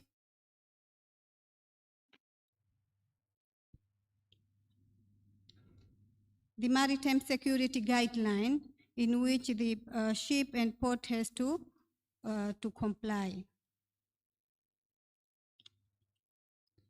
I have been asked to talk to the maritime security, and we at ZMWA, we agree that the economy of Zanzibar is entirely dependent on the sea. So for us, the maritime security enhancement is not just an obligation, it is a must. So why we regard this as an important for Zanzibar is because trade and logistics, as I have already said, that trade in Zanzibar is a seaborne trade. So if our water is not protected, it means the economy of Zanzibar will collapse. Also, it's important for tourism protection. Apart from the spice attraction, our tourists also like the beach and seawater sports. So it's a must to protect our water so as to protect the tourism trade. Also, there is a notion of resource exploitation, sea resource exploitation. So if we will not protect our water, it will be impossible to exploit the resources from the ocean. It's not just to have an importance, but it's also there is emerging opportunities if we will protect the water. First of all, is the regional transshipment hub, because as we most of us are aware of this Mangapwani investment of the port to be for Zanzibar to be a transshipment hub. So it will attract major international shipping lines to come to the Mangapwani port. Also, protecting the water, it will allow blue economy investment. Larger ships will be invested in Zanzibar. Also, will marine tourism expansion, as I have said, that most of our tourists they like to play on the water, on the seawater sports. So safe coastal waters will expand the marine tourism. Thank you. Wow, asante sana, Ms. Salma Suleiman Omar. Hongera sana, hongera sana. I think we'll give her the award of being the hongera sana, hongera sana, hongera sana. So Ms. Salma spoke of the role of ZMA in safeguarding the Zanzibar's internal maritime domain. She spoke of the ISPS code and how that code needs to be enforced and managed. She also spoke about the opportunities and challenges of enforcing the maritime security guidelines here in Zanzibar. protection of maritime domains and in the context of safeguarding the transshipment maritime routes, but also the role of ZMA in safeguarding Zanzibar's marine tourism. I was very much impressed by that discussion, and asante sana Ms. Salma for raising that up. And of course, the issue of how now do we again integrate, mainstream, standardize, improvise, and customize all these areas concerning maritime governance and maritime domain in the context of both socio-economic, environmental, and security matters. So, asante sana, Ms. Salma Suleiman Omar, for saving us a good deal of time. Asante sana. So now we are moving away from Madam Security now into the coastal tourism domain. And our first key panelist, speaker, Mama Latifa Sykes, Executive Secretary, Tanzania Aviation Operators Association, TOA. Karibu sana. Mama Latifa, who will discuss on the essence and opportunities for building an effective coastal tourism environment in Tanzania mainland. I think this is, I don't want to be biased. You know, I've been a principal secretary of Ministry of Tourism and Heritage. I mean, I'm a blue economy philosopher, but at least for now, let me enjoy the presentations on coastal tourism from both Dada Latifa and then Dada Raya. Dada Latifa, karibu sana. Asante, moderator. Well, seeing as Salma has saved some time, so I'll have some of that. Yes, so I also have a... That will be considered. That will be considered. Yes. I also have a presentation, so just... But while we wait for the presentation, start by introducing myself. My name is Latifa Sykes. I'm here today wearing two hats. I am the Executive Director of the Tourism Confederation of Tanzania, but I am also the Secretary General of the Hotels Association of Tanzania. So basically that means I'm here speaking on the perspective of the wider tourism economy. So accommodations, investment, destinations, communities, connectivity, standards, market access, and the business environment as a whole. But you will notice I was also introduced as the Executive Secretary of the Tanzania Aviation Operators Association. So you will see that connection in terms of the responsibilities I hold. So yes. So the topic before us is coastal tourism, but the broader session is about the transforming trade expansion through the management of blue economy infrastructure. That framing is important.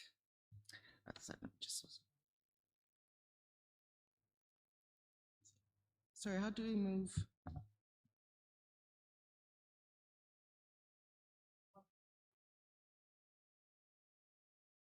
Sorry, we should have tested this out before. Can someone help me? Technicians, can you please help out with the presentation, please? Technicians. Is it working? I was holding it upside down, my apologies. Oh, okay, thank you. Okay, so yes, so like I was saying, the framing is important. Tourism is one of Tanzania's most important service export. Every international visitor who sleeps in our hotels, uses local transport, eats seafood, visits heritage sites, flies and sails into coastal destinations, and buys community experiences is participating in trade. So coastal tourism is not a side issue in the blue economy. It is one of the clearest ways to turn coastal and marine assets into jobs, foreign exchange, investment, community income, and conservation value. Tanzania, as you all know, has a coast of approximately 1,424 kilometers with vast marine and inland water resources. But the key point is this. a coastline is not yet a destination. A coastline is a natural potential. A destination is planned, connected, serviced, safe, investable, and managed. For me, the essence of building an effective coastal tourism environment in Tanzania mainland, remember I'm talking about mainland here, and my counterpart will be talking about Zanzibar, is we must move from scattered potential to structured, investable, and well-managed coastal destinations.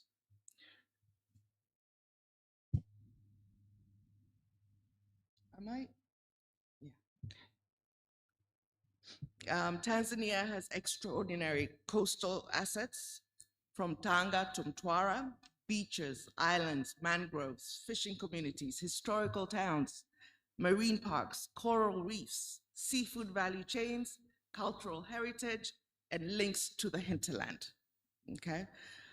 Among these assets, well-managed marine protected areas and marine parks must be treated as prime coastal tourism attractions, not only conservation zones.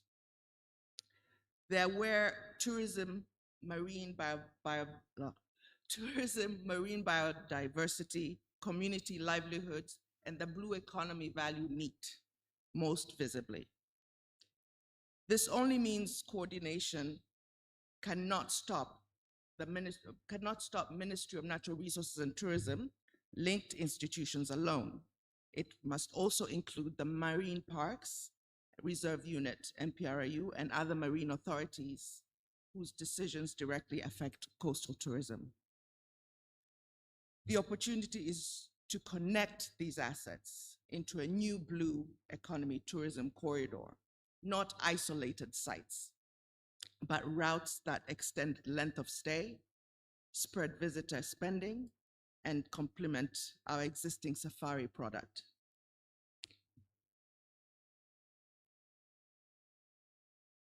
Oops. Was that not the right? Yeah. Okay, so we are not starting from zero.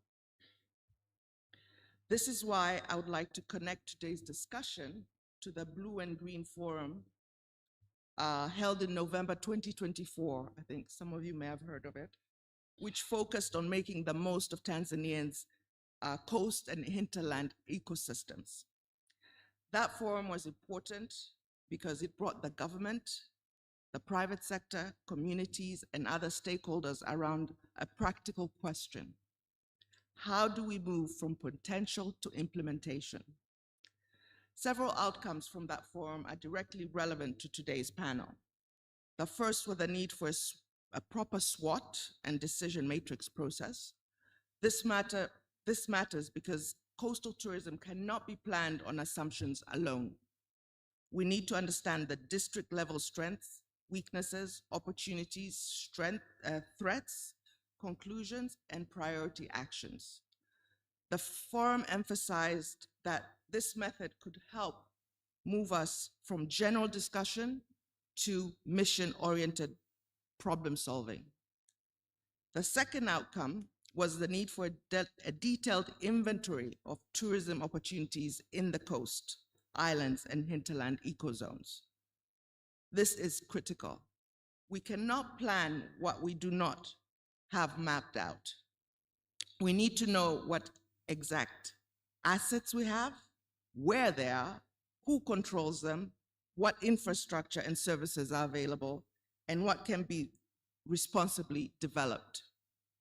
The forum identified the lack of detailed knowledge of tourism assets as one of the principal constraints to developing mainland coastal and island tourism. The third outcome was the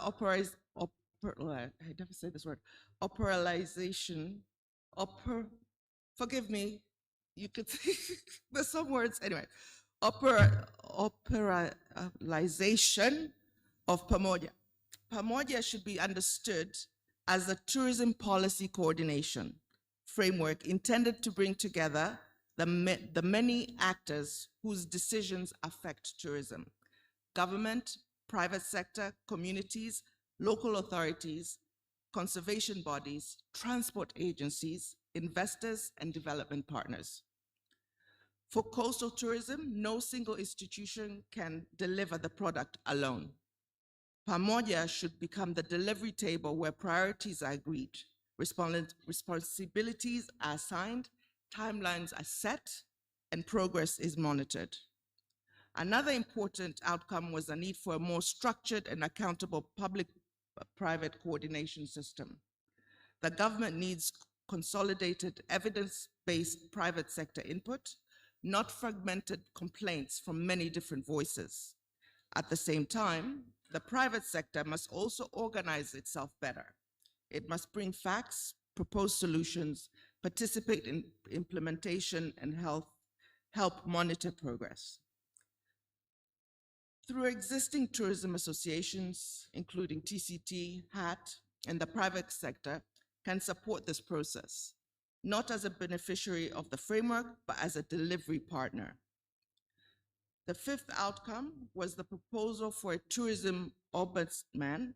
This is especially relevant for coastal tourism because many operational problems happen locally: land disputes, local authority demands, 2 minutes, 2 minutes. administrative delays, licensing challenges, permit bottlenecks, unresolved complaints, harassment, uncertainty of enforcement. A neutral rapid response mechanism would help protect both investors and public institutions by resolving issues before they become disputes. So when we speak about coastal tourism today, I want to emphasize that we're not starting from zero. The November Forum already gave us a direction, a map of assets, organize the stakeholders, operationalize Pamoja, I said it, support destination management, improve the business environment, and ensure disciplined execution. The second point is about lessons from best practice. Successful coastal tourism is planned, not accidental. From Seychelles, we learned the value of strong destination and governance, marine spatial planning, and innovative blue finance. From Namibia, we learned that coastal tourism cannot be separated from ports, corridors, aviation, marine transport, logistics. From Mediterranean destinations such as Croatia, we learned that seasonal route planning and destination management can increase yield, reduce pressure on overcrowding areas, and spread visitors across coastal regions. The lesson for Tanzania is clear. Coastal tourism must be planned, safe, connected, financed, and managed before it is aggressively marketed. This brings me to maritime security. For tourism, maritime security is not an abstract security issue. It is a visitor's confidence. Safe boats, safe jetties, reliable search and rescue, regulated marine excursions, emergency responses, safe movement across coastal, marine destination are all part of the tourism product. If a visitor cannot feel safe moving by sea, then maritime tourism, island tourism, and coastal excursions cannot grow sustainably. From the perspective of the wider tourism economy, I see 5 practical opportunities. First, new tourism routes beyond the traditional circuits. Tanzania's tourism is still too dependent on the few established areas. Coastal tourism gives us the chance to create routes such as Dar es Salaam, Bagamoyo, Sadani, Tanga, or Dar es Salaam, Mafia, Kilwa, Lindi, Mtwara, and links between the coast, island, Nyerere, Mikumi, Ruaha, and cultural heritage sites. Second, sustainable accommodation to anchor destinations. Hotels, lodges, camps, and guest houses are not just places to sleep. They're anchors of local supply chain, employment, training, food purchasing, guiding, transport, local tax revenue. Without accommodation, there is no real destination economy. Third, reliable connectivity through air, road, marine transport, roads, airstrips, ferry services, ports, 1 minute, 1 minute. We're running out of time. Sure. Connectivity and emergency response all determine whether a coastal destination can trade successfully. A beautiful destination that cannot be reached reliably is not yet a tourism product. Fourth, but not least, I have two more. Community enterprise, and this is key. Coastal communities must not be spectators. They must be suppliers, guides, boat operators, cultural hosts, conservation partners, food producers, and small business owners. This is why a strong support the people-public-private approach. The people must be visible in the blue economy because they are the custodians of the ecosystem we're trying to develop. Last, fifth, destination management, marketing, and demand creation. Coastal tourism can easily destroy the asset it depends on if it is not planned, but it always cannot grow if it is not properly marketed. We need a land use planning, marine spatial planning, waste management, beach management, carrying capacity rules, sustainability standards, and destination management organizations. But we also need a clear market strategy that creates demand for a coastal route, marine parks, heritage sites, community experiences, and longer stay itineraries. We must govern before overbuilding and market before expecting investors to follow. So, ask to the government. First, complete a coastal tourism asset and infrastructure and inventory. We need to know what we have, where they are, who controls them, what infrastructure is missing, and what can be responsibly developed. Second, make Pamoja a real delivery framework with responsible institutions, timelines, reporting, quarterly reviews. It should not only be a coordination concept, it should be a working system for implementation. Third, pilot an integrated coastal tourism investment and infrastructure package, starting where government can act quickly. This means beginning with MNRT-linked assets under TANAPA, TAWA, TFS, while also bringing in well-managed marine protected areas and coordination with MPRU, then scaling to wider coastal nodes. Can we summarize, please? I think you've already used your time and the previous speaker's time. Okay, 1 second. I'm trying to move. Now you put me off. Anyway, fourth,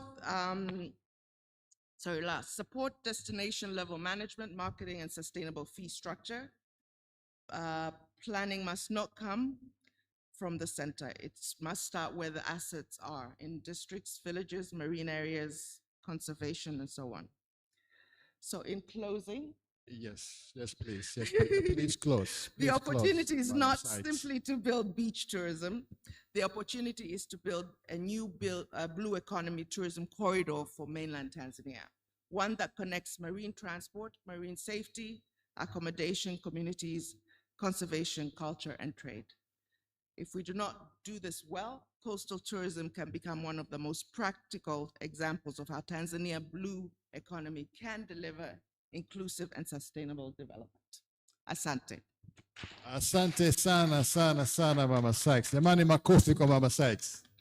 Asante sana. Thank you so much. Thank you so much. Mama Sykes very much talked a lot about these very critical matters on sustainable and regenerative coastal and marine tourism areas, focusing on socioeconomic equity issues, conservation, issues of connectivity, corridors, marine biodiversity, the need to enhance tourism diversification products without having to exert much negative deficit on the environment. The roles of the government, public-private partnership models, the issues of ownership, low impact, high value investments. She also spoke, I was very much impressed, along with the other previous speakers, the issue of marine spatial planning. It's becoming a household term now, which is very much a plus plus, especially coming from the scientific community, marine spatial planning, integrated coastal zone management. Case studies from Seychelles, Namibia, Croatia, Tanzania, search and rescue, safety, and many, many, many more. These are very well, very important areas of discussion, dialogue in terms of engaging blue economy and tourism, especially the ocean governance and sustainable regenerative tourism models, especially in this part of the world.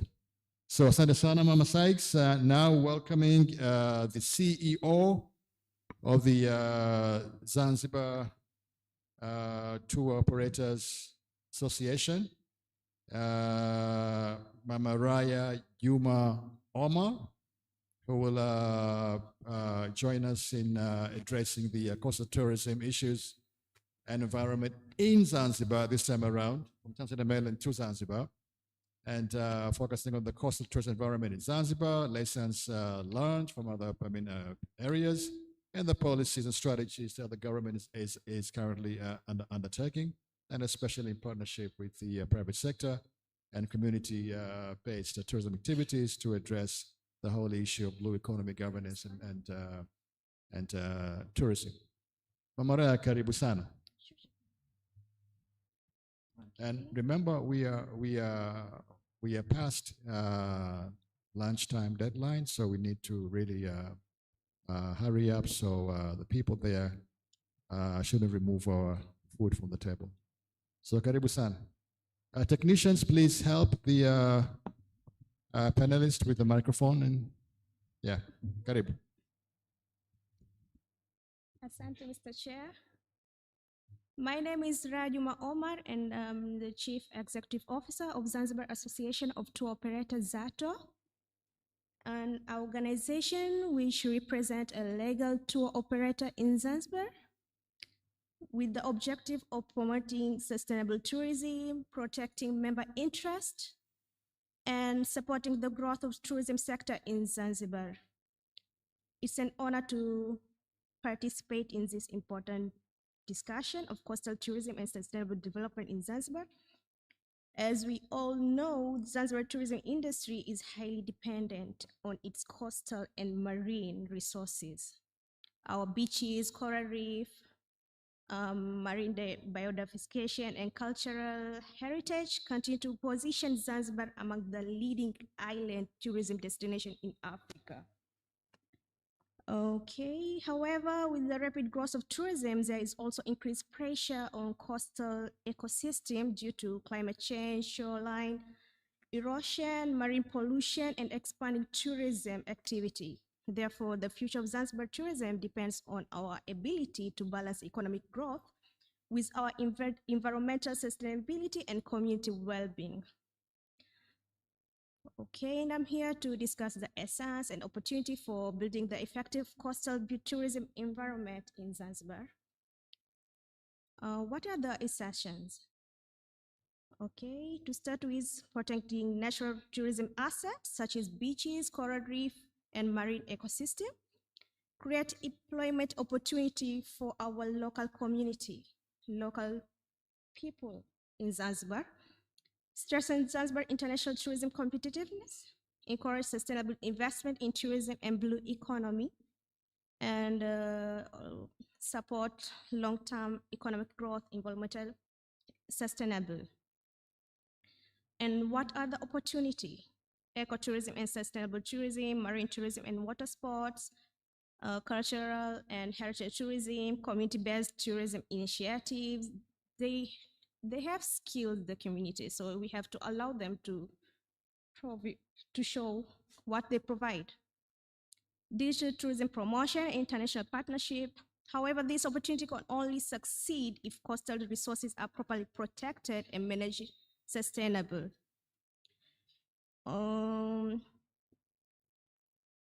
We can look, key lessons should be planned from Africa, Europe, and other countries, best practice on coastal tourism sustainability and shoreline erosion mitigation.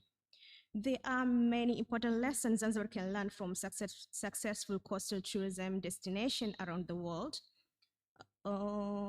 Let's start with the strong integrated coastal zone management system, when tourism development, environmental protection, and community interests are planned together. Another one is sustainability is treated as a national priority. How? By coral reef conservation, mangrove restoration, marine pollution control, sustainable tourism infrastructure, climate change adaptation program. Other shoreline erosion and climate risk are addressed through both natural and scientific solutions, such as beach nourishment, mangrove planting, coral reef protection, sustainable seawall, and coastal infrastructure. Okay. Let's continue with the policy. Should the government of Zanzibar prioritize to address the key challenges and constraints in fostering coastal tourism? What are the key priorities? There should be a strong coastal protection policy. The government should strengthen regulation against illegal coastal development, marine pollution, sand mining. There should be a proper regulations that to guide and those who mining sand. Destruction of coral reefs and mangrove. Maybe I can give an example for those, snorkeling and diving are mainly observing activity. They observe at the surface of the sea. But the sea walker, they involve direct to the seabed. So they distract the coral reef, disturbing the sensitive marine environment if not carefully regulated. The issue is not about discouraging the tourism activity, but ensure all marine tourism products operated under strong environment management and sustainable standard. Okay, another point is sustainable tourism policy. Tourism investment should encourage eco-friendly infrastructure, renewable energy use, proper waste management system, recycling, water conservation technologies, climate change coastal. It's about climate change coastal. There is the need strong investment. Shoreline erosion mitigation, climate adaptation program, floods protection system, marine ecosystem restoration. And how about community empowerment? There should be employment opportunities, skill development, and training given to local people. They should be trained, should be educated, like our relative there at Pemba. Now Pemba, they are trying. So you can visit literally. You can see how people there are focused on the tourism nowadays. 2 minutes. Okay. Let me go fast. Let me conclude because Latifa speaks a lot here. So what concludes, Zanzibar has a unique opportunity to become a leading model for sustainable coastal tourism in Africa. However, it's required a strong balance between tourism development, environmental protection, climate reliance, and community participation. As Zanzibar continues to grow as a local tourism destination, sustainability should not be viewed as an option, but a necessity for protecting our coastal resources and securing long-term economic benefit for future generations. Thank you so much, Biraya. Makofi kwa Biraya. Asante sana.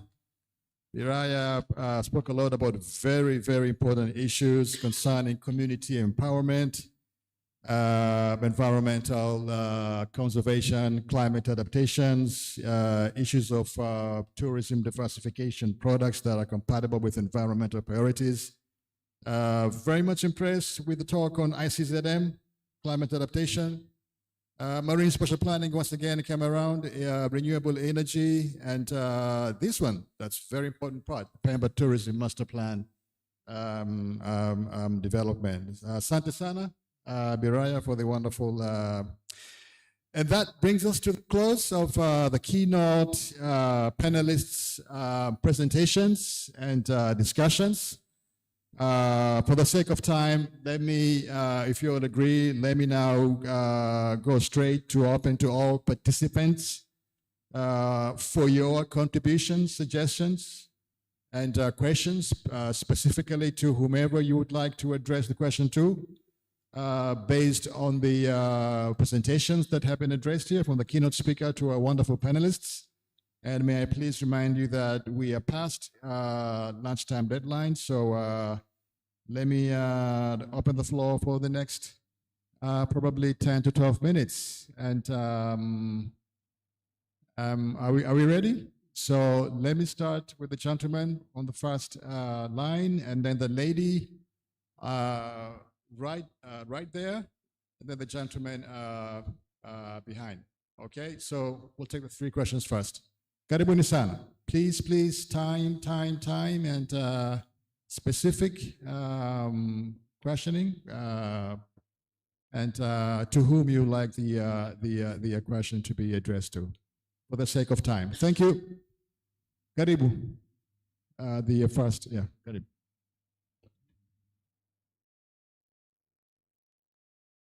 Thank you, and I go straight to the question. And under this, I need guidance from, if possible, both Madam Latifa and Brigadier General Saif Athman Hamis. With regard to maritime security, we have seen most of the efforts are just put through Navy. But as the technology advances, we have seen that the aerospace is also part and parcel of the security to the maritime players. And more importantly, maybe I add up a bit, due to technology advancement, we have seen transformation in terms of how security, in terms of surveillance should be done. And most of our investors have gone to the level of employing drones for surveillance of their project sites, but drones are also applicable for other fields, for agro-inputs transportation, but also during fertigation. Now my question is, how are we corroborating the two to ensure that safety is not only in water space, but also including the aerial space of it? And more importantly, how these users of drones are licensed and what should be done for them to be accepted to that level. My second question is on tourism. I was in Egypt last year. They do not have adequate in terms of maritime tourism, but they have River Nile, which we all know, but they have maximized in terms of tourism through maritime, but in terms of productivity in blue economy. Egypt is having over 120 million people. Can we please go to the question, sir, because there are a lot of people out here who want to, yes. Can we please? Now, my question on yes, the please. second is, how are we maximizing the potential in terms of water resources we have to transform it into optimal tourism perspective? Thank you. Thank you so much. The lady there, Karibu. Karibu. Please be short, specific, and to whom you, I'll be very quick. So very thankful for the insights that you guys have been giving out. My question falls around midstream value addition in Tanzania, and I believe that Mr. Gilbert and Dr. Knopf have talked about what is it that's being done in Namibia as well as in South Africa. What are the innovation hubs that that Namibia and South Africa have concerning the blue economy? That's the first question. And the second part would be, what are the bilateral collaborations that Tanzania and Namibia, as well as South Africa, can engage in to ensure that we do increase the value in our infrastructures in the country? Thank you. Thank you so much. The third question, yeah, there. No. We are Numa. Yes, we are up. Yeah. Yeah, nakuja mwanzo. Karibu.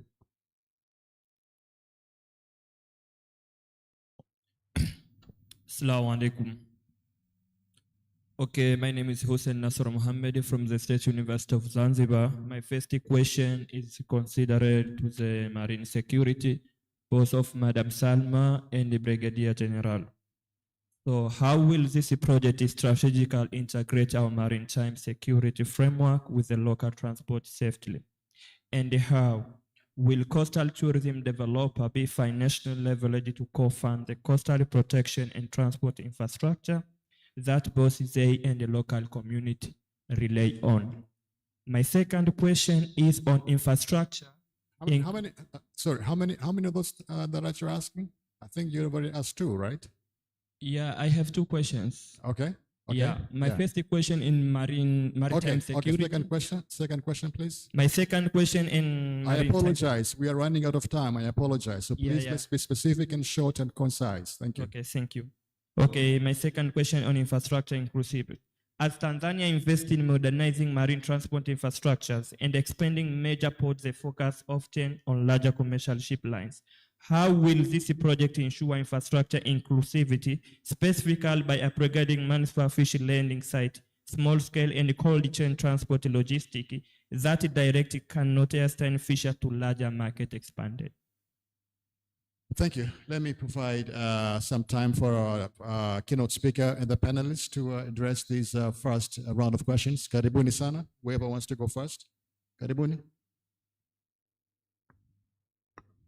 Thank you, Chair, for the two questions which were directed to me and my colleague for security issues. Maritime security, the airspace is also a challenge. Yes, I agree with you. But we also have to agree with me that on the ocean, the Navy is leading. So someone should lead somewhere. For example, in the space, let the Air Force lead, but we are all there, even the land-based, we are also there to support the Air Force. So in the case of the threat from this airspace, yes, as long as it has affected the oceans, the maritime, the Navy will be leading, but the Air Force will be there in collaboration with the Navy to tackle the threat. Drones, in the current contemporary defense, you cannot do away without drones. I'll just end there. I don't want to dwell much into defense issues. Integrated transport, in the protection and security in terms of maritime transport is a combined effort. We have the regulatory authority, they have a stake to do, as well as the law enforcement. They also have a stake to do because they also do search and rescue.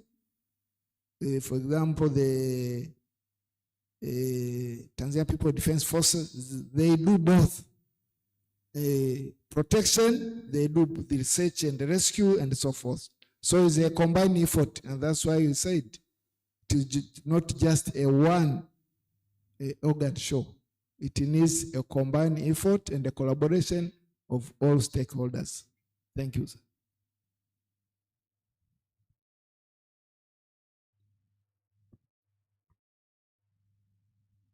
Thank you. I didn't quite get your second question about the Egypt, and so I'm just, sorry. No, nothing from my side.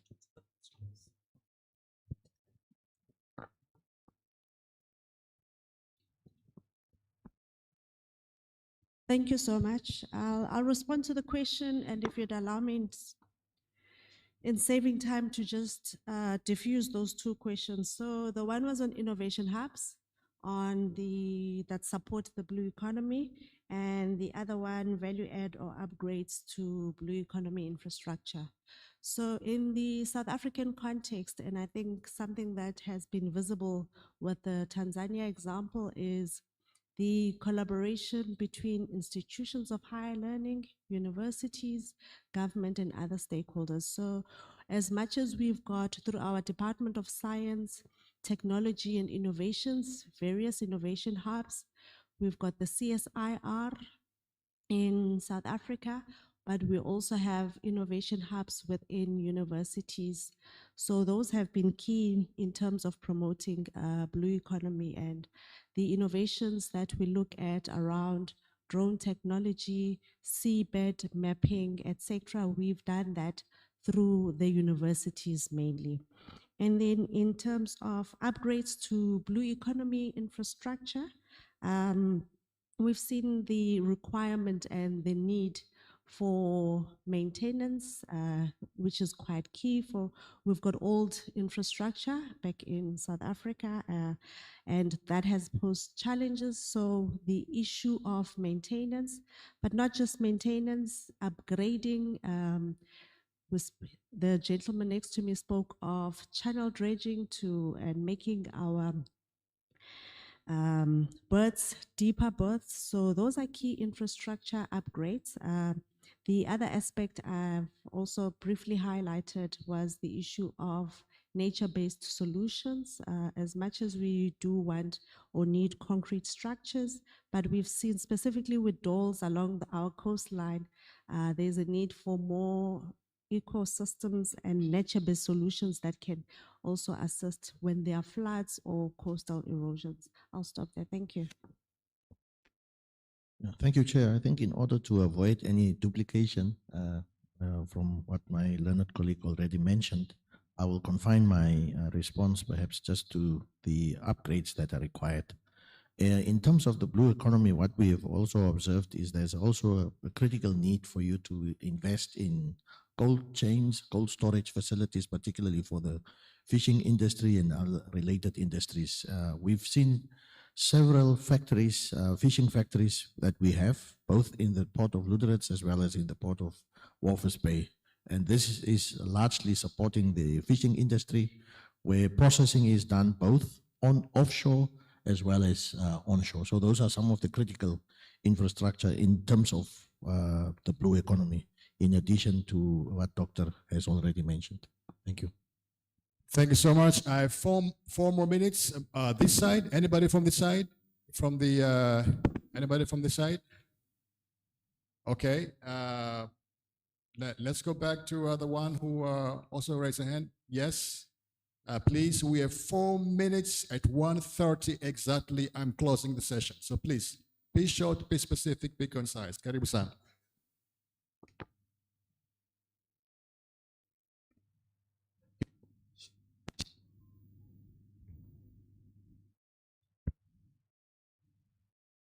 Yeah, thank you so much, Chair and the panelists, for great submission. For me, it's not a question, but it is a point we need to think as key stakeholders in the development sector, especially the blue economy. I find very important community to be at the center of all these interventions. On the marine security, if we put them at the center, they are well informed, trained, included in governance and all the strategy that we are mentioning here. I see we are going to make progress. Otherwise, if we remain with centralization, we will delay to reach where we are.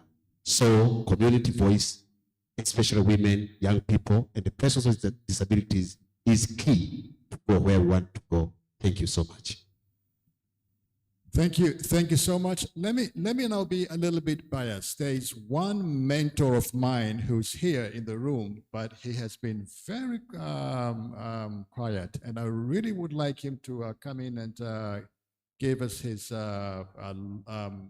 long level of expertise, and especially coming from such a very wonderful platform as the UN Economic Commission for Africa that is dealing with the blue economy governance models, has supported countries in terms of mainstreaming blue economy policies and the toolkits, currently supporting Zanzibar in developing the tourism satellite account system, the economic economic impact of tourism studies.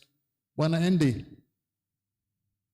Mold, is there any additional injection that you would like to have in closing of the session? Because I wouldn't want to close the session without the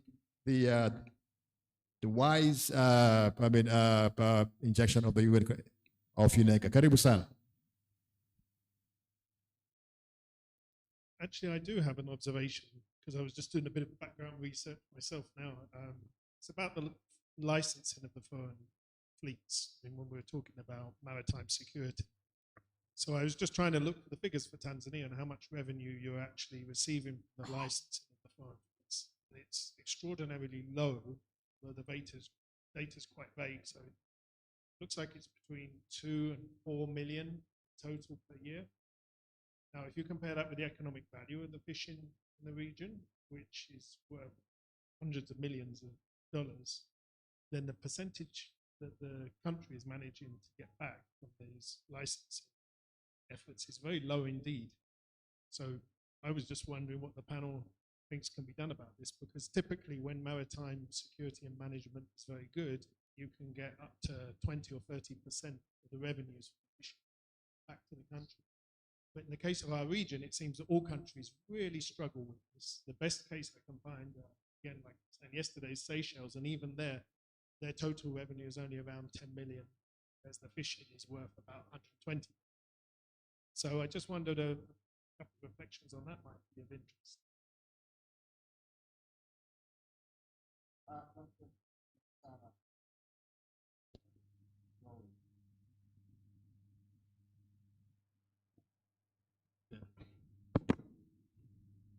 Hello. Yes, asante sana, Andy, and let us again give our colleagues, the keynote speaker and the panelists, another round of applause for their wonderful presentations and discussions, and also our thanks to the panel discussants, the questions that were asked.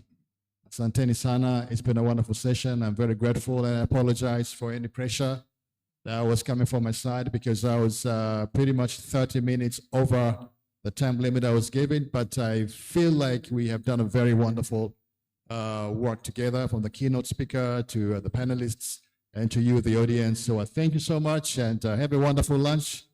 I'm sure the, yes. Very good. I have a mic. No worries. At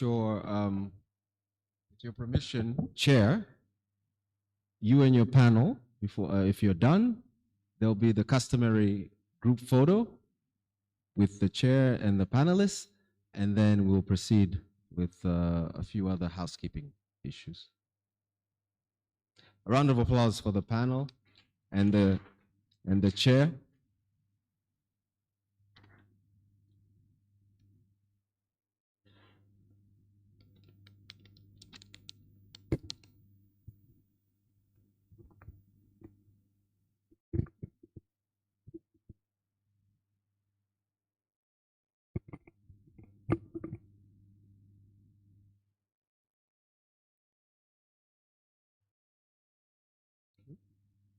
Thank you.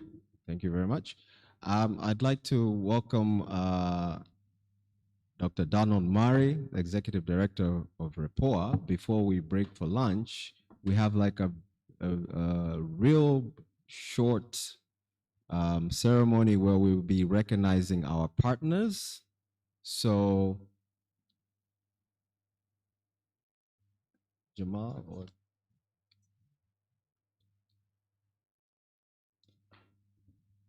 Jamal, Constantine, can we have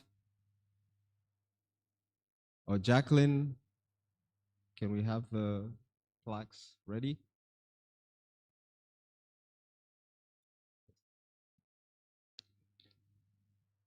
First, okay.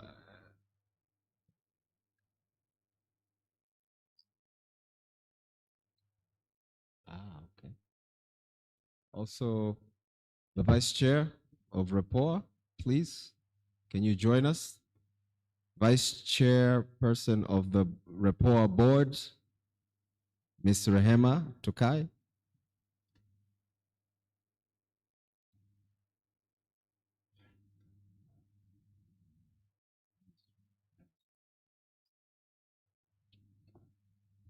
Thank you very much, Steve. Madam Chairperson, please help me to thank our collaborators by giving them a small token. We will start with the Ministry of Blue Economy and Fisheries of Zanzibar, is the PS, or Deputy Permanent Secretary, please.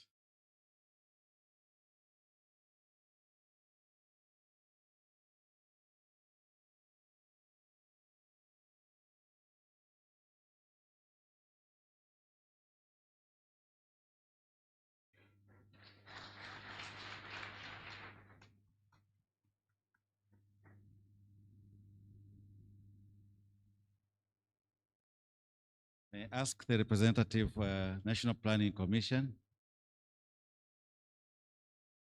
is that Dr. Tuba?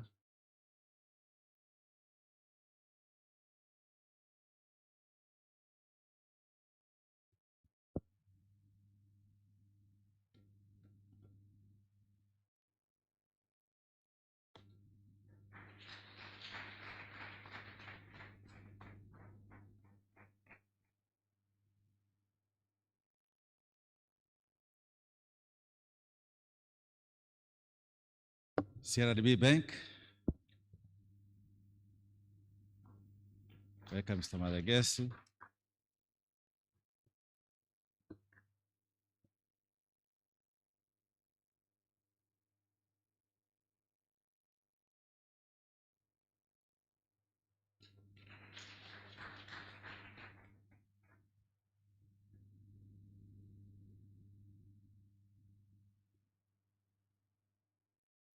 We also have a partner who has been very instrumental on issues of maritime security. You could see outside there was a pavilion. They are trying to explain how they are collaborating with the counterparts in Zanzibar on strengthening maritime security. Mzinga Corporation, may I ask Brigadier General Safe also to receive.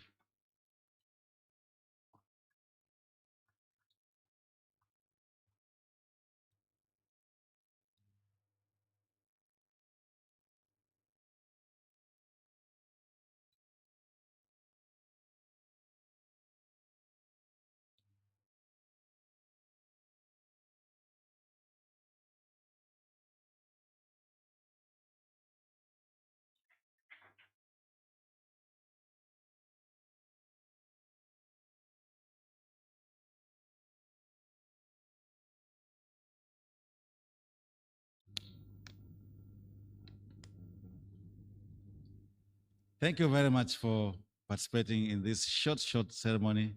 We don't want to delay your lunch any further. Steve, is there any housekeeping? Thank you. Thank you again, ladies and gentlemen. Just some brief announcements. Following lunch, we'll have a session on Blue Economy Partnerships, Research, and Renewable Energy. I believe all the panelists and keynote speaker are aware that they will have a brief meeting with their chair, Ms. Helen Dalali, Head of Sustainability Equity Bank, before you head to lunch. Lunch is served in the garden where we had lunch yesterday, and we will reconvene with that next session at 2:30 on the dot. We're starting at 2:30. Thank you very much. Enjoy your lunch. Bon appetit.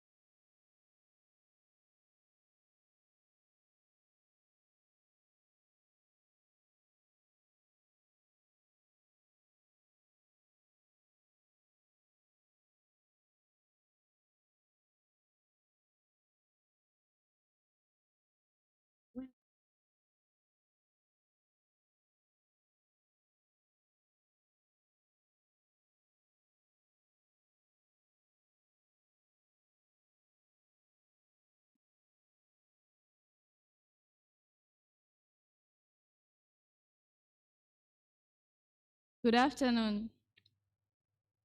Good afternoon again. Ladies and gentlemen, welcome back as we continue with our afternoon program of 29th REPOA's annual research workshop. Now we will proceed to plenary session 5 on the Blue Economy Partnerships, Research and Renewable Energy.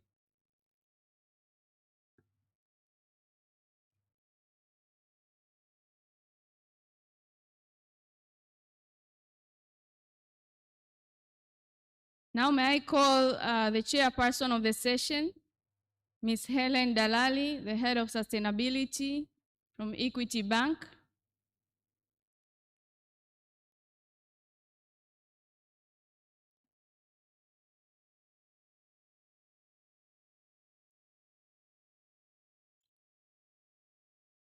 Welcome, Ms. Helen.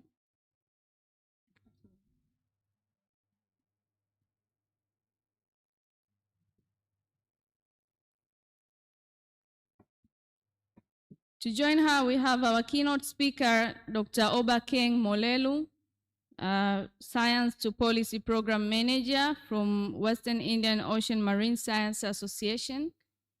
Mr. Obakeng, please welcome to the stage. Oh, it's okay, doctor, sorry. Apologies, yeah.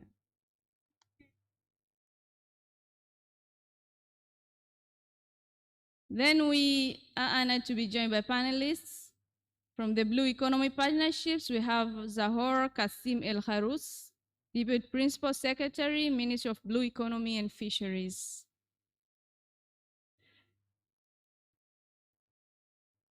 We also have Dr. Mektrida Boniface from Sokoine University of Agriculture. Dr. Mektrida, warmly welcome on the stage. We also have panelists from the Blue Economy Research, Dr. Ismail Aaron Kimirei, Director General, Tanzania Fisheries Research Institute, TAFIRI. Please, you're warmly welcome to join the other panelists. Dr. Nicholas Tutuba, the Manager, Research and Development from National Planning Commission, you're warmly welcome on the stage.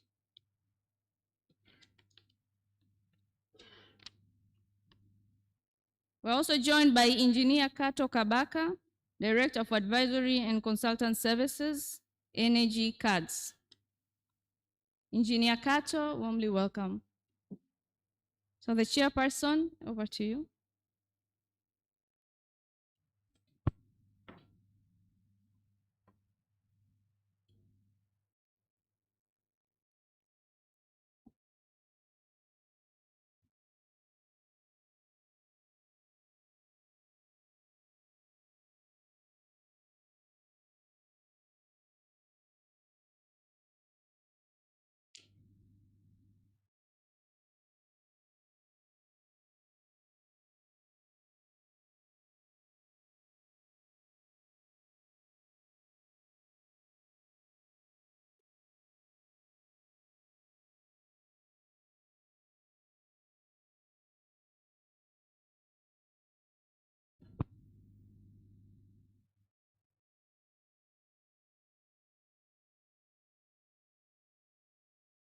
Thank you, MC.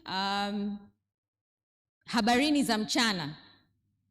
Just a quick test to make sure we are all together. Habarini za mchana tena.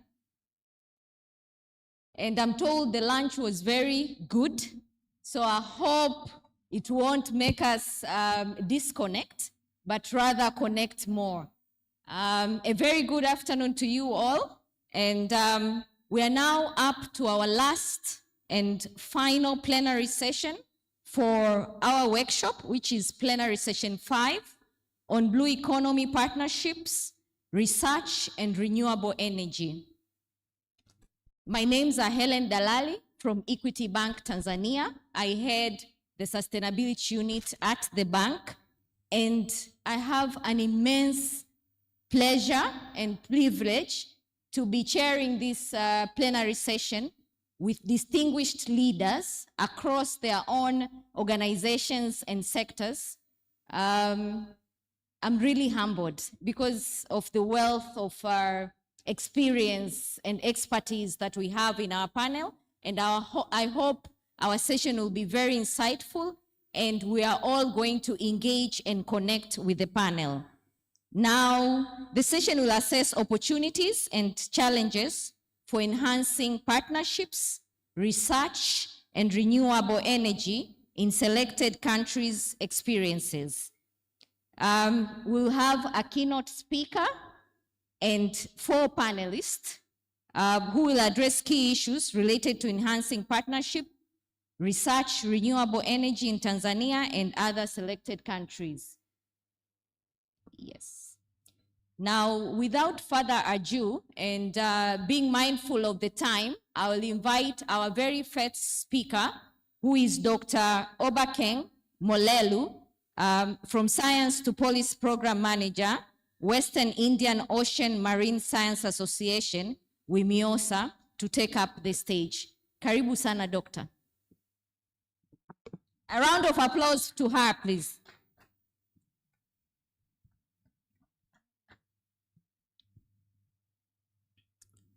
Good afternoon, everyone.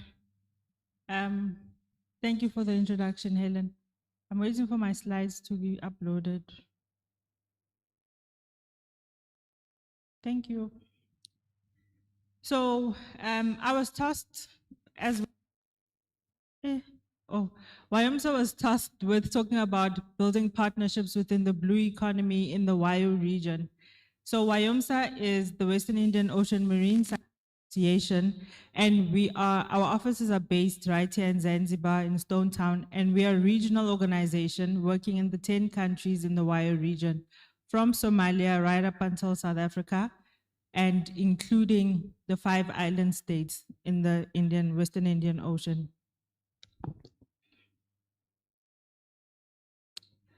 So it's important for us to understand that the ocean has always been connected. The ocean was not divided the way Africa was divided. There's always been a connection between the different countries, different EEZs.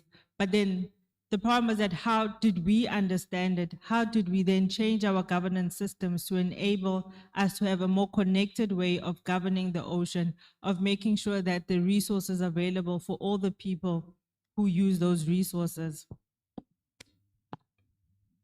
So basically what we looked at now was then how do we bridge the gaps, and what is the role of science in bridging the gaps, and also what is the role of partnerships in that.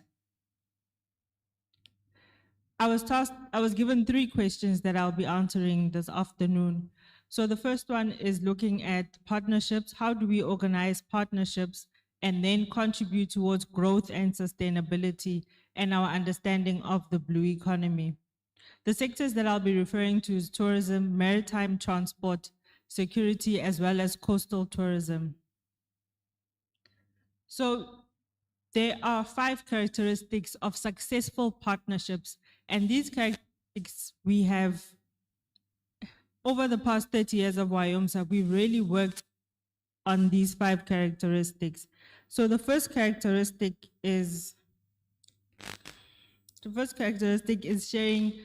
We all share the same regional problems. The regional problems we've been talking about since yesterday, it's overfishing, pollution, plastics to the sea. There's a lot of insecurity also that has emerged as well. If we also look at the geopolitics that we're currently living in right now and the shortage of oil, all these are shared problems within the WIO region, if not just globally. There's also climate risks that we are continually facing, as well as coral reefs. And coral reefs are quite important because even within Zanzibar and Tanzania as well and Kenya, coral reefs form a very important part of tourism. So without the coral reefs already, we're impacting on the tourism industry.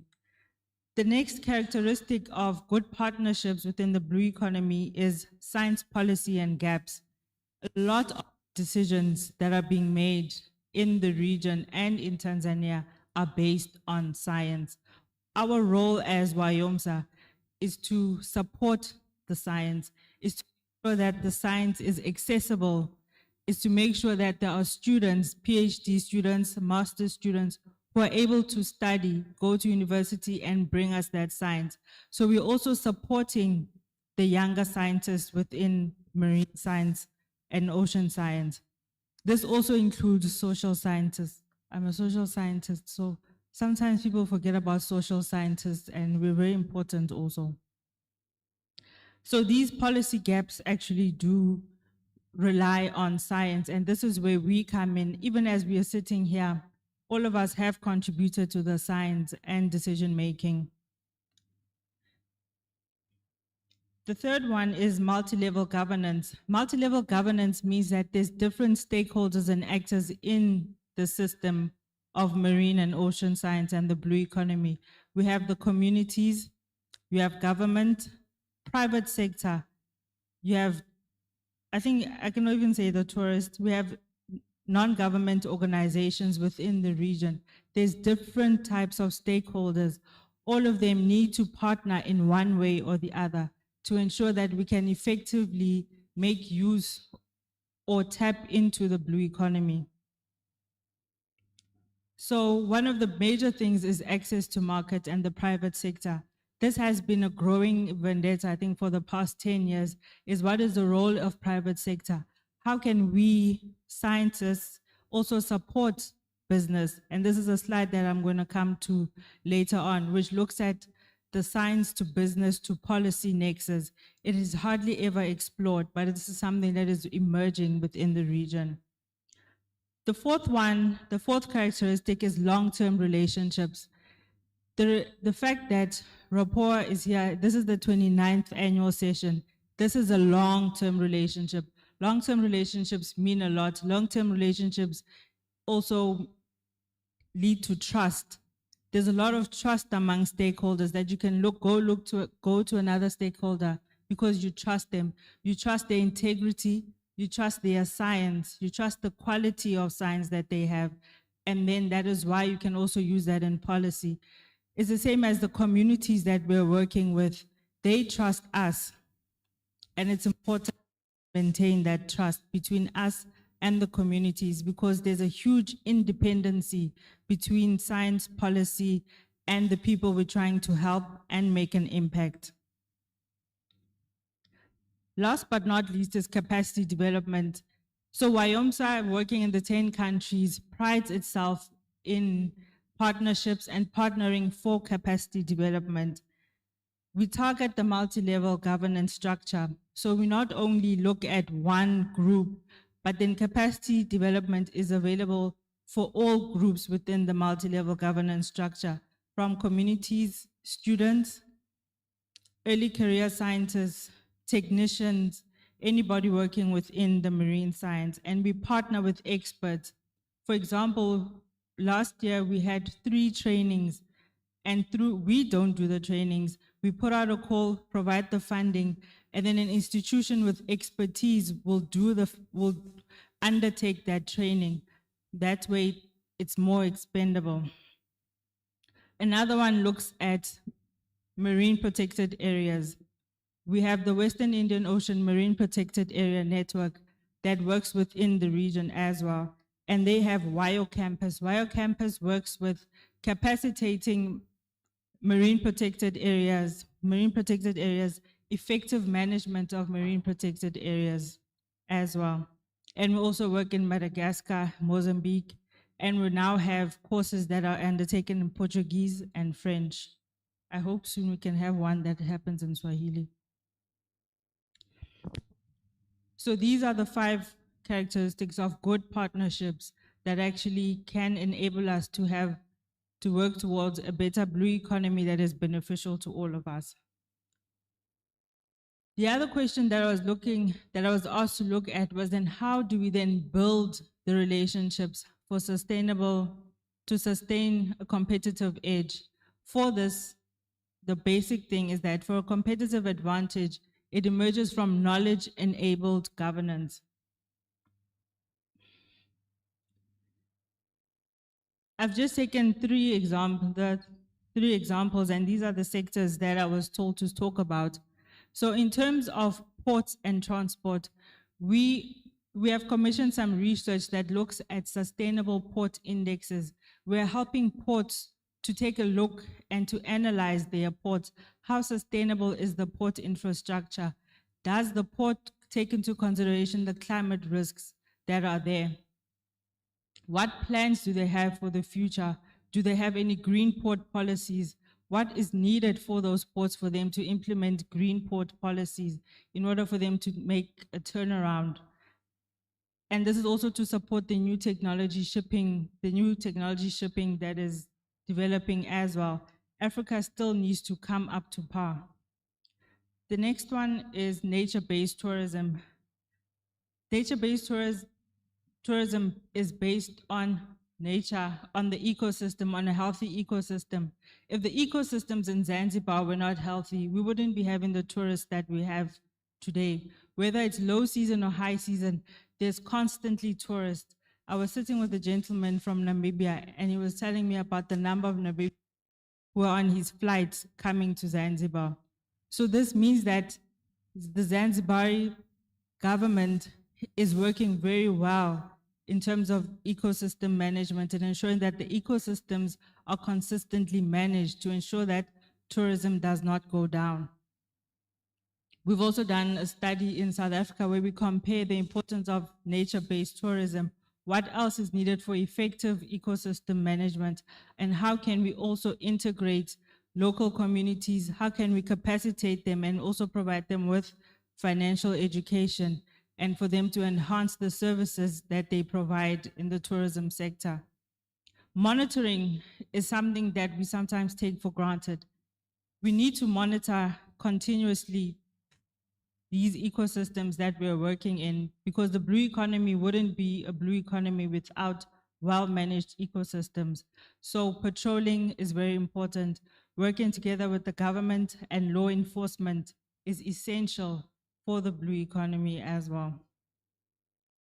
So all this is still based on science. There's research that is being conducted continuously, and this information is accessible. Lastly, there's something I didn't mention, but then looking into renewable energies are also an important part of the blue economy and also have an impact on tourism, monitoring, local economy, as well as the local economy. So looking, earlier on I spoke about the science to business impact. So we're looking at the science, business, and policy. What is the connection there? The science that is available now can feed into business. Business needs to make the right decisions, to introduce the right technologies, and for them to grow. The second is, so the pictures that you can see here are taken from two organizations. The one is actually providing solar-powered freezers to small-scale fishers. This way, it enables them to have reliable source of fish, safe fish, and there's reduced waste. This is something that this is also part of blue entrepreneurship. So then we're looking also to the private sector and investors. How can they invest into such small businesses and help them to scale up? We need scalability. We need businesses in the blue economy to scale up. A lot of them are popping up at the moment, and a lot of them are very innovative. However, without enough information and data, banks are not sure if it's good for them to support such businesses. Therefore, we need to also look at what are the investment opportunities, how can we change, or what are we doing to change the investment environment for them to look at blue entrepreneurs, blue innovation.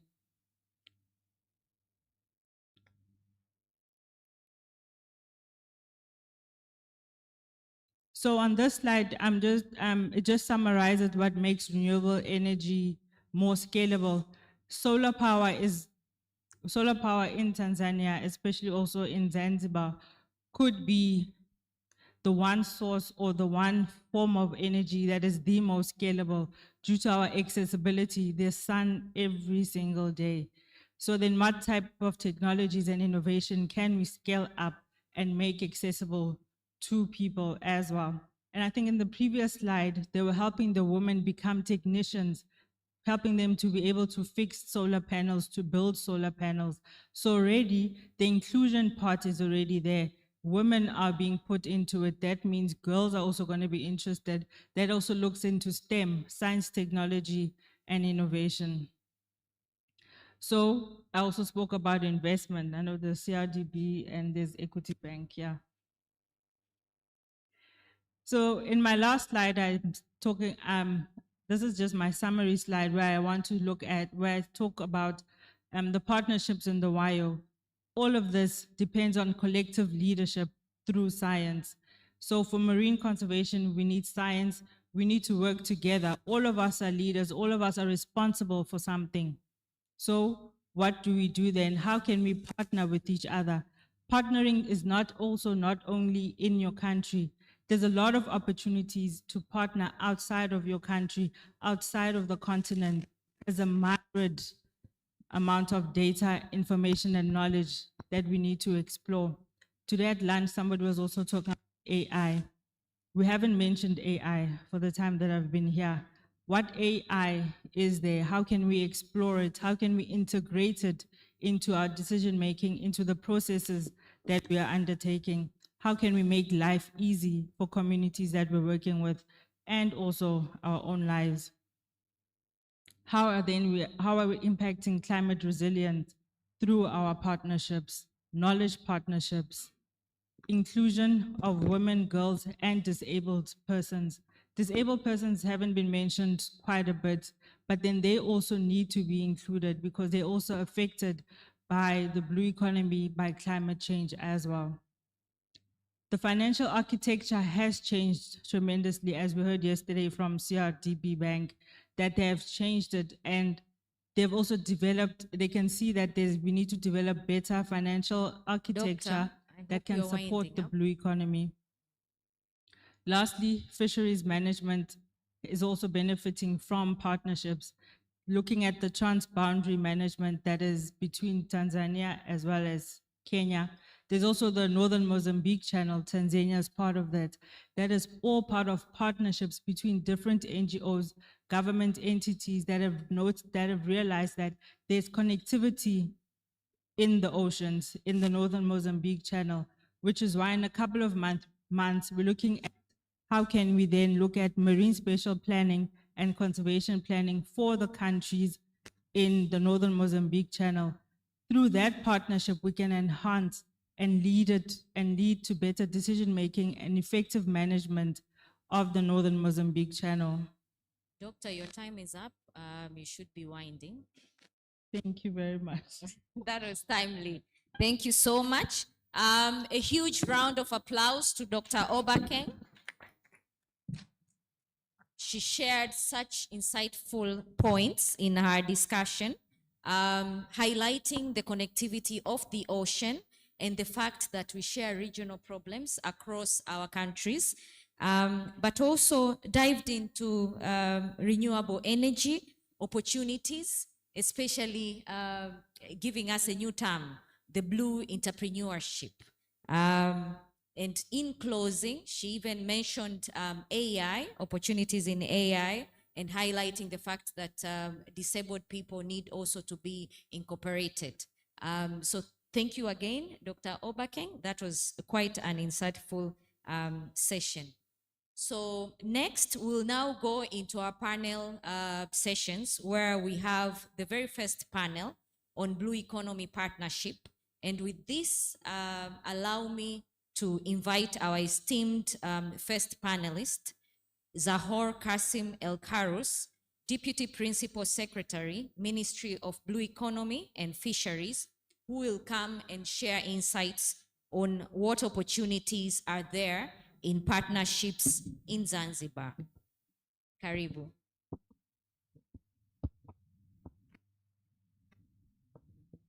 You have 8 minutes.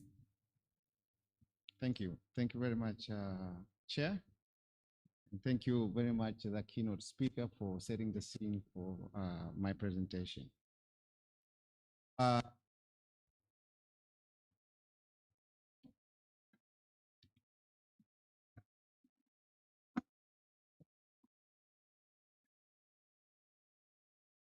So, partnerships. I'm sure you've heard this before from the speakers that came before me, that the ocean actually connect people. So naturally, there are some regional and international blocks within the setup of the ocean that are based on partnership in the blue economy activities. And there are some that are based on sustainability. And I can give example of the Indian Ocean Tuna Commission and the Southwest Indian Ocean Fisheries Commission as platforms where different countries meet and discuss about issues to do with fisheries management, as an example. And there are also some other blocks dealing with trade and economic partnerships. And we know that we have blocks like SADC, IORA, but we also know that the African Union has a strategy for blue economy where partnership is encouraged very much. We are also, I'm sure, aware of a recently adopted United Nations treaty called the BBNJ. So biodiversity beyond national jurisdiction. So the partnership can be formed with regard to sovereignty of a country, but we are also moving in terms of the blue economy to international waters. So all these platforms and opportunities for partnership are there, and how we as a country participate or engage in these platforms. We can use it to leverage the push to forward the blue economy agenda. And we also can learn from this platform from the best cases that other countries are, how they're applying the blue economy. Furthermore, through the policy that we have, the foreign policy that we have in Tanzania, the economic diplomacy foreign policy, we can also target countries that are known for advancement in the blue economy sector and form bilateral relationships. And I think we have examples plenty that Tanzania formed bilateral relationships with countries like Namibia. We have people from Namibia who are present today in this meeting, but countries like South Africa and Seychelles, that we have bilateral agreements to work together, so we can learn from their experience and they can learn from our experience, and we can forge partnerships. But also because we have frameworks and policies that are conducive to the blue economy agenda. I come from the Ministry of Blue Economy and Fisheries. So we have a whole ministry dedicated to the blue economy, together with these frameworks and instruments. And we heard from the presenter yesterday that even for the United Republic of Tanzania, there's a blue economy policy. All these things attract international partners to work with Tanzania. And we are seeing some very interesting results already in the blue economy sector. We have, for example, a big project with the World Bank called TASFAM that deals with the fisheries value chain. We have energy sector partnership with the World Bank again. The European Union has a big project that is dedicated to the blue economy and so on. So this is another avenue where partnership can be forged between the government and these partners, but also through these projects that are well designed, that follows the policies that have been enacted in the country. Then we have possibilities of involving NGOs, CSOs, and various vulnerable groups within the country. And then it's also very important when it comes to the blue economy that, it's an economy, blue economy. So we always have to think about the private sector. The private sector is a very important engine that, as we know, develop the economy of a country. And it's very, very important for the country to forge partnerships with the private sector from the very early stage of formulating the policies for the blue economy, but also while we are at the implementation stage of the blue economy agenda, it's also very, very important that we incorporate within our coordination systems the private sector. So, for example, the Zanzibar example, we have a number of committees that bring together the private sector and the government and NGOs and all the different stakeholders that are part and parcel of the blue economy together. And these are sustained platform for dialogue and for building relationships. And then we get to understand what are the issues that are causing problems to the private sector. And then we try to find mitigating actions and then solve the problem. For example, we are within Zanzibar now in the process of formulating targeted incentives for private sector to be involved in the blue economy sector. So this is also another area that is very, very important to take into consideration when we are doing partnerships or when we are forming partnerships. Just before I leave, maybe I have one more minute. Maybe a word of caution. We are talking about opportunities to forge partnerships. When you have too many partners, it can be a challenge. And the blue economy is such an attractive idea at the moment, at the regional, at the national, and at the world stage. So there's a lot of interest to engage within the blue economy sector. So it's very, very important, and I cannot emphasize this enough, that we must have a very efficient coordination mechanisms. Otherwise, what you find yourself doing is to duplicate things, and instead of taking steps forward, you come to realize that you're actually taking steps backwards. So this is a very, very key point that I wanted to mention, that should always be thought of when we are thinking about partnership and how we are going to move the agenda forward while coordinating what is happening on the ground. Thank you very much. Thank you so much.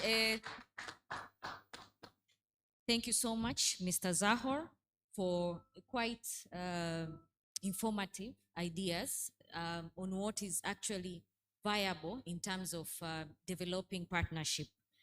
So we have seen from the first keynote speaker some characteristics of successful partnership. And here, from the last, from our panel's speaker, we've gotten quite a number of points, including the role of bilaterals and economic diplomacy in forging forward partnership. And in a special way, I like the last caution that you gave, that if not well managed, partnership can be misused. So we must be mindful on the type of partnerships that we are entering. Thank you once again for those insightful remarks on blue economy partnerships. Now on to the next panelist who will come now to start the new topic around blue economy research. I would like to invite distinguished Dr. Ismail Aaron Kimerei, Director General, Tanzania Fisheries Research Institute, TAFIRI, to come and share insights on pursuit for enhancing blue economy research frameworks in favor of blue economy transformation and growth in Tanzania. Karibu, Doctor. If You have can 8 load my- minutes. If you can load my one slide.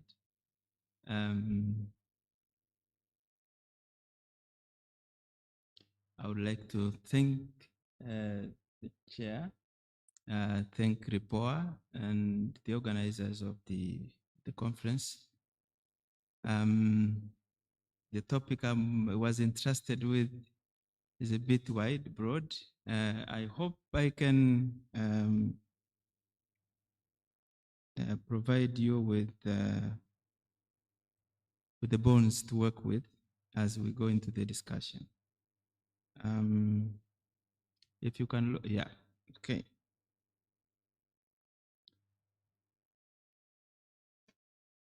I think this is the path towards a sustainable blue economy in Tanzania.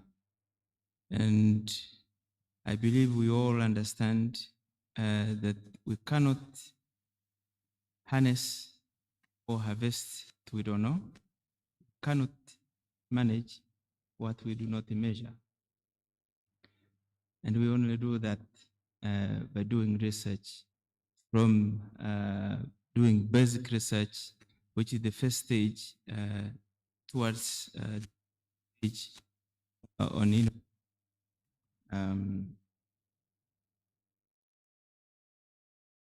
innovation and stewardship.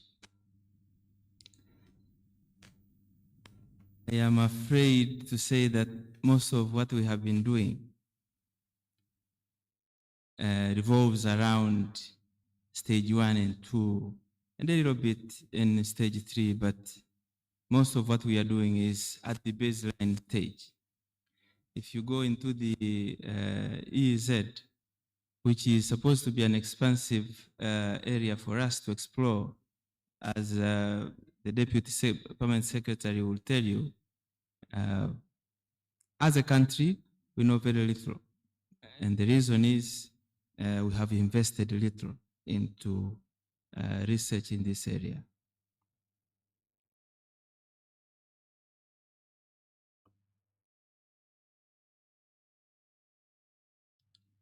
Two, the system that we are dealing with, blue economy, from the resource use towards the $1 trillion economy that we are aspiring to towards 2050, has a lot of issues that are hindering us getting there, one of which is the environmental threats, the climate, the overuse, the habitat degradation. But all of these, again, we will need not only the partnership that the previous speakers have hinted about, but also the commitments. I'm encouraged that the government has committed to spend at least 1%, more than 1% of the GDP to drive this economy towards the 2050. And I believe that can only be done apart from the partnership that we are looking for, but with research at the center of this. Issue that hinders us getting from where we are, where we want to go, is the policy practice disconnect.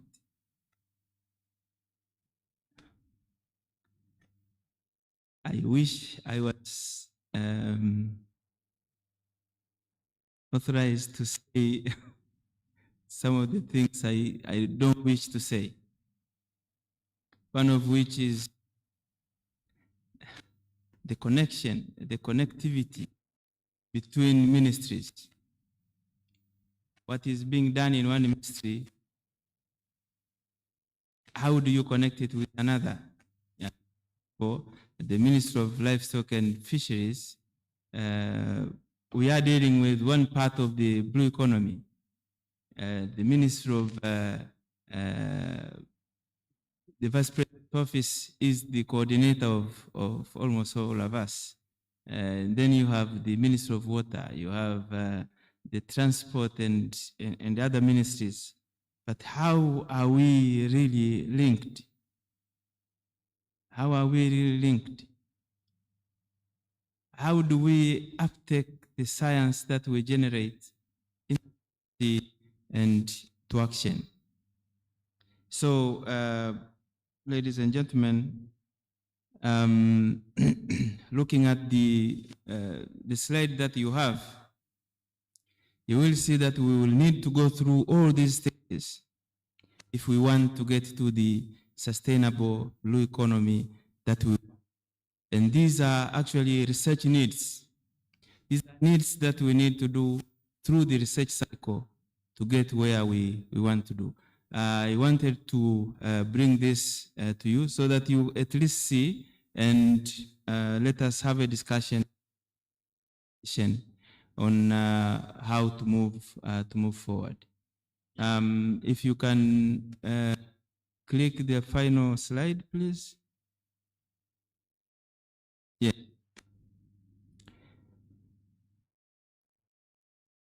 I will be doing a disservice to the research fraternity if I don't mention that we are how we are because of lack of not only the human resource, because we need to increase the human resource that we have, the funding, but the infrastructure. The vessel you are looking at, this is a maritime national vessel for Australia. It's a huge vessel and it accommodates all the research institutions. If you want to go out doing research, you just have to have a list of issues you want to do, and then you board the vessel. I wish that Tanzania, and now we will have to entrust the National Planning Commission to help us on this, to get a vessel that can be used to explore or generate the data we need, feed to feed so to feed into the innovation. We just completed the fishing harbor in almost complete in Kilwa Masoko. It will invite the fishing in the EEZ and the areas beyond the national jurisdiction. But do we really know how much resources do we have in our waters? And one of the ways of getting there will be to have a common resource vessel, research vessel, owned by the country, serving all the institutions under which the research mandate is entrusted to. Finally, ladies and gentlemen, I think that will be all. Asante sana, Doctor. Makofi kwake tena tafadhali. Thank you so much. And just to pick up a few takeaways from his presentations, he highlighted the blue economy research life cycle.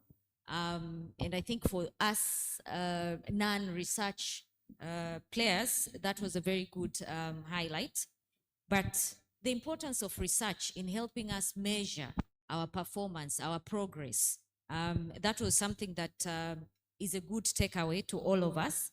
But lastly and not least, he also highlighted gaps in the research space, funding gaps, infrastructure gaps, and connectivity which was a bit painful to hear, which is again a note for all of us.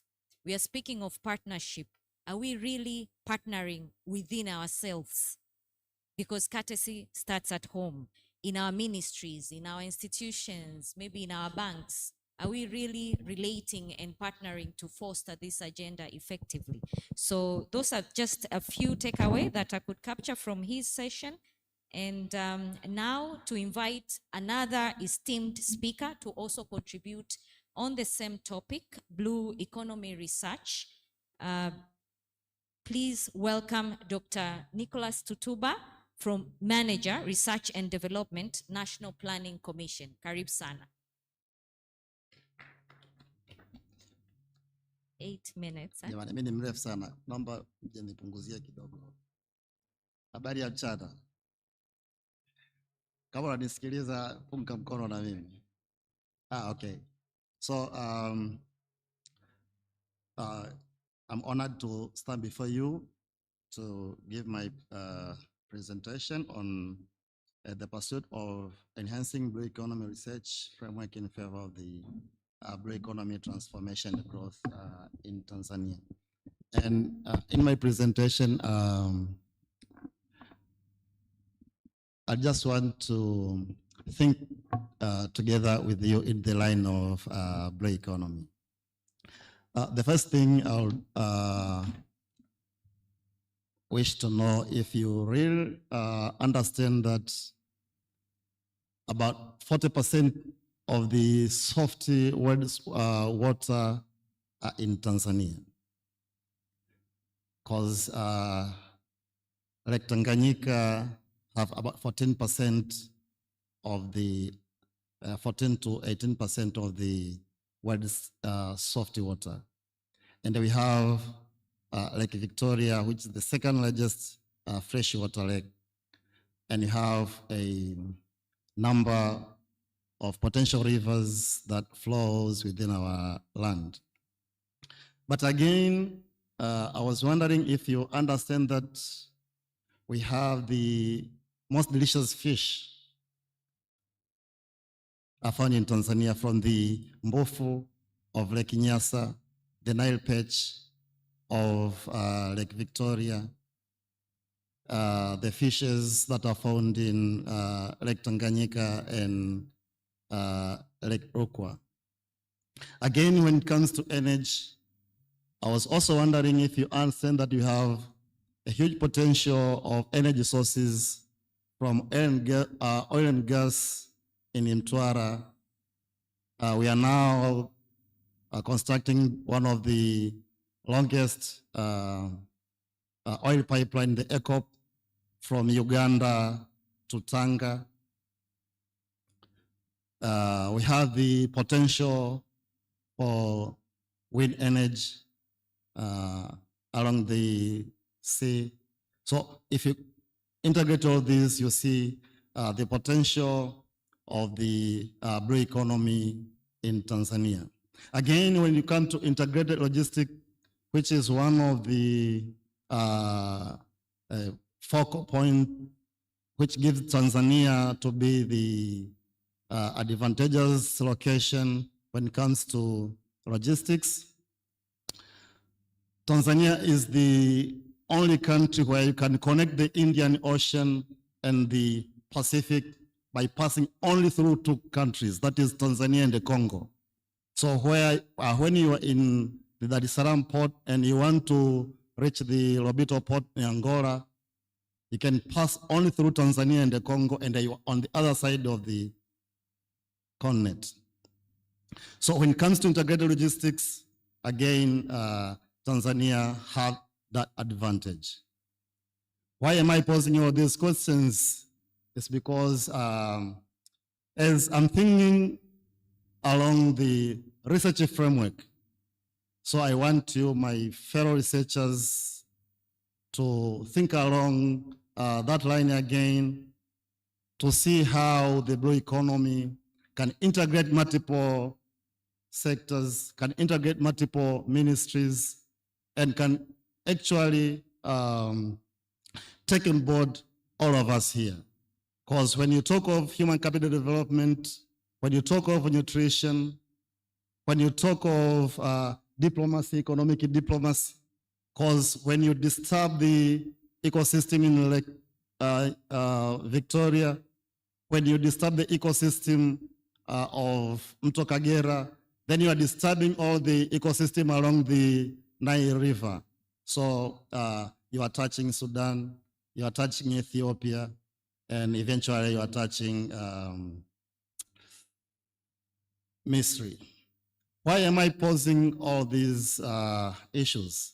It's because I want all of us, my fellow research partners, to think along the research issues that we should look at when we want to tap the potentials that are found in the blue economy. So at the National Planning Commission, for the first time in our country's history, we are developing the National Research Agenda that will be implemented along the coming fourth five-year development plan 2026-27, 2030-31. So in that line of the National Research Agenda, blue economy is one of it. And the latest speaker here, Dr. Kimerai from Tafiri, of course, was thinking along the same line as to how can we integrate all these research issues, and in the end, to move from theory to practice and integrate all the ministries that working along the blue economy ecosystem. So one of the frameworks that we want to develop is through the tripartite model, where we will consolidate three potential partners, that is the government. And in the government, the National Planning Commission will take the lead, whereby it will align all the ministries, and all the ministries will be coordinated through the research and policy units that are found in the ministries, to make sure that all the policy issues and the research issues that need to be addressed for the national interest considered. But again, we have the role of the private sector. And in the private sector, have the role of doing both research, but also making sure that the issues that have been raised through research can now be implemented to make sure that we catch all these potentials that are found in the blue economy ecosystem. And the last partner in the tripartite model are the higher learning institutions and the research institutions. So research institutions like REPOA, like Tafiri, like Tawiri, Tafori, and the others. But again, the higher learning institutions have that potential of making sure that they come up with practical and applicable policy issues that can either transform how the government works, or can come up with innovative ideas on how to tap all these potentials to make sure that we overcome the challenges that are in the line of the blue economy ecosystem. So my fellow thinking partners, as I converge my talk this evening, I just want to make sure that we understand first the challenges that hinders us as a country, to make sure that we tap all these potentials that are found in the blue economy ecosystem. As I pose some of the questions to think, from the maritime transport, from the energy sector, from the nutrition and the human development, from the economic diplomacy and the others. I understand that there are other potential challenges that need maybe policy direction or need institutional reforms. So if we can all work along that line of thinking, then it will be easier for both of us, we as the government through the National Planning Commission and researchers, to make sure that we converge and tap all these potentials that are found in the blue economy Asante, ecosystem. Doctor. Having said that, asanteni sana. A big round of applause to Dr. Tutuba, please. And thank you so much for sharing the role of the Planning Commission and, more importantly, the development of the National Research Agenda, highlighting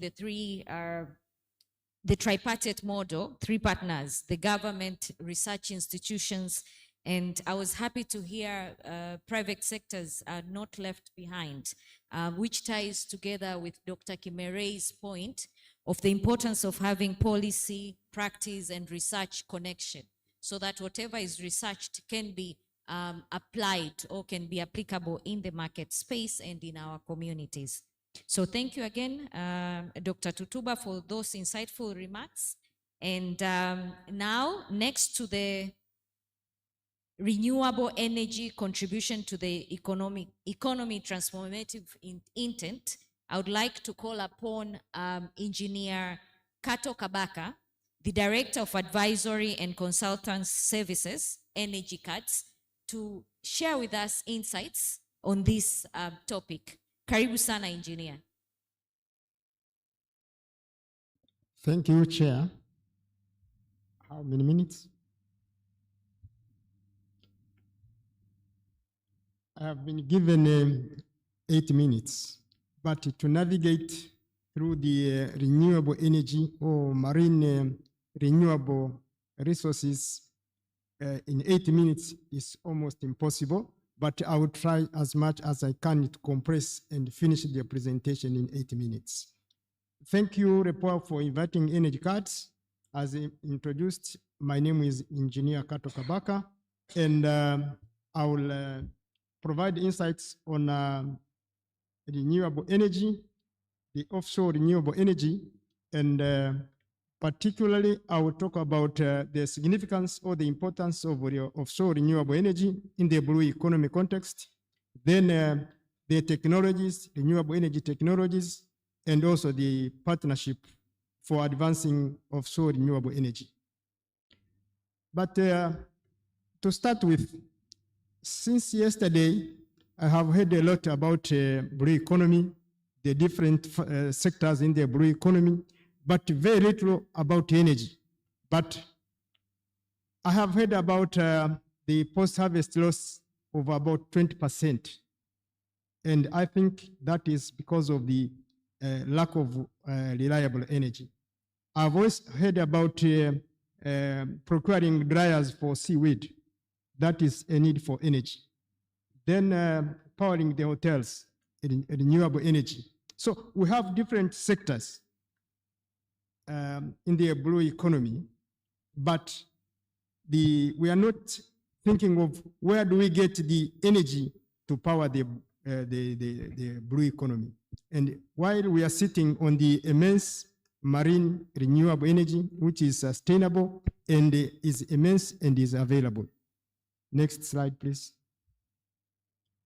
Oh, I have to push this. Okay.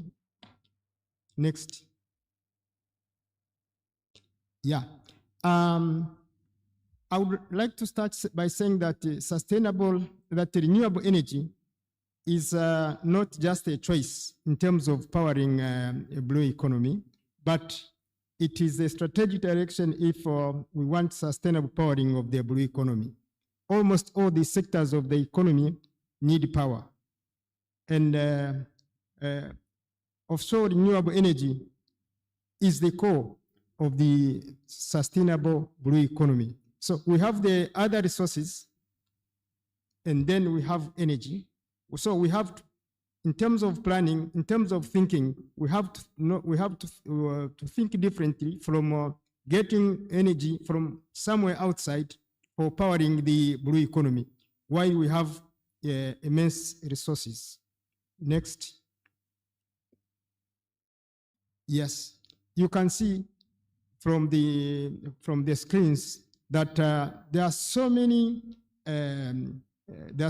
sectors, but in all sectors need energy. Where do we get energy? So blue economy is a multi-sectoral, diverse, and versatile. Energy is part of it. So we can harvest that energy and use it for catalyzing or powering the blue economy. And I have heard that we need energy for cooling. I have heard about cooling storage facilities. I have heard about infrastructure, electrification of the communities, and also for the local economy. All you need energy, either in terms of electricity, heat, or any other form of energy. But what are the available technologies which we can use? Next slide. Next. Yes, we have different technologies. We have solar, we have wind, we have what we call OTEC, that is the ocean thermal energy conversion. And then maybe I would not go and dwell on the traditional energy. I go to specific energies, sources which are typical in our region. One, we have wind. Wind is a mature technology, and the coast belt, our ocean, our lakes have huge potential which we can exploit and use it for supporting the blue economy. The other source of energy, which is not traditional, is the ocean, is the OTEC, the ocean thermal conversion. This type of energy depends on the temperature of the sea. The gradient of that's the difference between the surface water temperature in the sea or in the lake and how it varies with depth. The research findings which are available are mainly coming from cold countries, and they are not really reflecting what type of resource we have here. Here we have almost the average temperature at the surface of the sea is about 20 to 25 degrees, whereas in other countries, in cold country, it is about 1, maybe 5 degrees. So the gradient we have, or the difference in temperature from the surface of the sea to about 1 kilometer, 1,000 meters, is about 20 degrees, while in other countries where this research is taking place is just 5%. So we have immense resource, and this is an area which we can really explore and get immense renewable energy. I think I have 8 minutes, so next slide. This one, I will talk just about another type of energy, which is geothermal. It has been found that the Eastern Rift Valley is extending to the Eastern Rift is extending to the ocean, the Indian Ocean. And in Mafia, somewhere in Rufiji, we know that in Komoro there is a geothermal resource. So this is another resource which is available close to the ocean, which we can explore.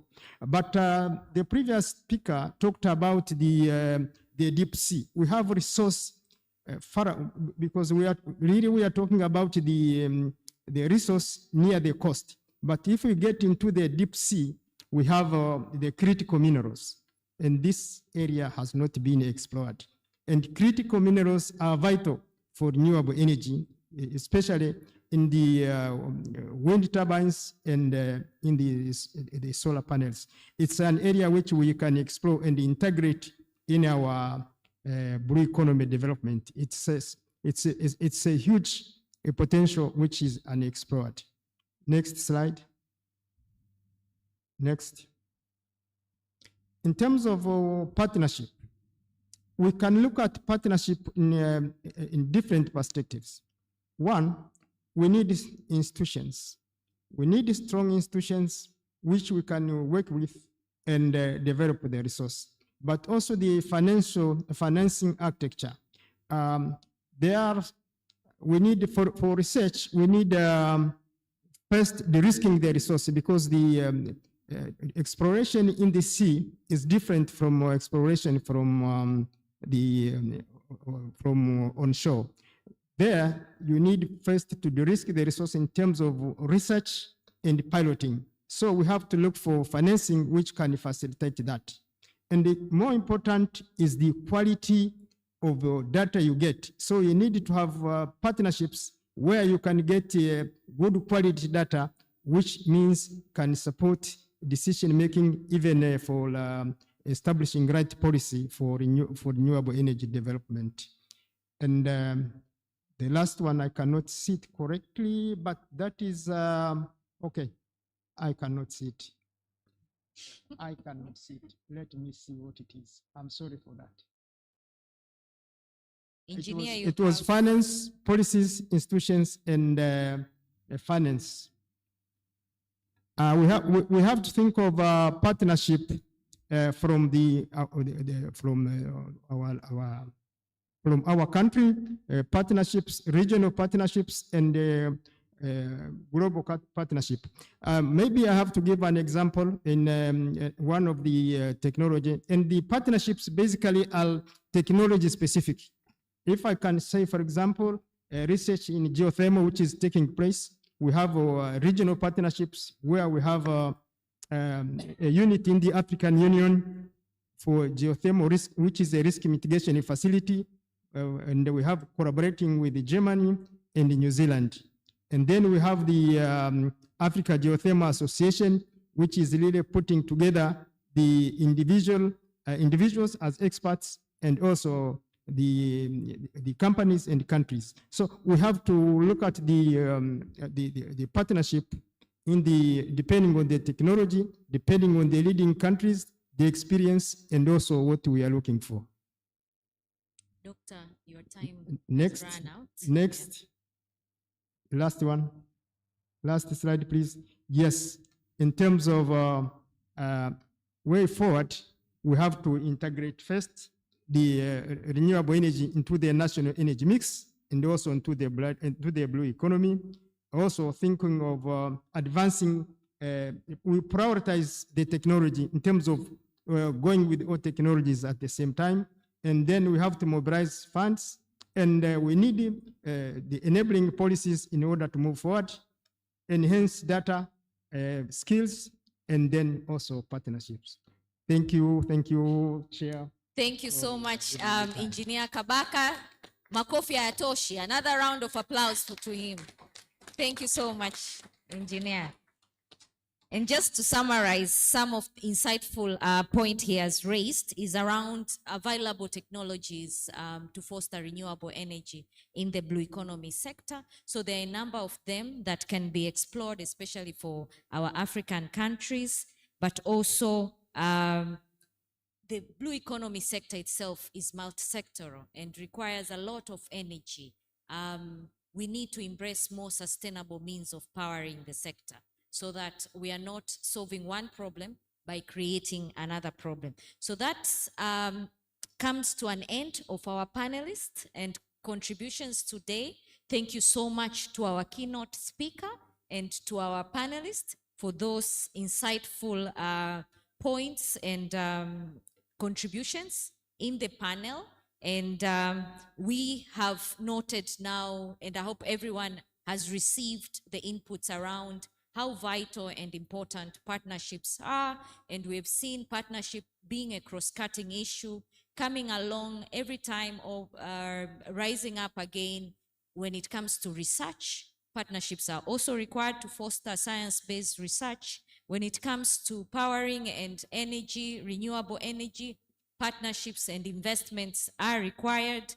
But overall, partnership are what will foster Africa in terms of really reaping out from the wealth of our resources, especially the blue resources that we have. With that, I now open the floor so that we can receive questions comments, or any recommendation. Now, given the limitation of time, I would highly request contributors to go straight to the question. Just introduce yourself and please go straight to the question. Make it brief so that we can have as many contributions as we can. Asante. Karibu Dani.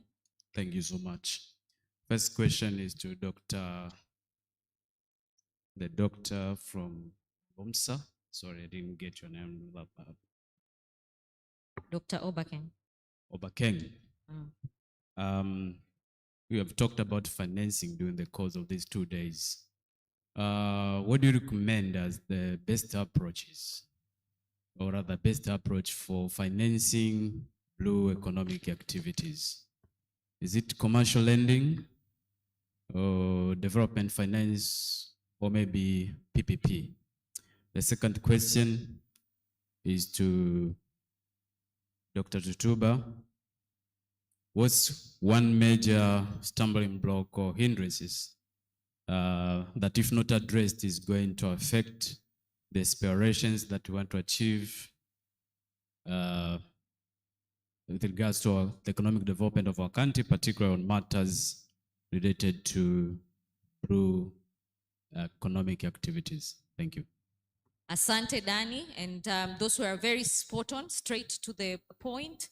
Next question, please. I see a hand right there.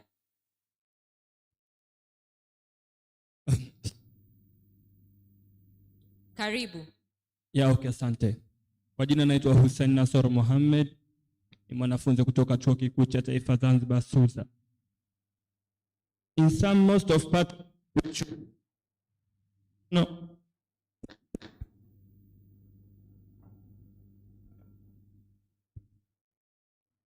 In some most of partnership issues, international partnership often extract our marine data without building local capacity. My question is, specifically, how will the project guarantee research equity, and how will it turn university research into actual government bodies and private investment? Are you shooting that question to a specific person, or it's just anyone? It's just, all right. My question is specific. All right.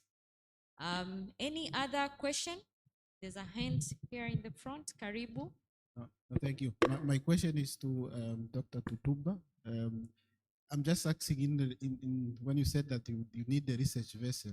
My question is then, in the absence of a research vessel, how are biomass determinations of fish stock is done? Kindly repeat the question. We need to grasp it well. How is the biomass assessment of fishery stocks is done internally in the absence of a research vessel?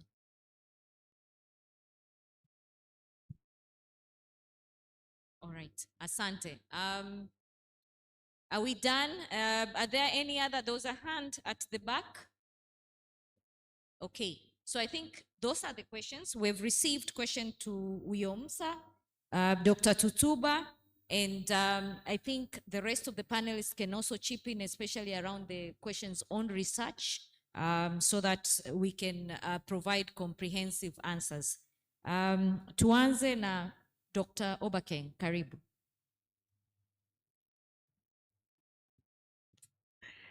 Thank you so much for the questions.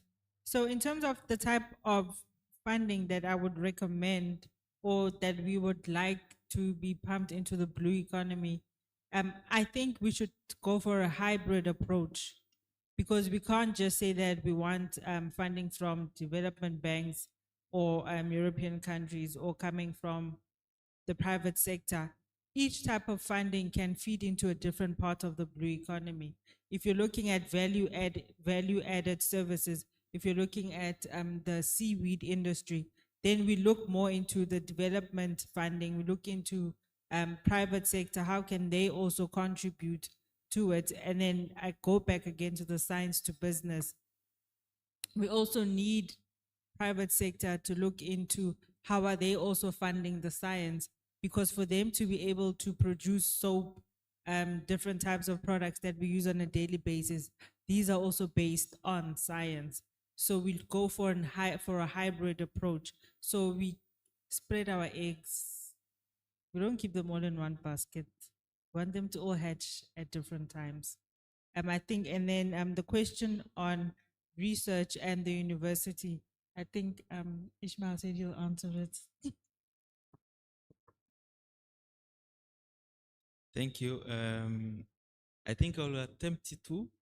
I know DPS Zahor will have an interest in the last one. I will shed some light. Marine data without building capacity. I think we have to agree. There is no way we will depend on support from outside forever.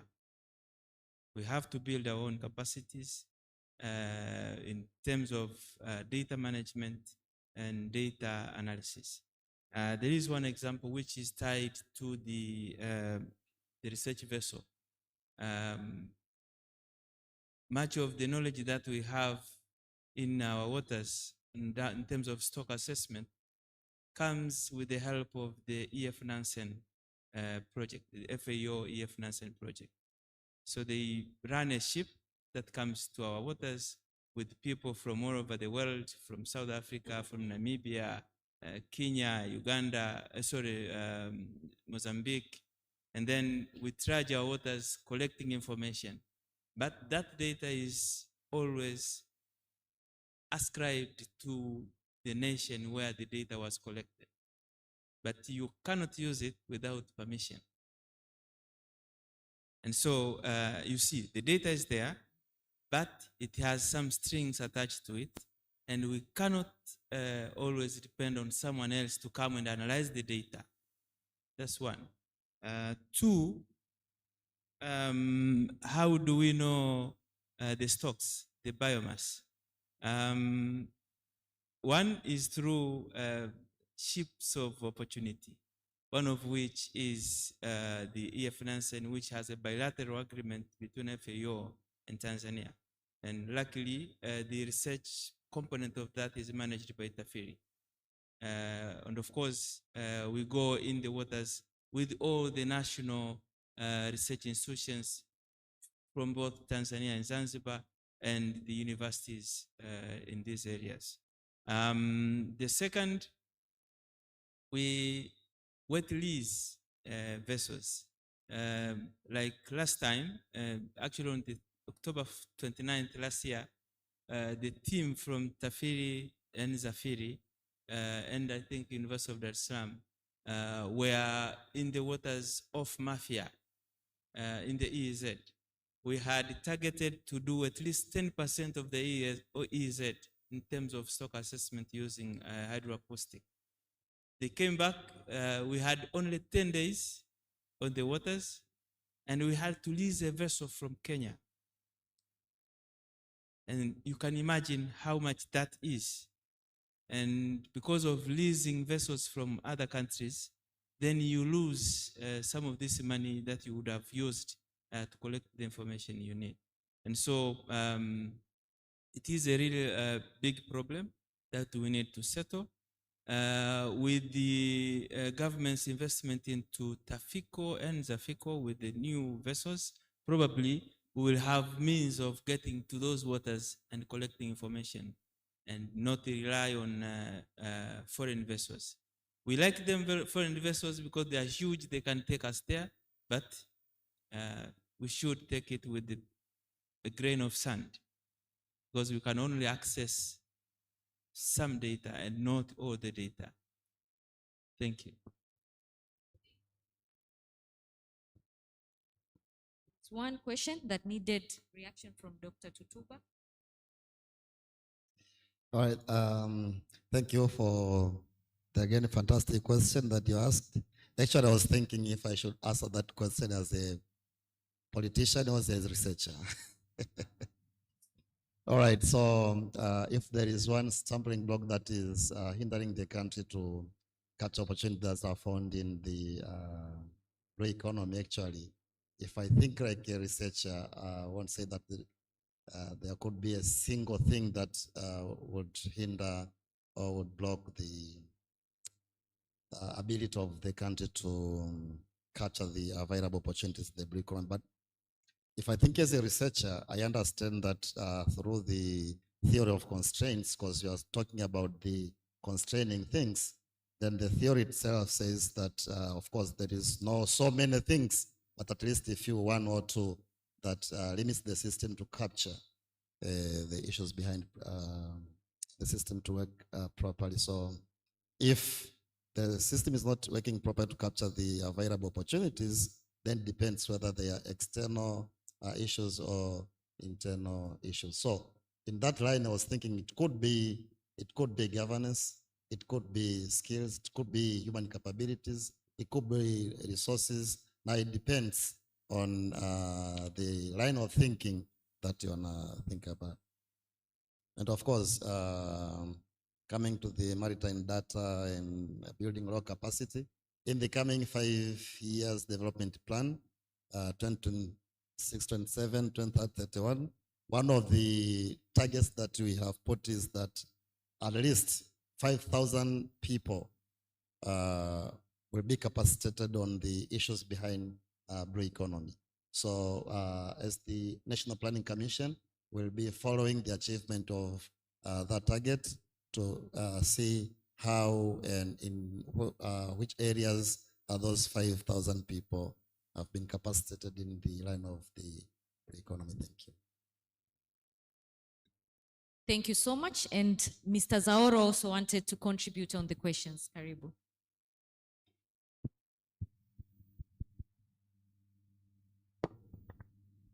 Thank you very much. Just to add to Dr. Kimere was saying in terms of in the absence of vessel, what do we do? So he gave a scientific answer, and I will give a policymaker's answer. Partnership. So I spoke of the membership in regional bodies like Indian Ocean Tuna Commission, the Southwest Indian Ocean Fisheries Commission, the members of the WIOMSA work, because these things are regional. So the cost of undertaking these stock assessments and the equipment and facilities to do it are sometimes handled at the regional level. So it's very important to be members of these types of regional bodies that are actually working together to solve countries' problems together.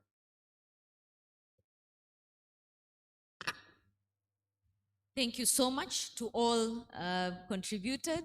I see a hand from Dr. Kimere. Very briefly, please. I wish to be a devil's advocate.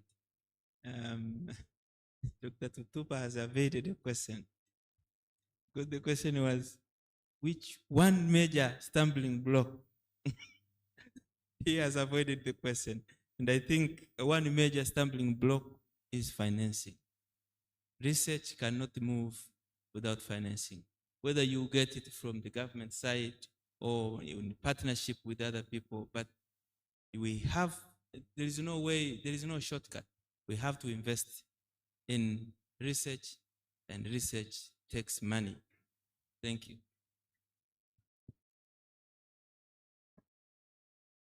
Thank you so much, Dr. Kimere. And probably that's the reason the organizers chose a banker to moderate this session. Financing is one of the major, has been mentioned as a major stumbling block to foster research. Thank you once again to all my panelists and the keynote speaker. This concludes the plenary session this evening. It has been engaging and very insightful. Thank you also to the audience. Thank you, REPOA, the Ministry of Blue Economy and Fisheries, all the partners, everyone who contributed, and habarini za jioni na asanteni sana.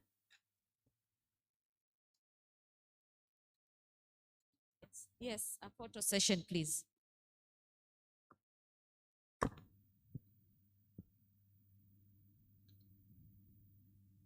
Thank you once again to our distinguished panelists for an insightful and engaging session.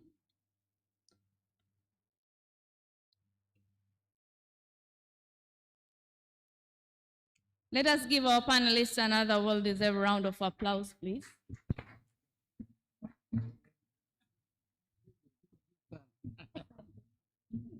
I have two announcements to make. First, we have the evaluation forms that are going around.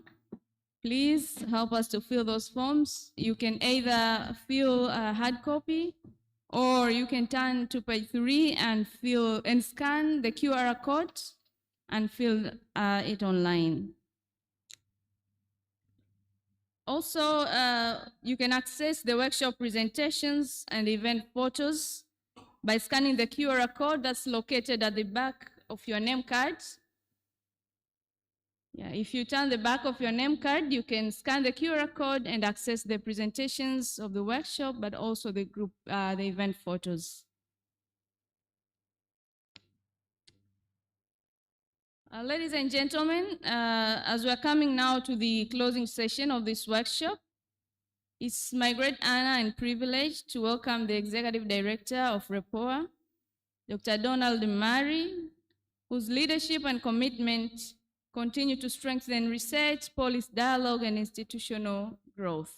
So please join me in warmly welcoming Dr. Donald Murray to chair the closing session. Welcome, Doctor.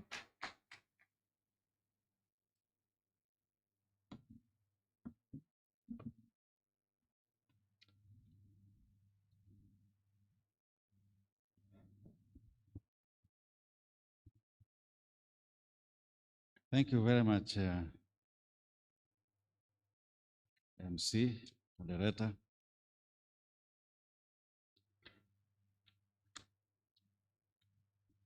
They say yes, good evening. As we come to an end of our 2 days session, we will divide it in 2 parts. First, we'll have a short reflections of what we have discussed over the last 2 days. And then we will have the closing, which will be made by all the partners that have been present here today. Let me start by thanking very much the Deputy Head of Mission, Madam Suzanne Kitten, Head of Island Mission, for being here for all 2 days.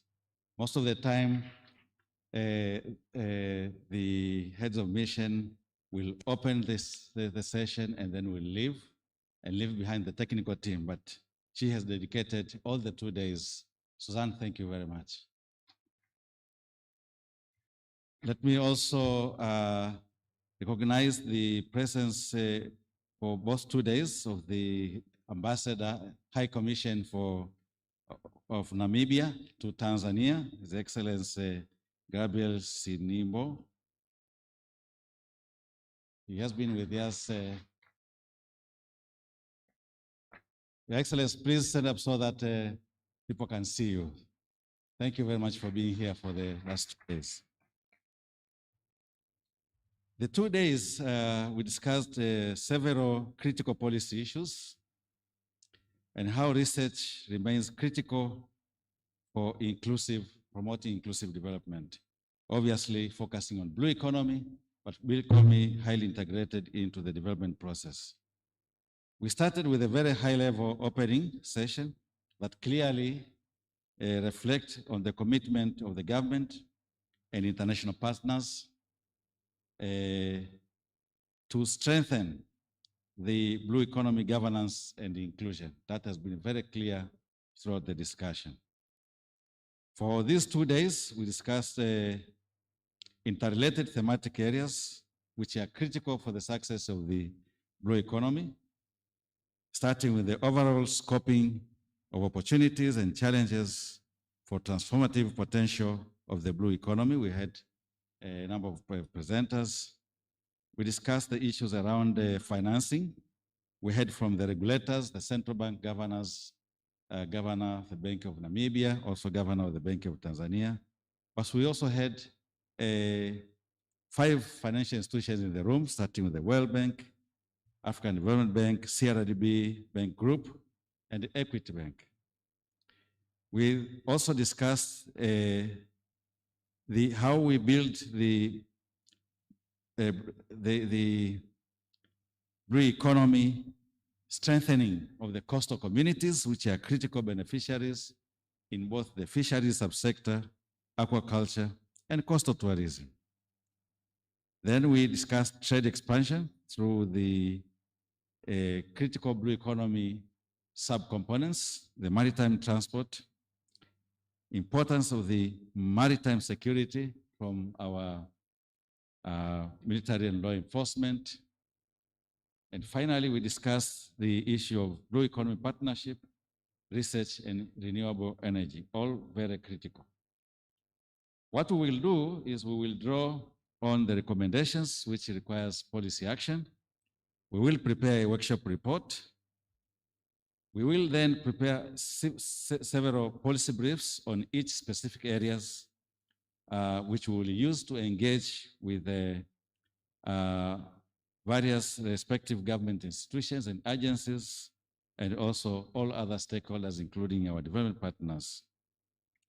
So let me request our rapporteur, Madam BJ, to come forward and present a quick reflections of the what has emerged out of this workshop throughout the 2 days of the discussion, and then we'll move to the closing.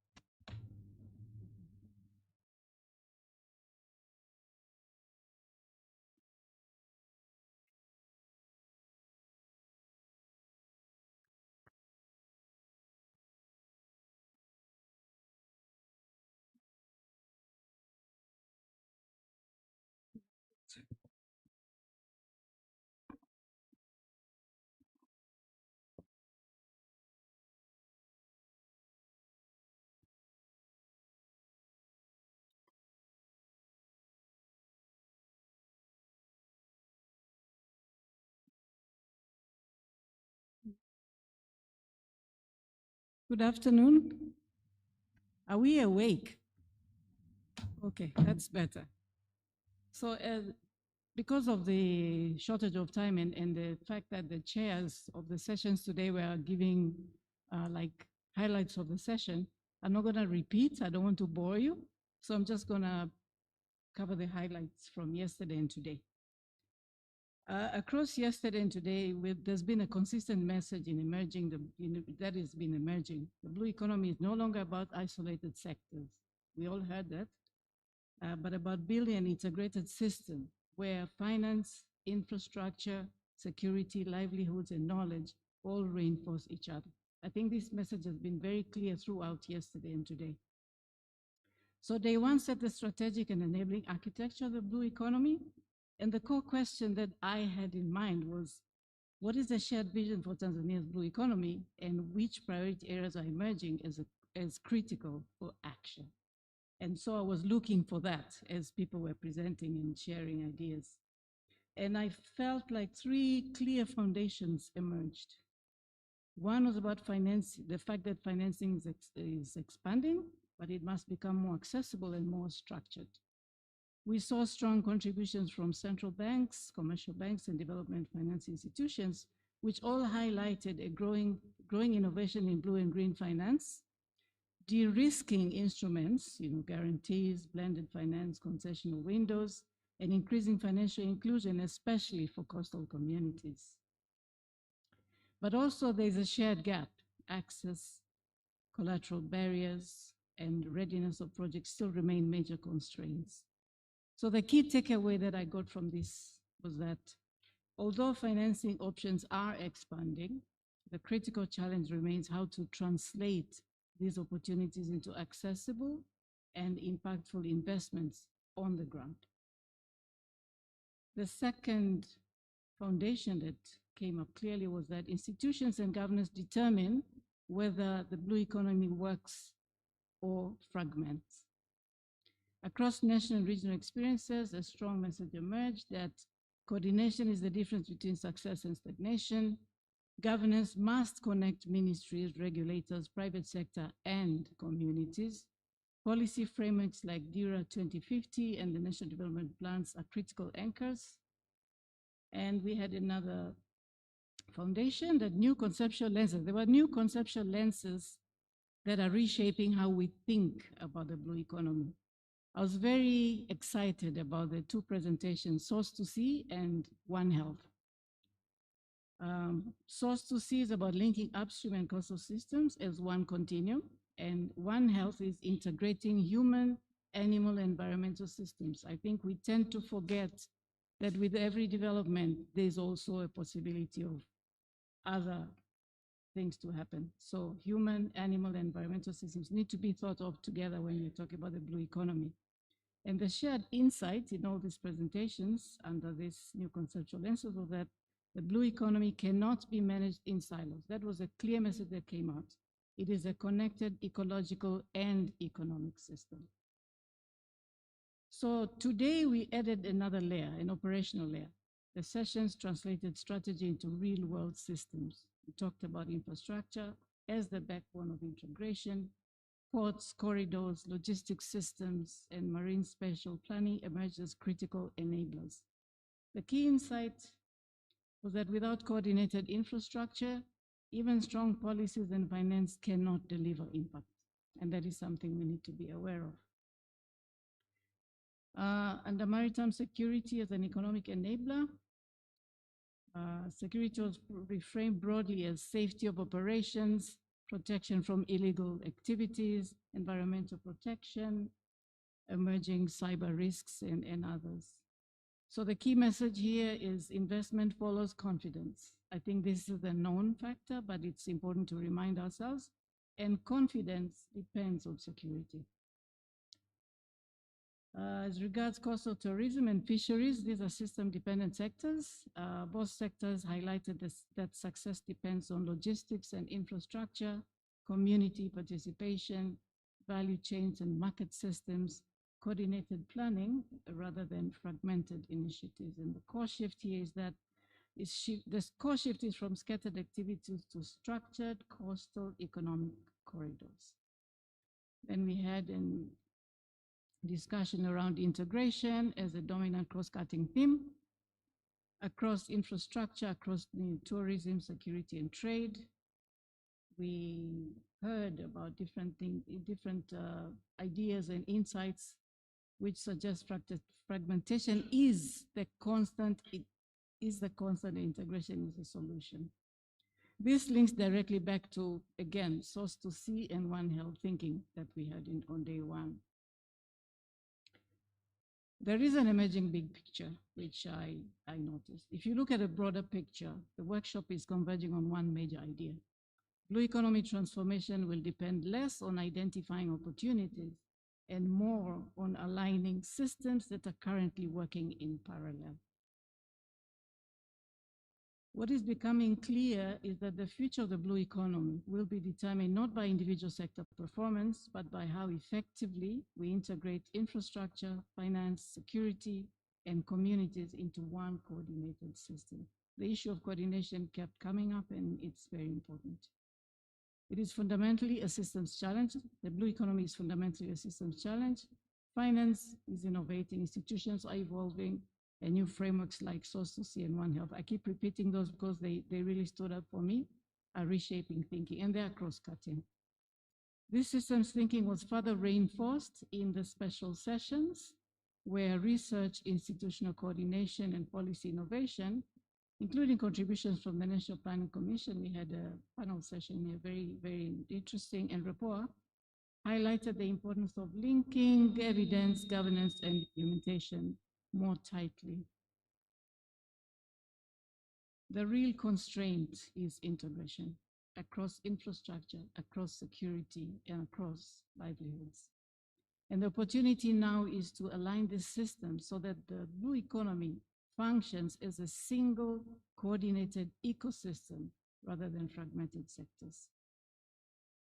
So if we briefly return to the purpose of this workshop, I'm sure when we were invited, when we saw the agenda, we had certain expectations, and there were objectives already identified.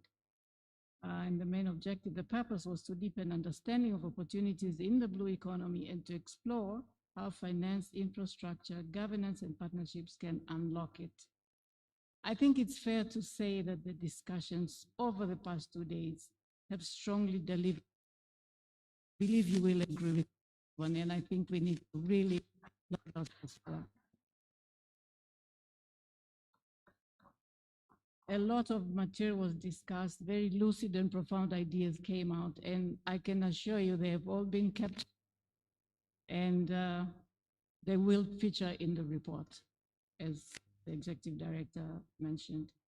We've identified opportunities across sectors, but also surface the system conditions which are required to make those opportunities real, and particularly around integration, investment readiness, institutional coordination, and inclusion. Thank you very much for listening.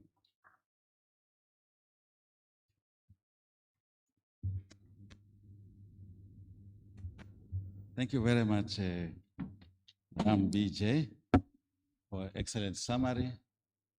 Now, as we move towards the end, before I offer my remarks, I would request our partners to also say a few words. I will start with our co-partners, Madam Susan. Is she step outside? Oh, yes, she's there. Would you want to say something? Oh, Francis, you have been delegated. In the meantime, I will request the Deputy Permanent Secretary, Minister of Blue Economy, to also step forward. Dr. Tutuba from the Planning Commission to also step forward, and CRDB Bank, Mr. Maragesi, so that we'll say a few words before I conclude.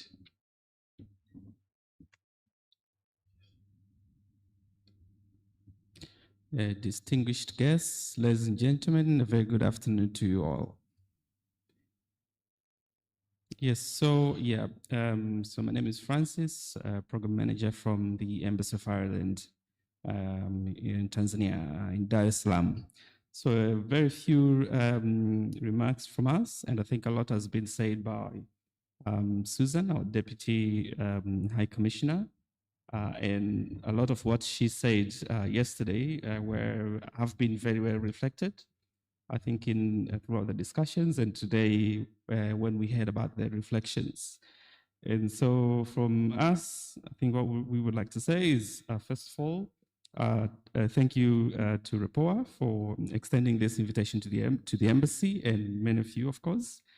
So these 2 days have been very informative, and we have learned quite a lot, but we have also had the opportunity to meet and engage with a number of key stakeholders who attended the event, also including a seaweed farmer who came all the way from Cork in Ireland. So that was very, very useful as well.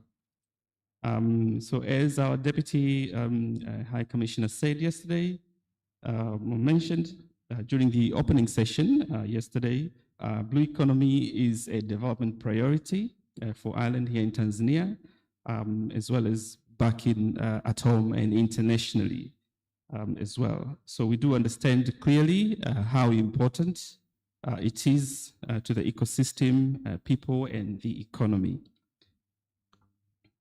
Throughout these 2 days, we have had several times regarding potential, which is what our Deputy High Commissioner said, potential.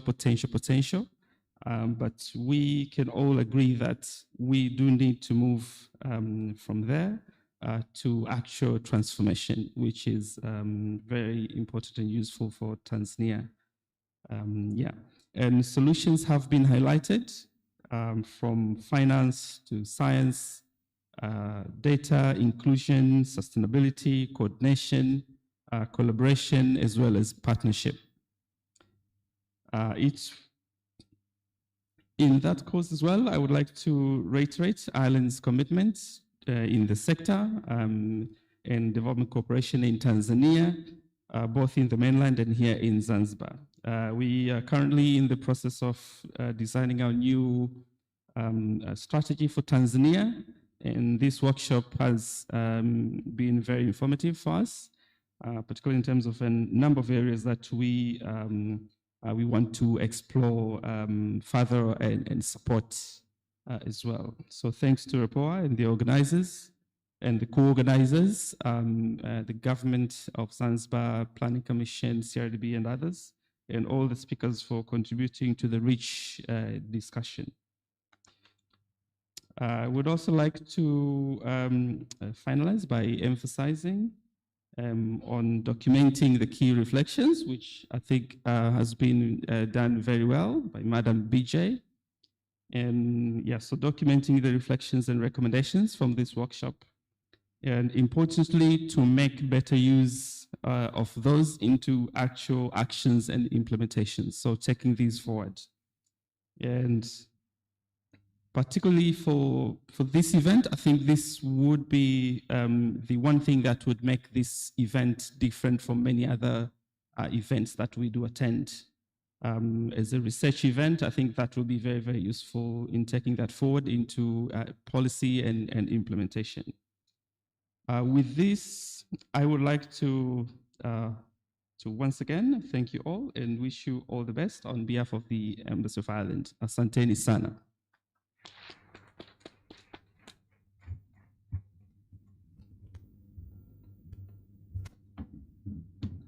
Habari za jioni tena. Kwa sababu Kiswahili ni moja ya vitu ambavyo dira 2050 imeweka kipaumbele kwamba vitapewa umuhimu wa pekee, nitatoa neno langu la hitimisho kwa lugha ya Kiswahili. Mabibi na mabwana, napenda kwanza kabisa kuchukua nafasi hii kuwashukuru ninyi ambao mmekuwa pamoja na sisi kwa siku hizi mbili kuhakikisha kwamba kongamano letu linafanikiwa, kwa sababu bila kuwepo kwenu basi maandalizi yote ya kongamano hili yasingekuwa na achievement ambayo tumeweza na mafanikio ambayo tumeweza kuyafikia.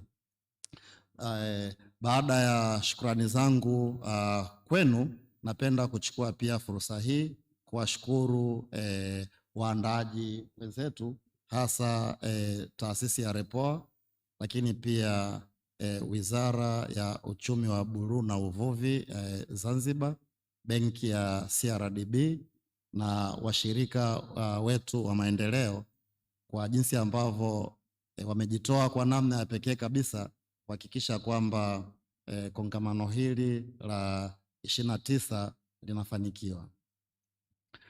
Ndugu wanakongamano, kwa namna ya pekee kabisa napenda pia kuwafikishia salamu za upendo kutoka kwa mwenyekiti wa Tume ya Taifa ya Mipango, Mheshimiwa Rais wa Jamhuri ya Muungano wa Tanzania, Dr. Samia Suluhu Hassan, ambaye amekuwa pia akifuatilia utekelezaji wa shughuli za tume, ambayo mojawapo ni kuhakikisha kwamba tunashirikiana na taasisi mbalimbali za tafiti ndani na nje ya nchi kuhakikisha kwamba mipango ambayo tunapanga sio kwamba tu inakuwa na taarifa za kutosha, lakini pia inakuwa imefanyiwa utafiti wa kisayansi kuhakikisha kwamba tunafikia malengo tuliyojiwekea.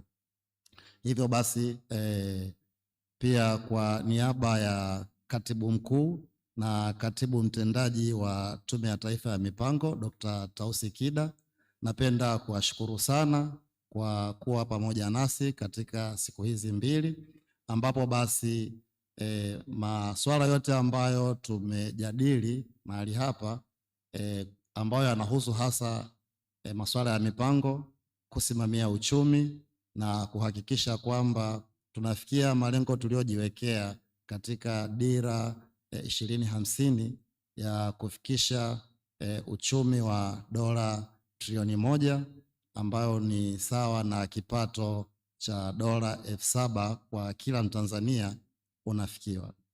Uchumi wa bluu ukiwa ni mojawapo ya sekta 9 za mageuzi, itaendelea kupewa umuhimu na kipaumbele cha pekee kuhakikisha kwamba sekta zote ambazo zinachangia uchumi wa bluu kama tulivyoona wakati wa kongamano hili, basi zinafanyiwa kazi na tunaweza kufika mahali ambapo tunategemea.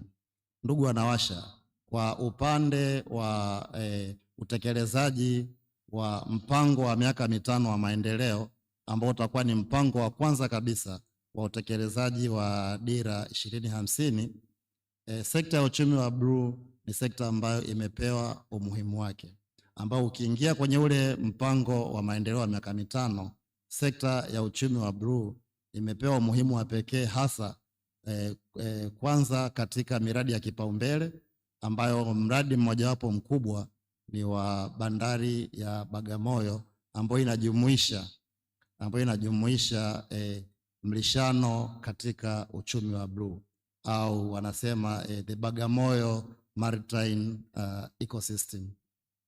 Sasa katika mradi ule wa kimageuzi wa Bagamoyo, tunategemea kwamba sekta zote zinazohusika hasa katika uchumi wa bluu zinashiriki vilivyo kuhakikisha kwamba masuala tuliyojipangia kufanya kwa miaka hii 5 yanatekelezwa.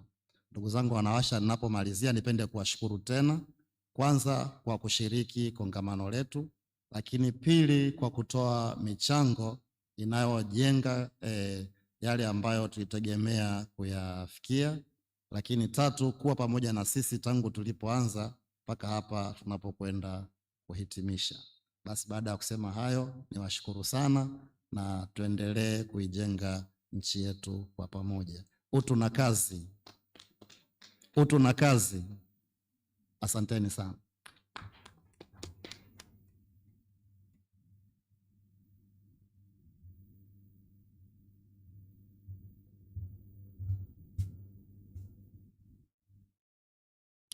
Distinguished guests, researchers, policymakers, development partners, private sector representatives, and colleagues. As we draw this workshop to the close, let me begin by thanking each one of you for your time, insights, and active participation over the past 2 days. Your engagement has made this dialogue on Tanzania's blue economy both rich and actionable. Over the course of our discussions, we have examined the immense potential of our oceans, lakes, and coastal resources, not just as a sources of livelihood, but as drivers of inclusive growth, innovation, and climate resilience. We have held evidence on sustainable fisheries, marine conservation, coastal tourism, maritime transport, and the critical role of policy and finance in unlocking this potential responsibly. What is clear is that the blue economy is not an abstract concept. It is about the fisher in Mtwara, the entrepreneur in Dar es Salaam, the coastal community in Zanzibar, and the future millions of Tanzanians. Turning potential into require 3 things we have seen here. The first is evidence-based policy. Research like this of REPOA must continue to inform decisions that balance economic growth with environmental sustainability. Second is on partnership. No single actor can do this alone. The government, academia, the civil society, and the private sector must work together with a shared vision.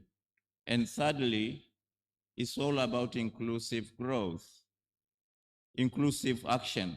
We must ensure that coastal and lakeside communities are not left behind, but are central to planning, investment, and benefit sharing. To our presenters and panelists, thank you for bringing clarity and depth to complex issues. To our participants, thank you for the questions, challenges, and ideas that pushed the conversation forward. To the REPOA team and partners, thank you for organizing a forum that has set a strong foundation for continued dialogue and collaboration. The work does not end here. Let us carry these insights back to our institutions and communities and translate them into policies, investment, and practices that safeguard our waters while creating opportunities for all.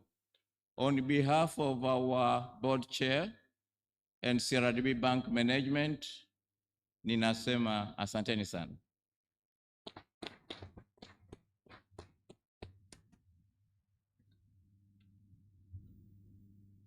Thank you very much, all our partners.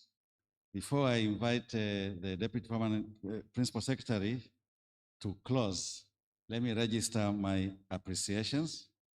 First, by thanking all the participants for your active participation, but above all, your resilience. You have been here for 2 days, fully engaged in all the sessions. That is remarkable. Thank you very much. I would like to thank our co-partners, the Embassy of Ireland and the Embassy of Norway, for the continued support which has helped us to undertake research, but also to engage in policy dialogues in sessions like this workshop today. I would like to thank also our collaborators, the Minister of Blue Economy and Fisheries of Zanzibar, which is also our hosts. Also thank the National Planning Commission and CRDB Bank, but also the Mzinga Corporation, which has engaged in informing all the participants here on critical issues of maritime security, and they still had their pavilion outside there. Thank you all our keynote speakers and our panelists and chairs of all the sessions. I would like to thank also our hosts, the Golden Tulip Airport Hotel.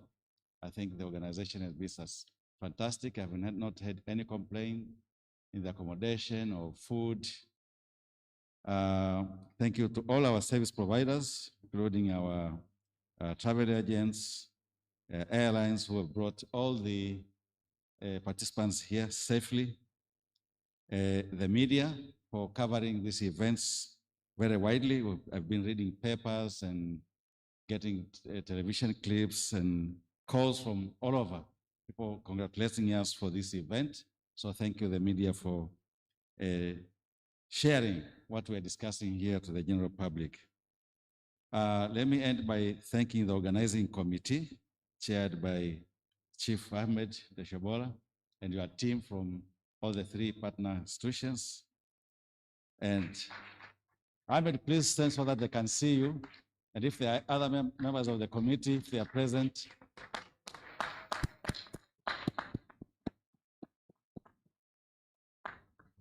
They've done a lot of work in the background. And finally, we also had an invisible member of the committee who was helping us with all the protocols, Mr. Halifa Kondo from the Prime Minister's office. I'm not sure if you are in the room, but he has been very instrumental in supporting our protocol. So thank you very much to all. And without further ado, let me invite the Deputy Principal Secretary, Mr. Zahor, to close our.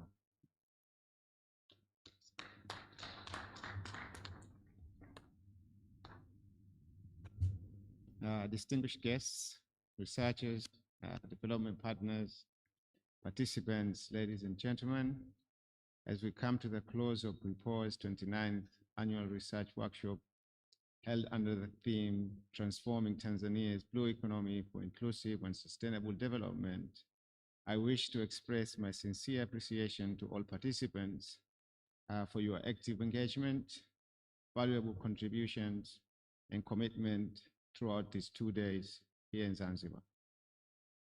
Allow me to extend special appreciations to REPOA itself, the National Planning Commission, CRDB Bank, for successfully organizing this important forum. I also wish to acknowledge government institutions, academic and research institutions, and all stakeholders who shared insightful experiences, innovative ideas, and evidence-based recommendations towards advancing the Tanzania's Blue Economy agenda. One of the key messages emerging from this workshop is that the transformation of Tanzania's blue economy requires strong and sustained collaboration among government, researchers, communities, development partners, and the private sector.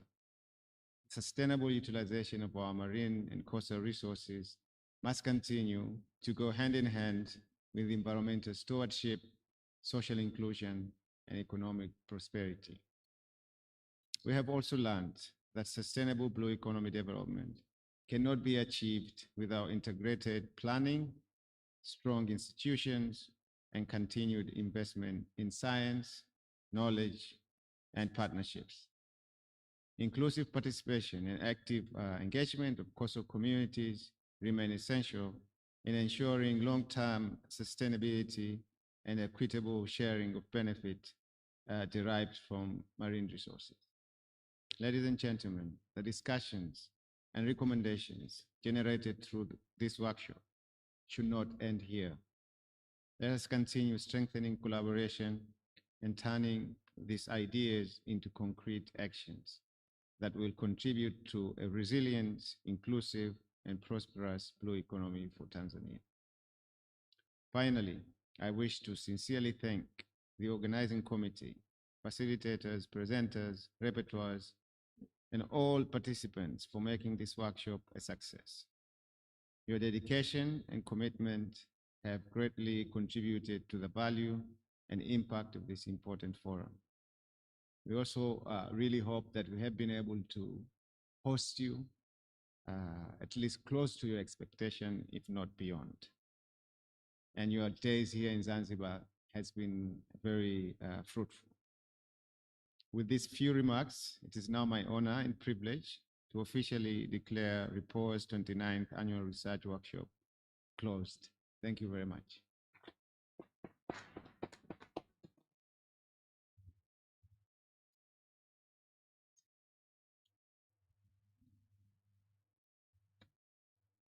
Thank you very much. As our workshop has already been closed, I think I don't have to talk too much. May I ask all of us to stand up?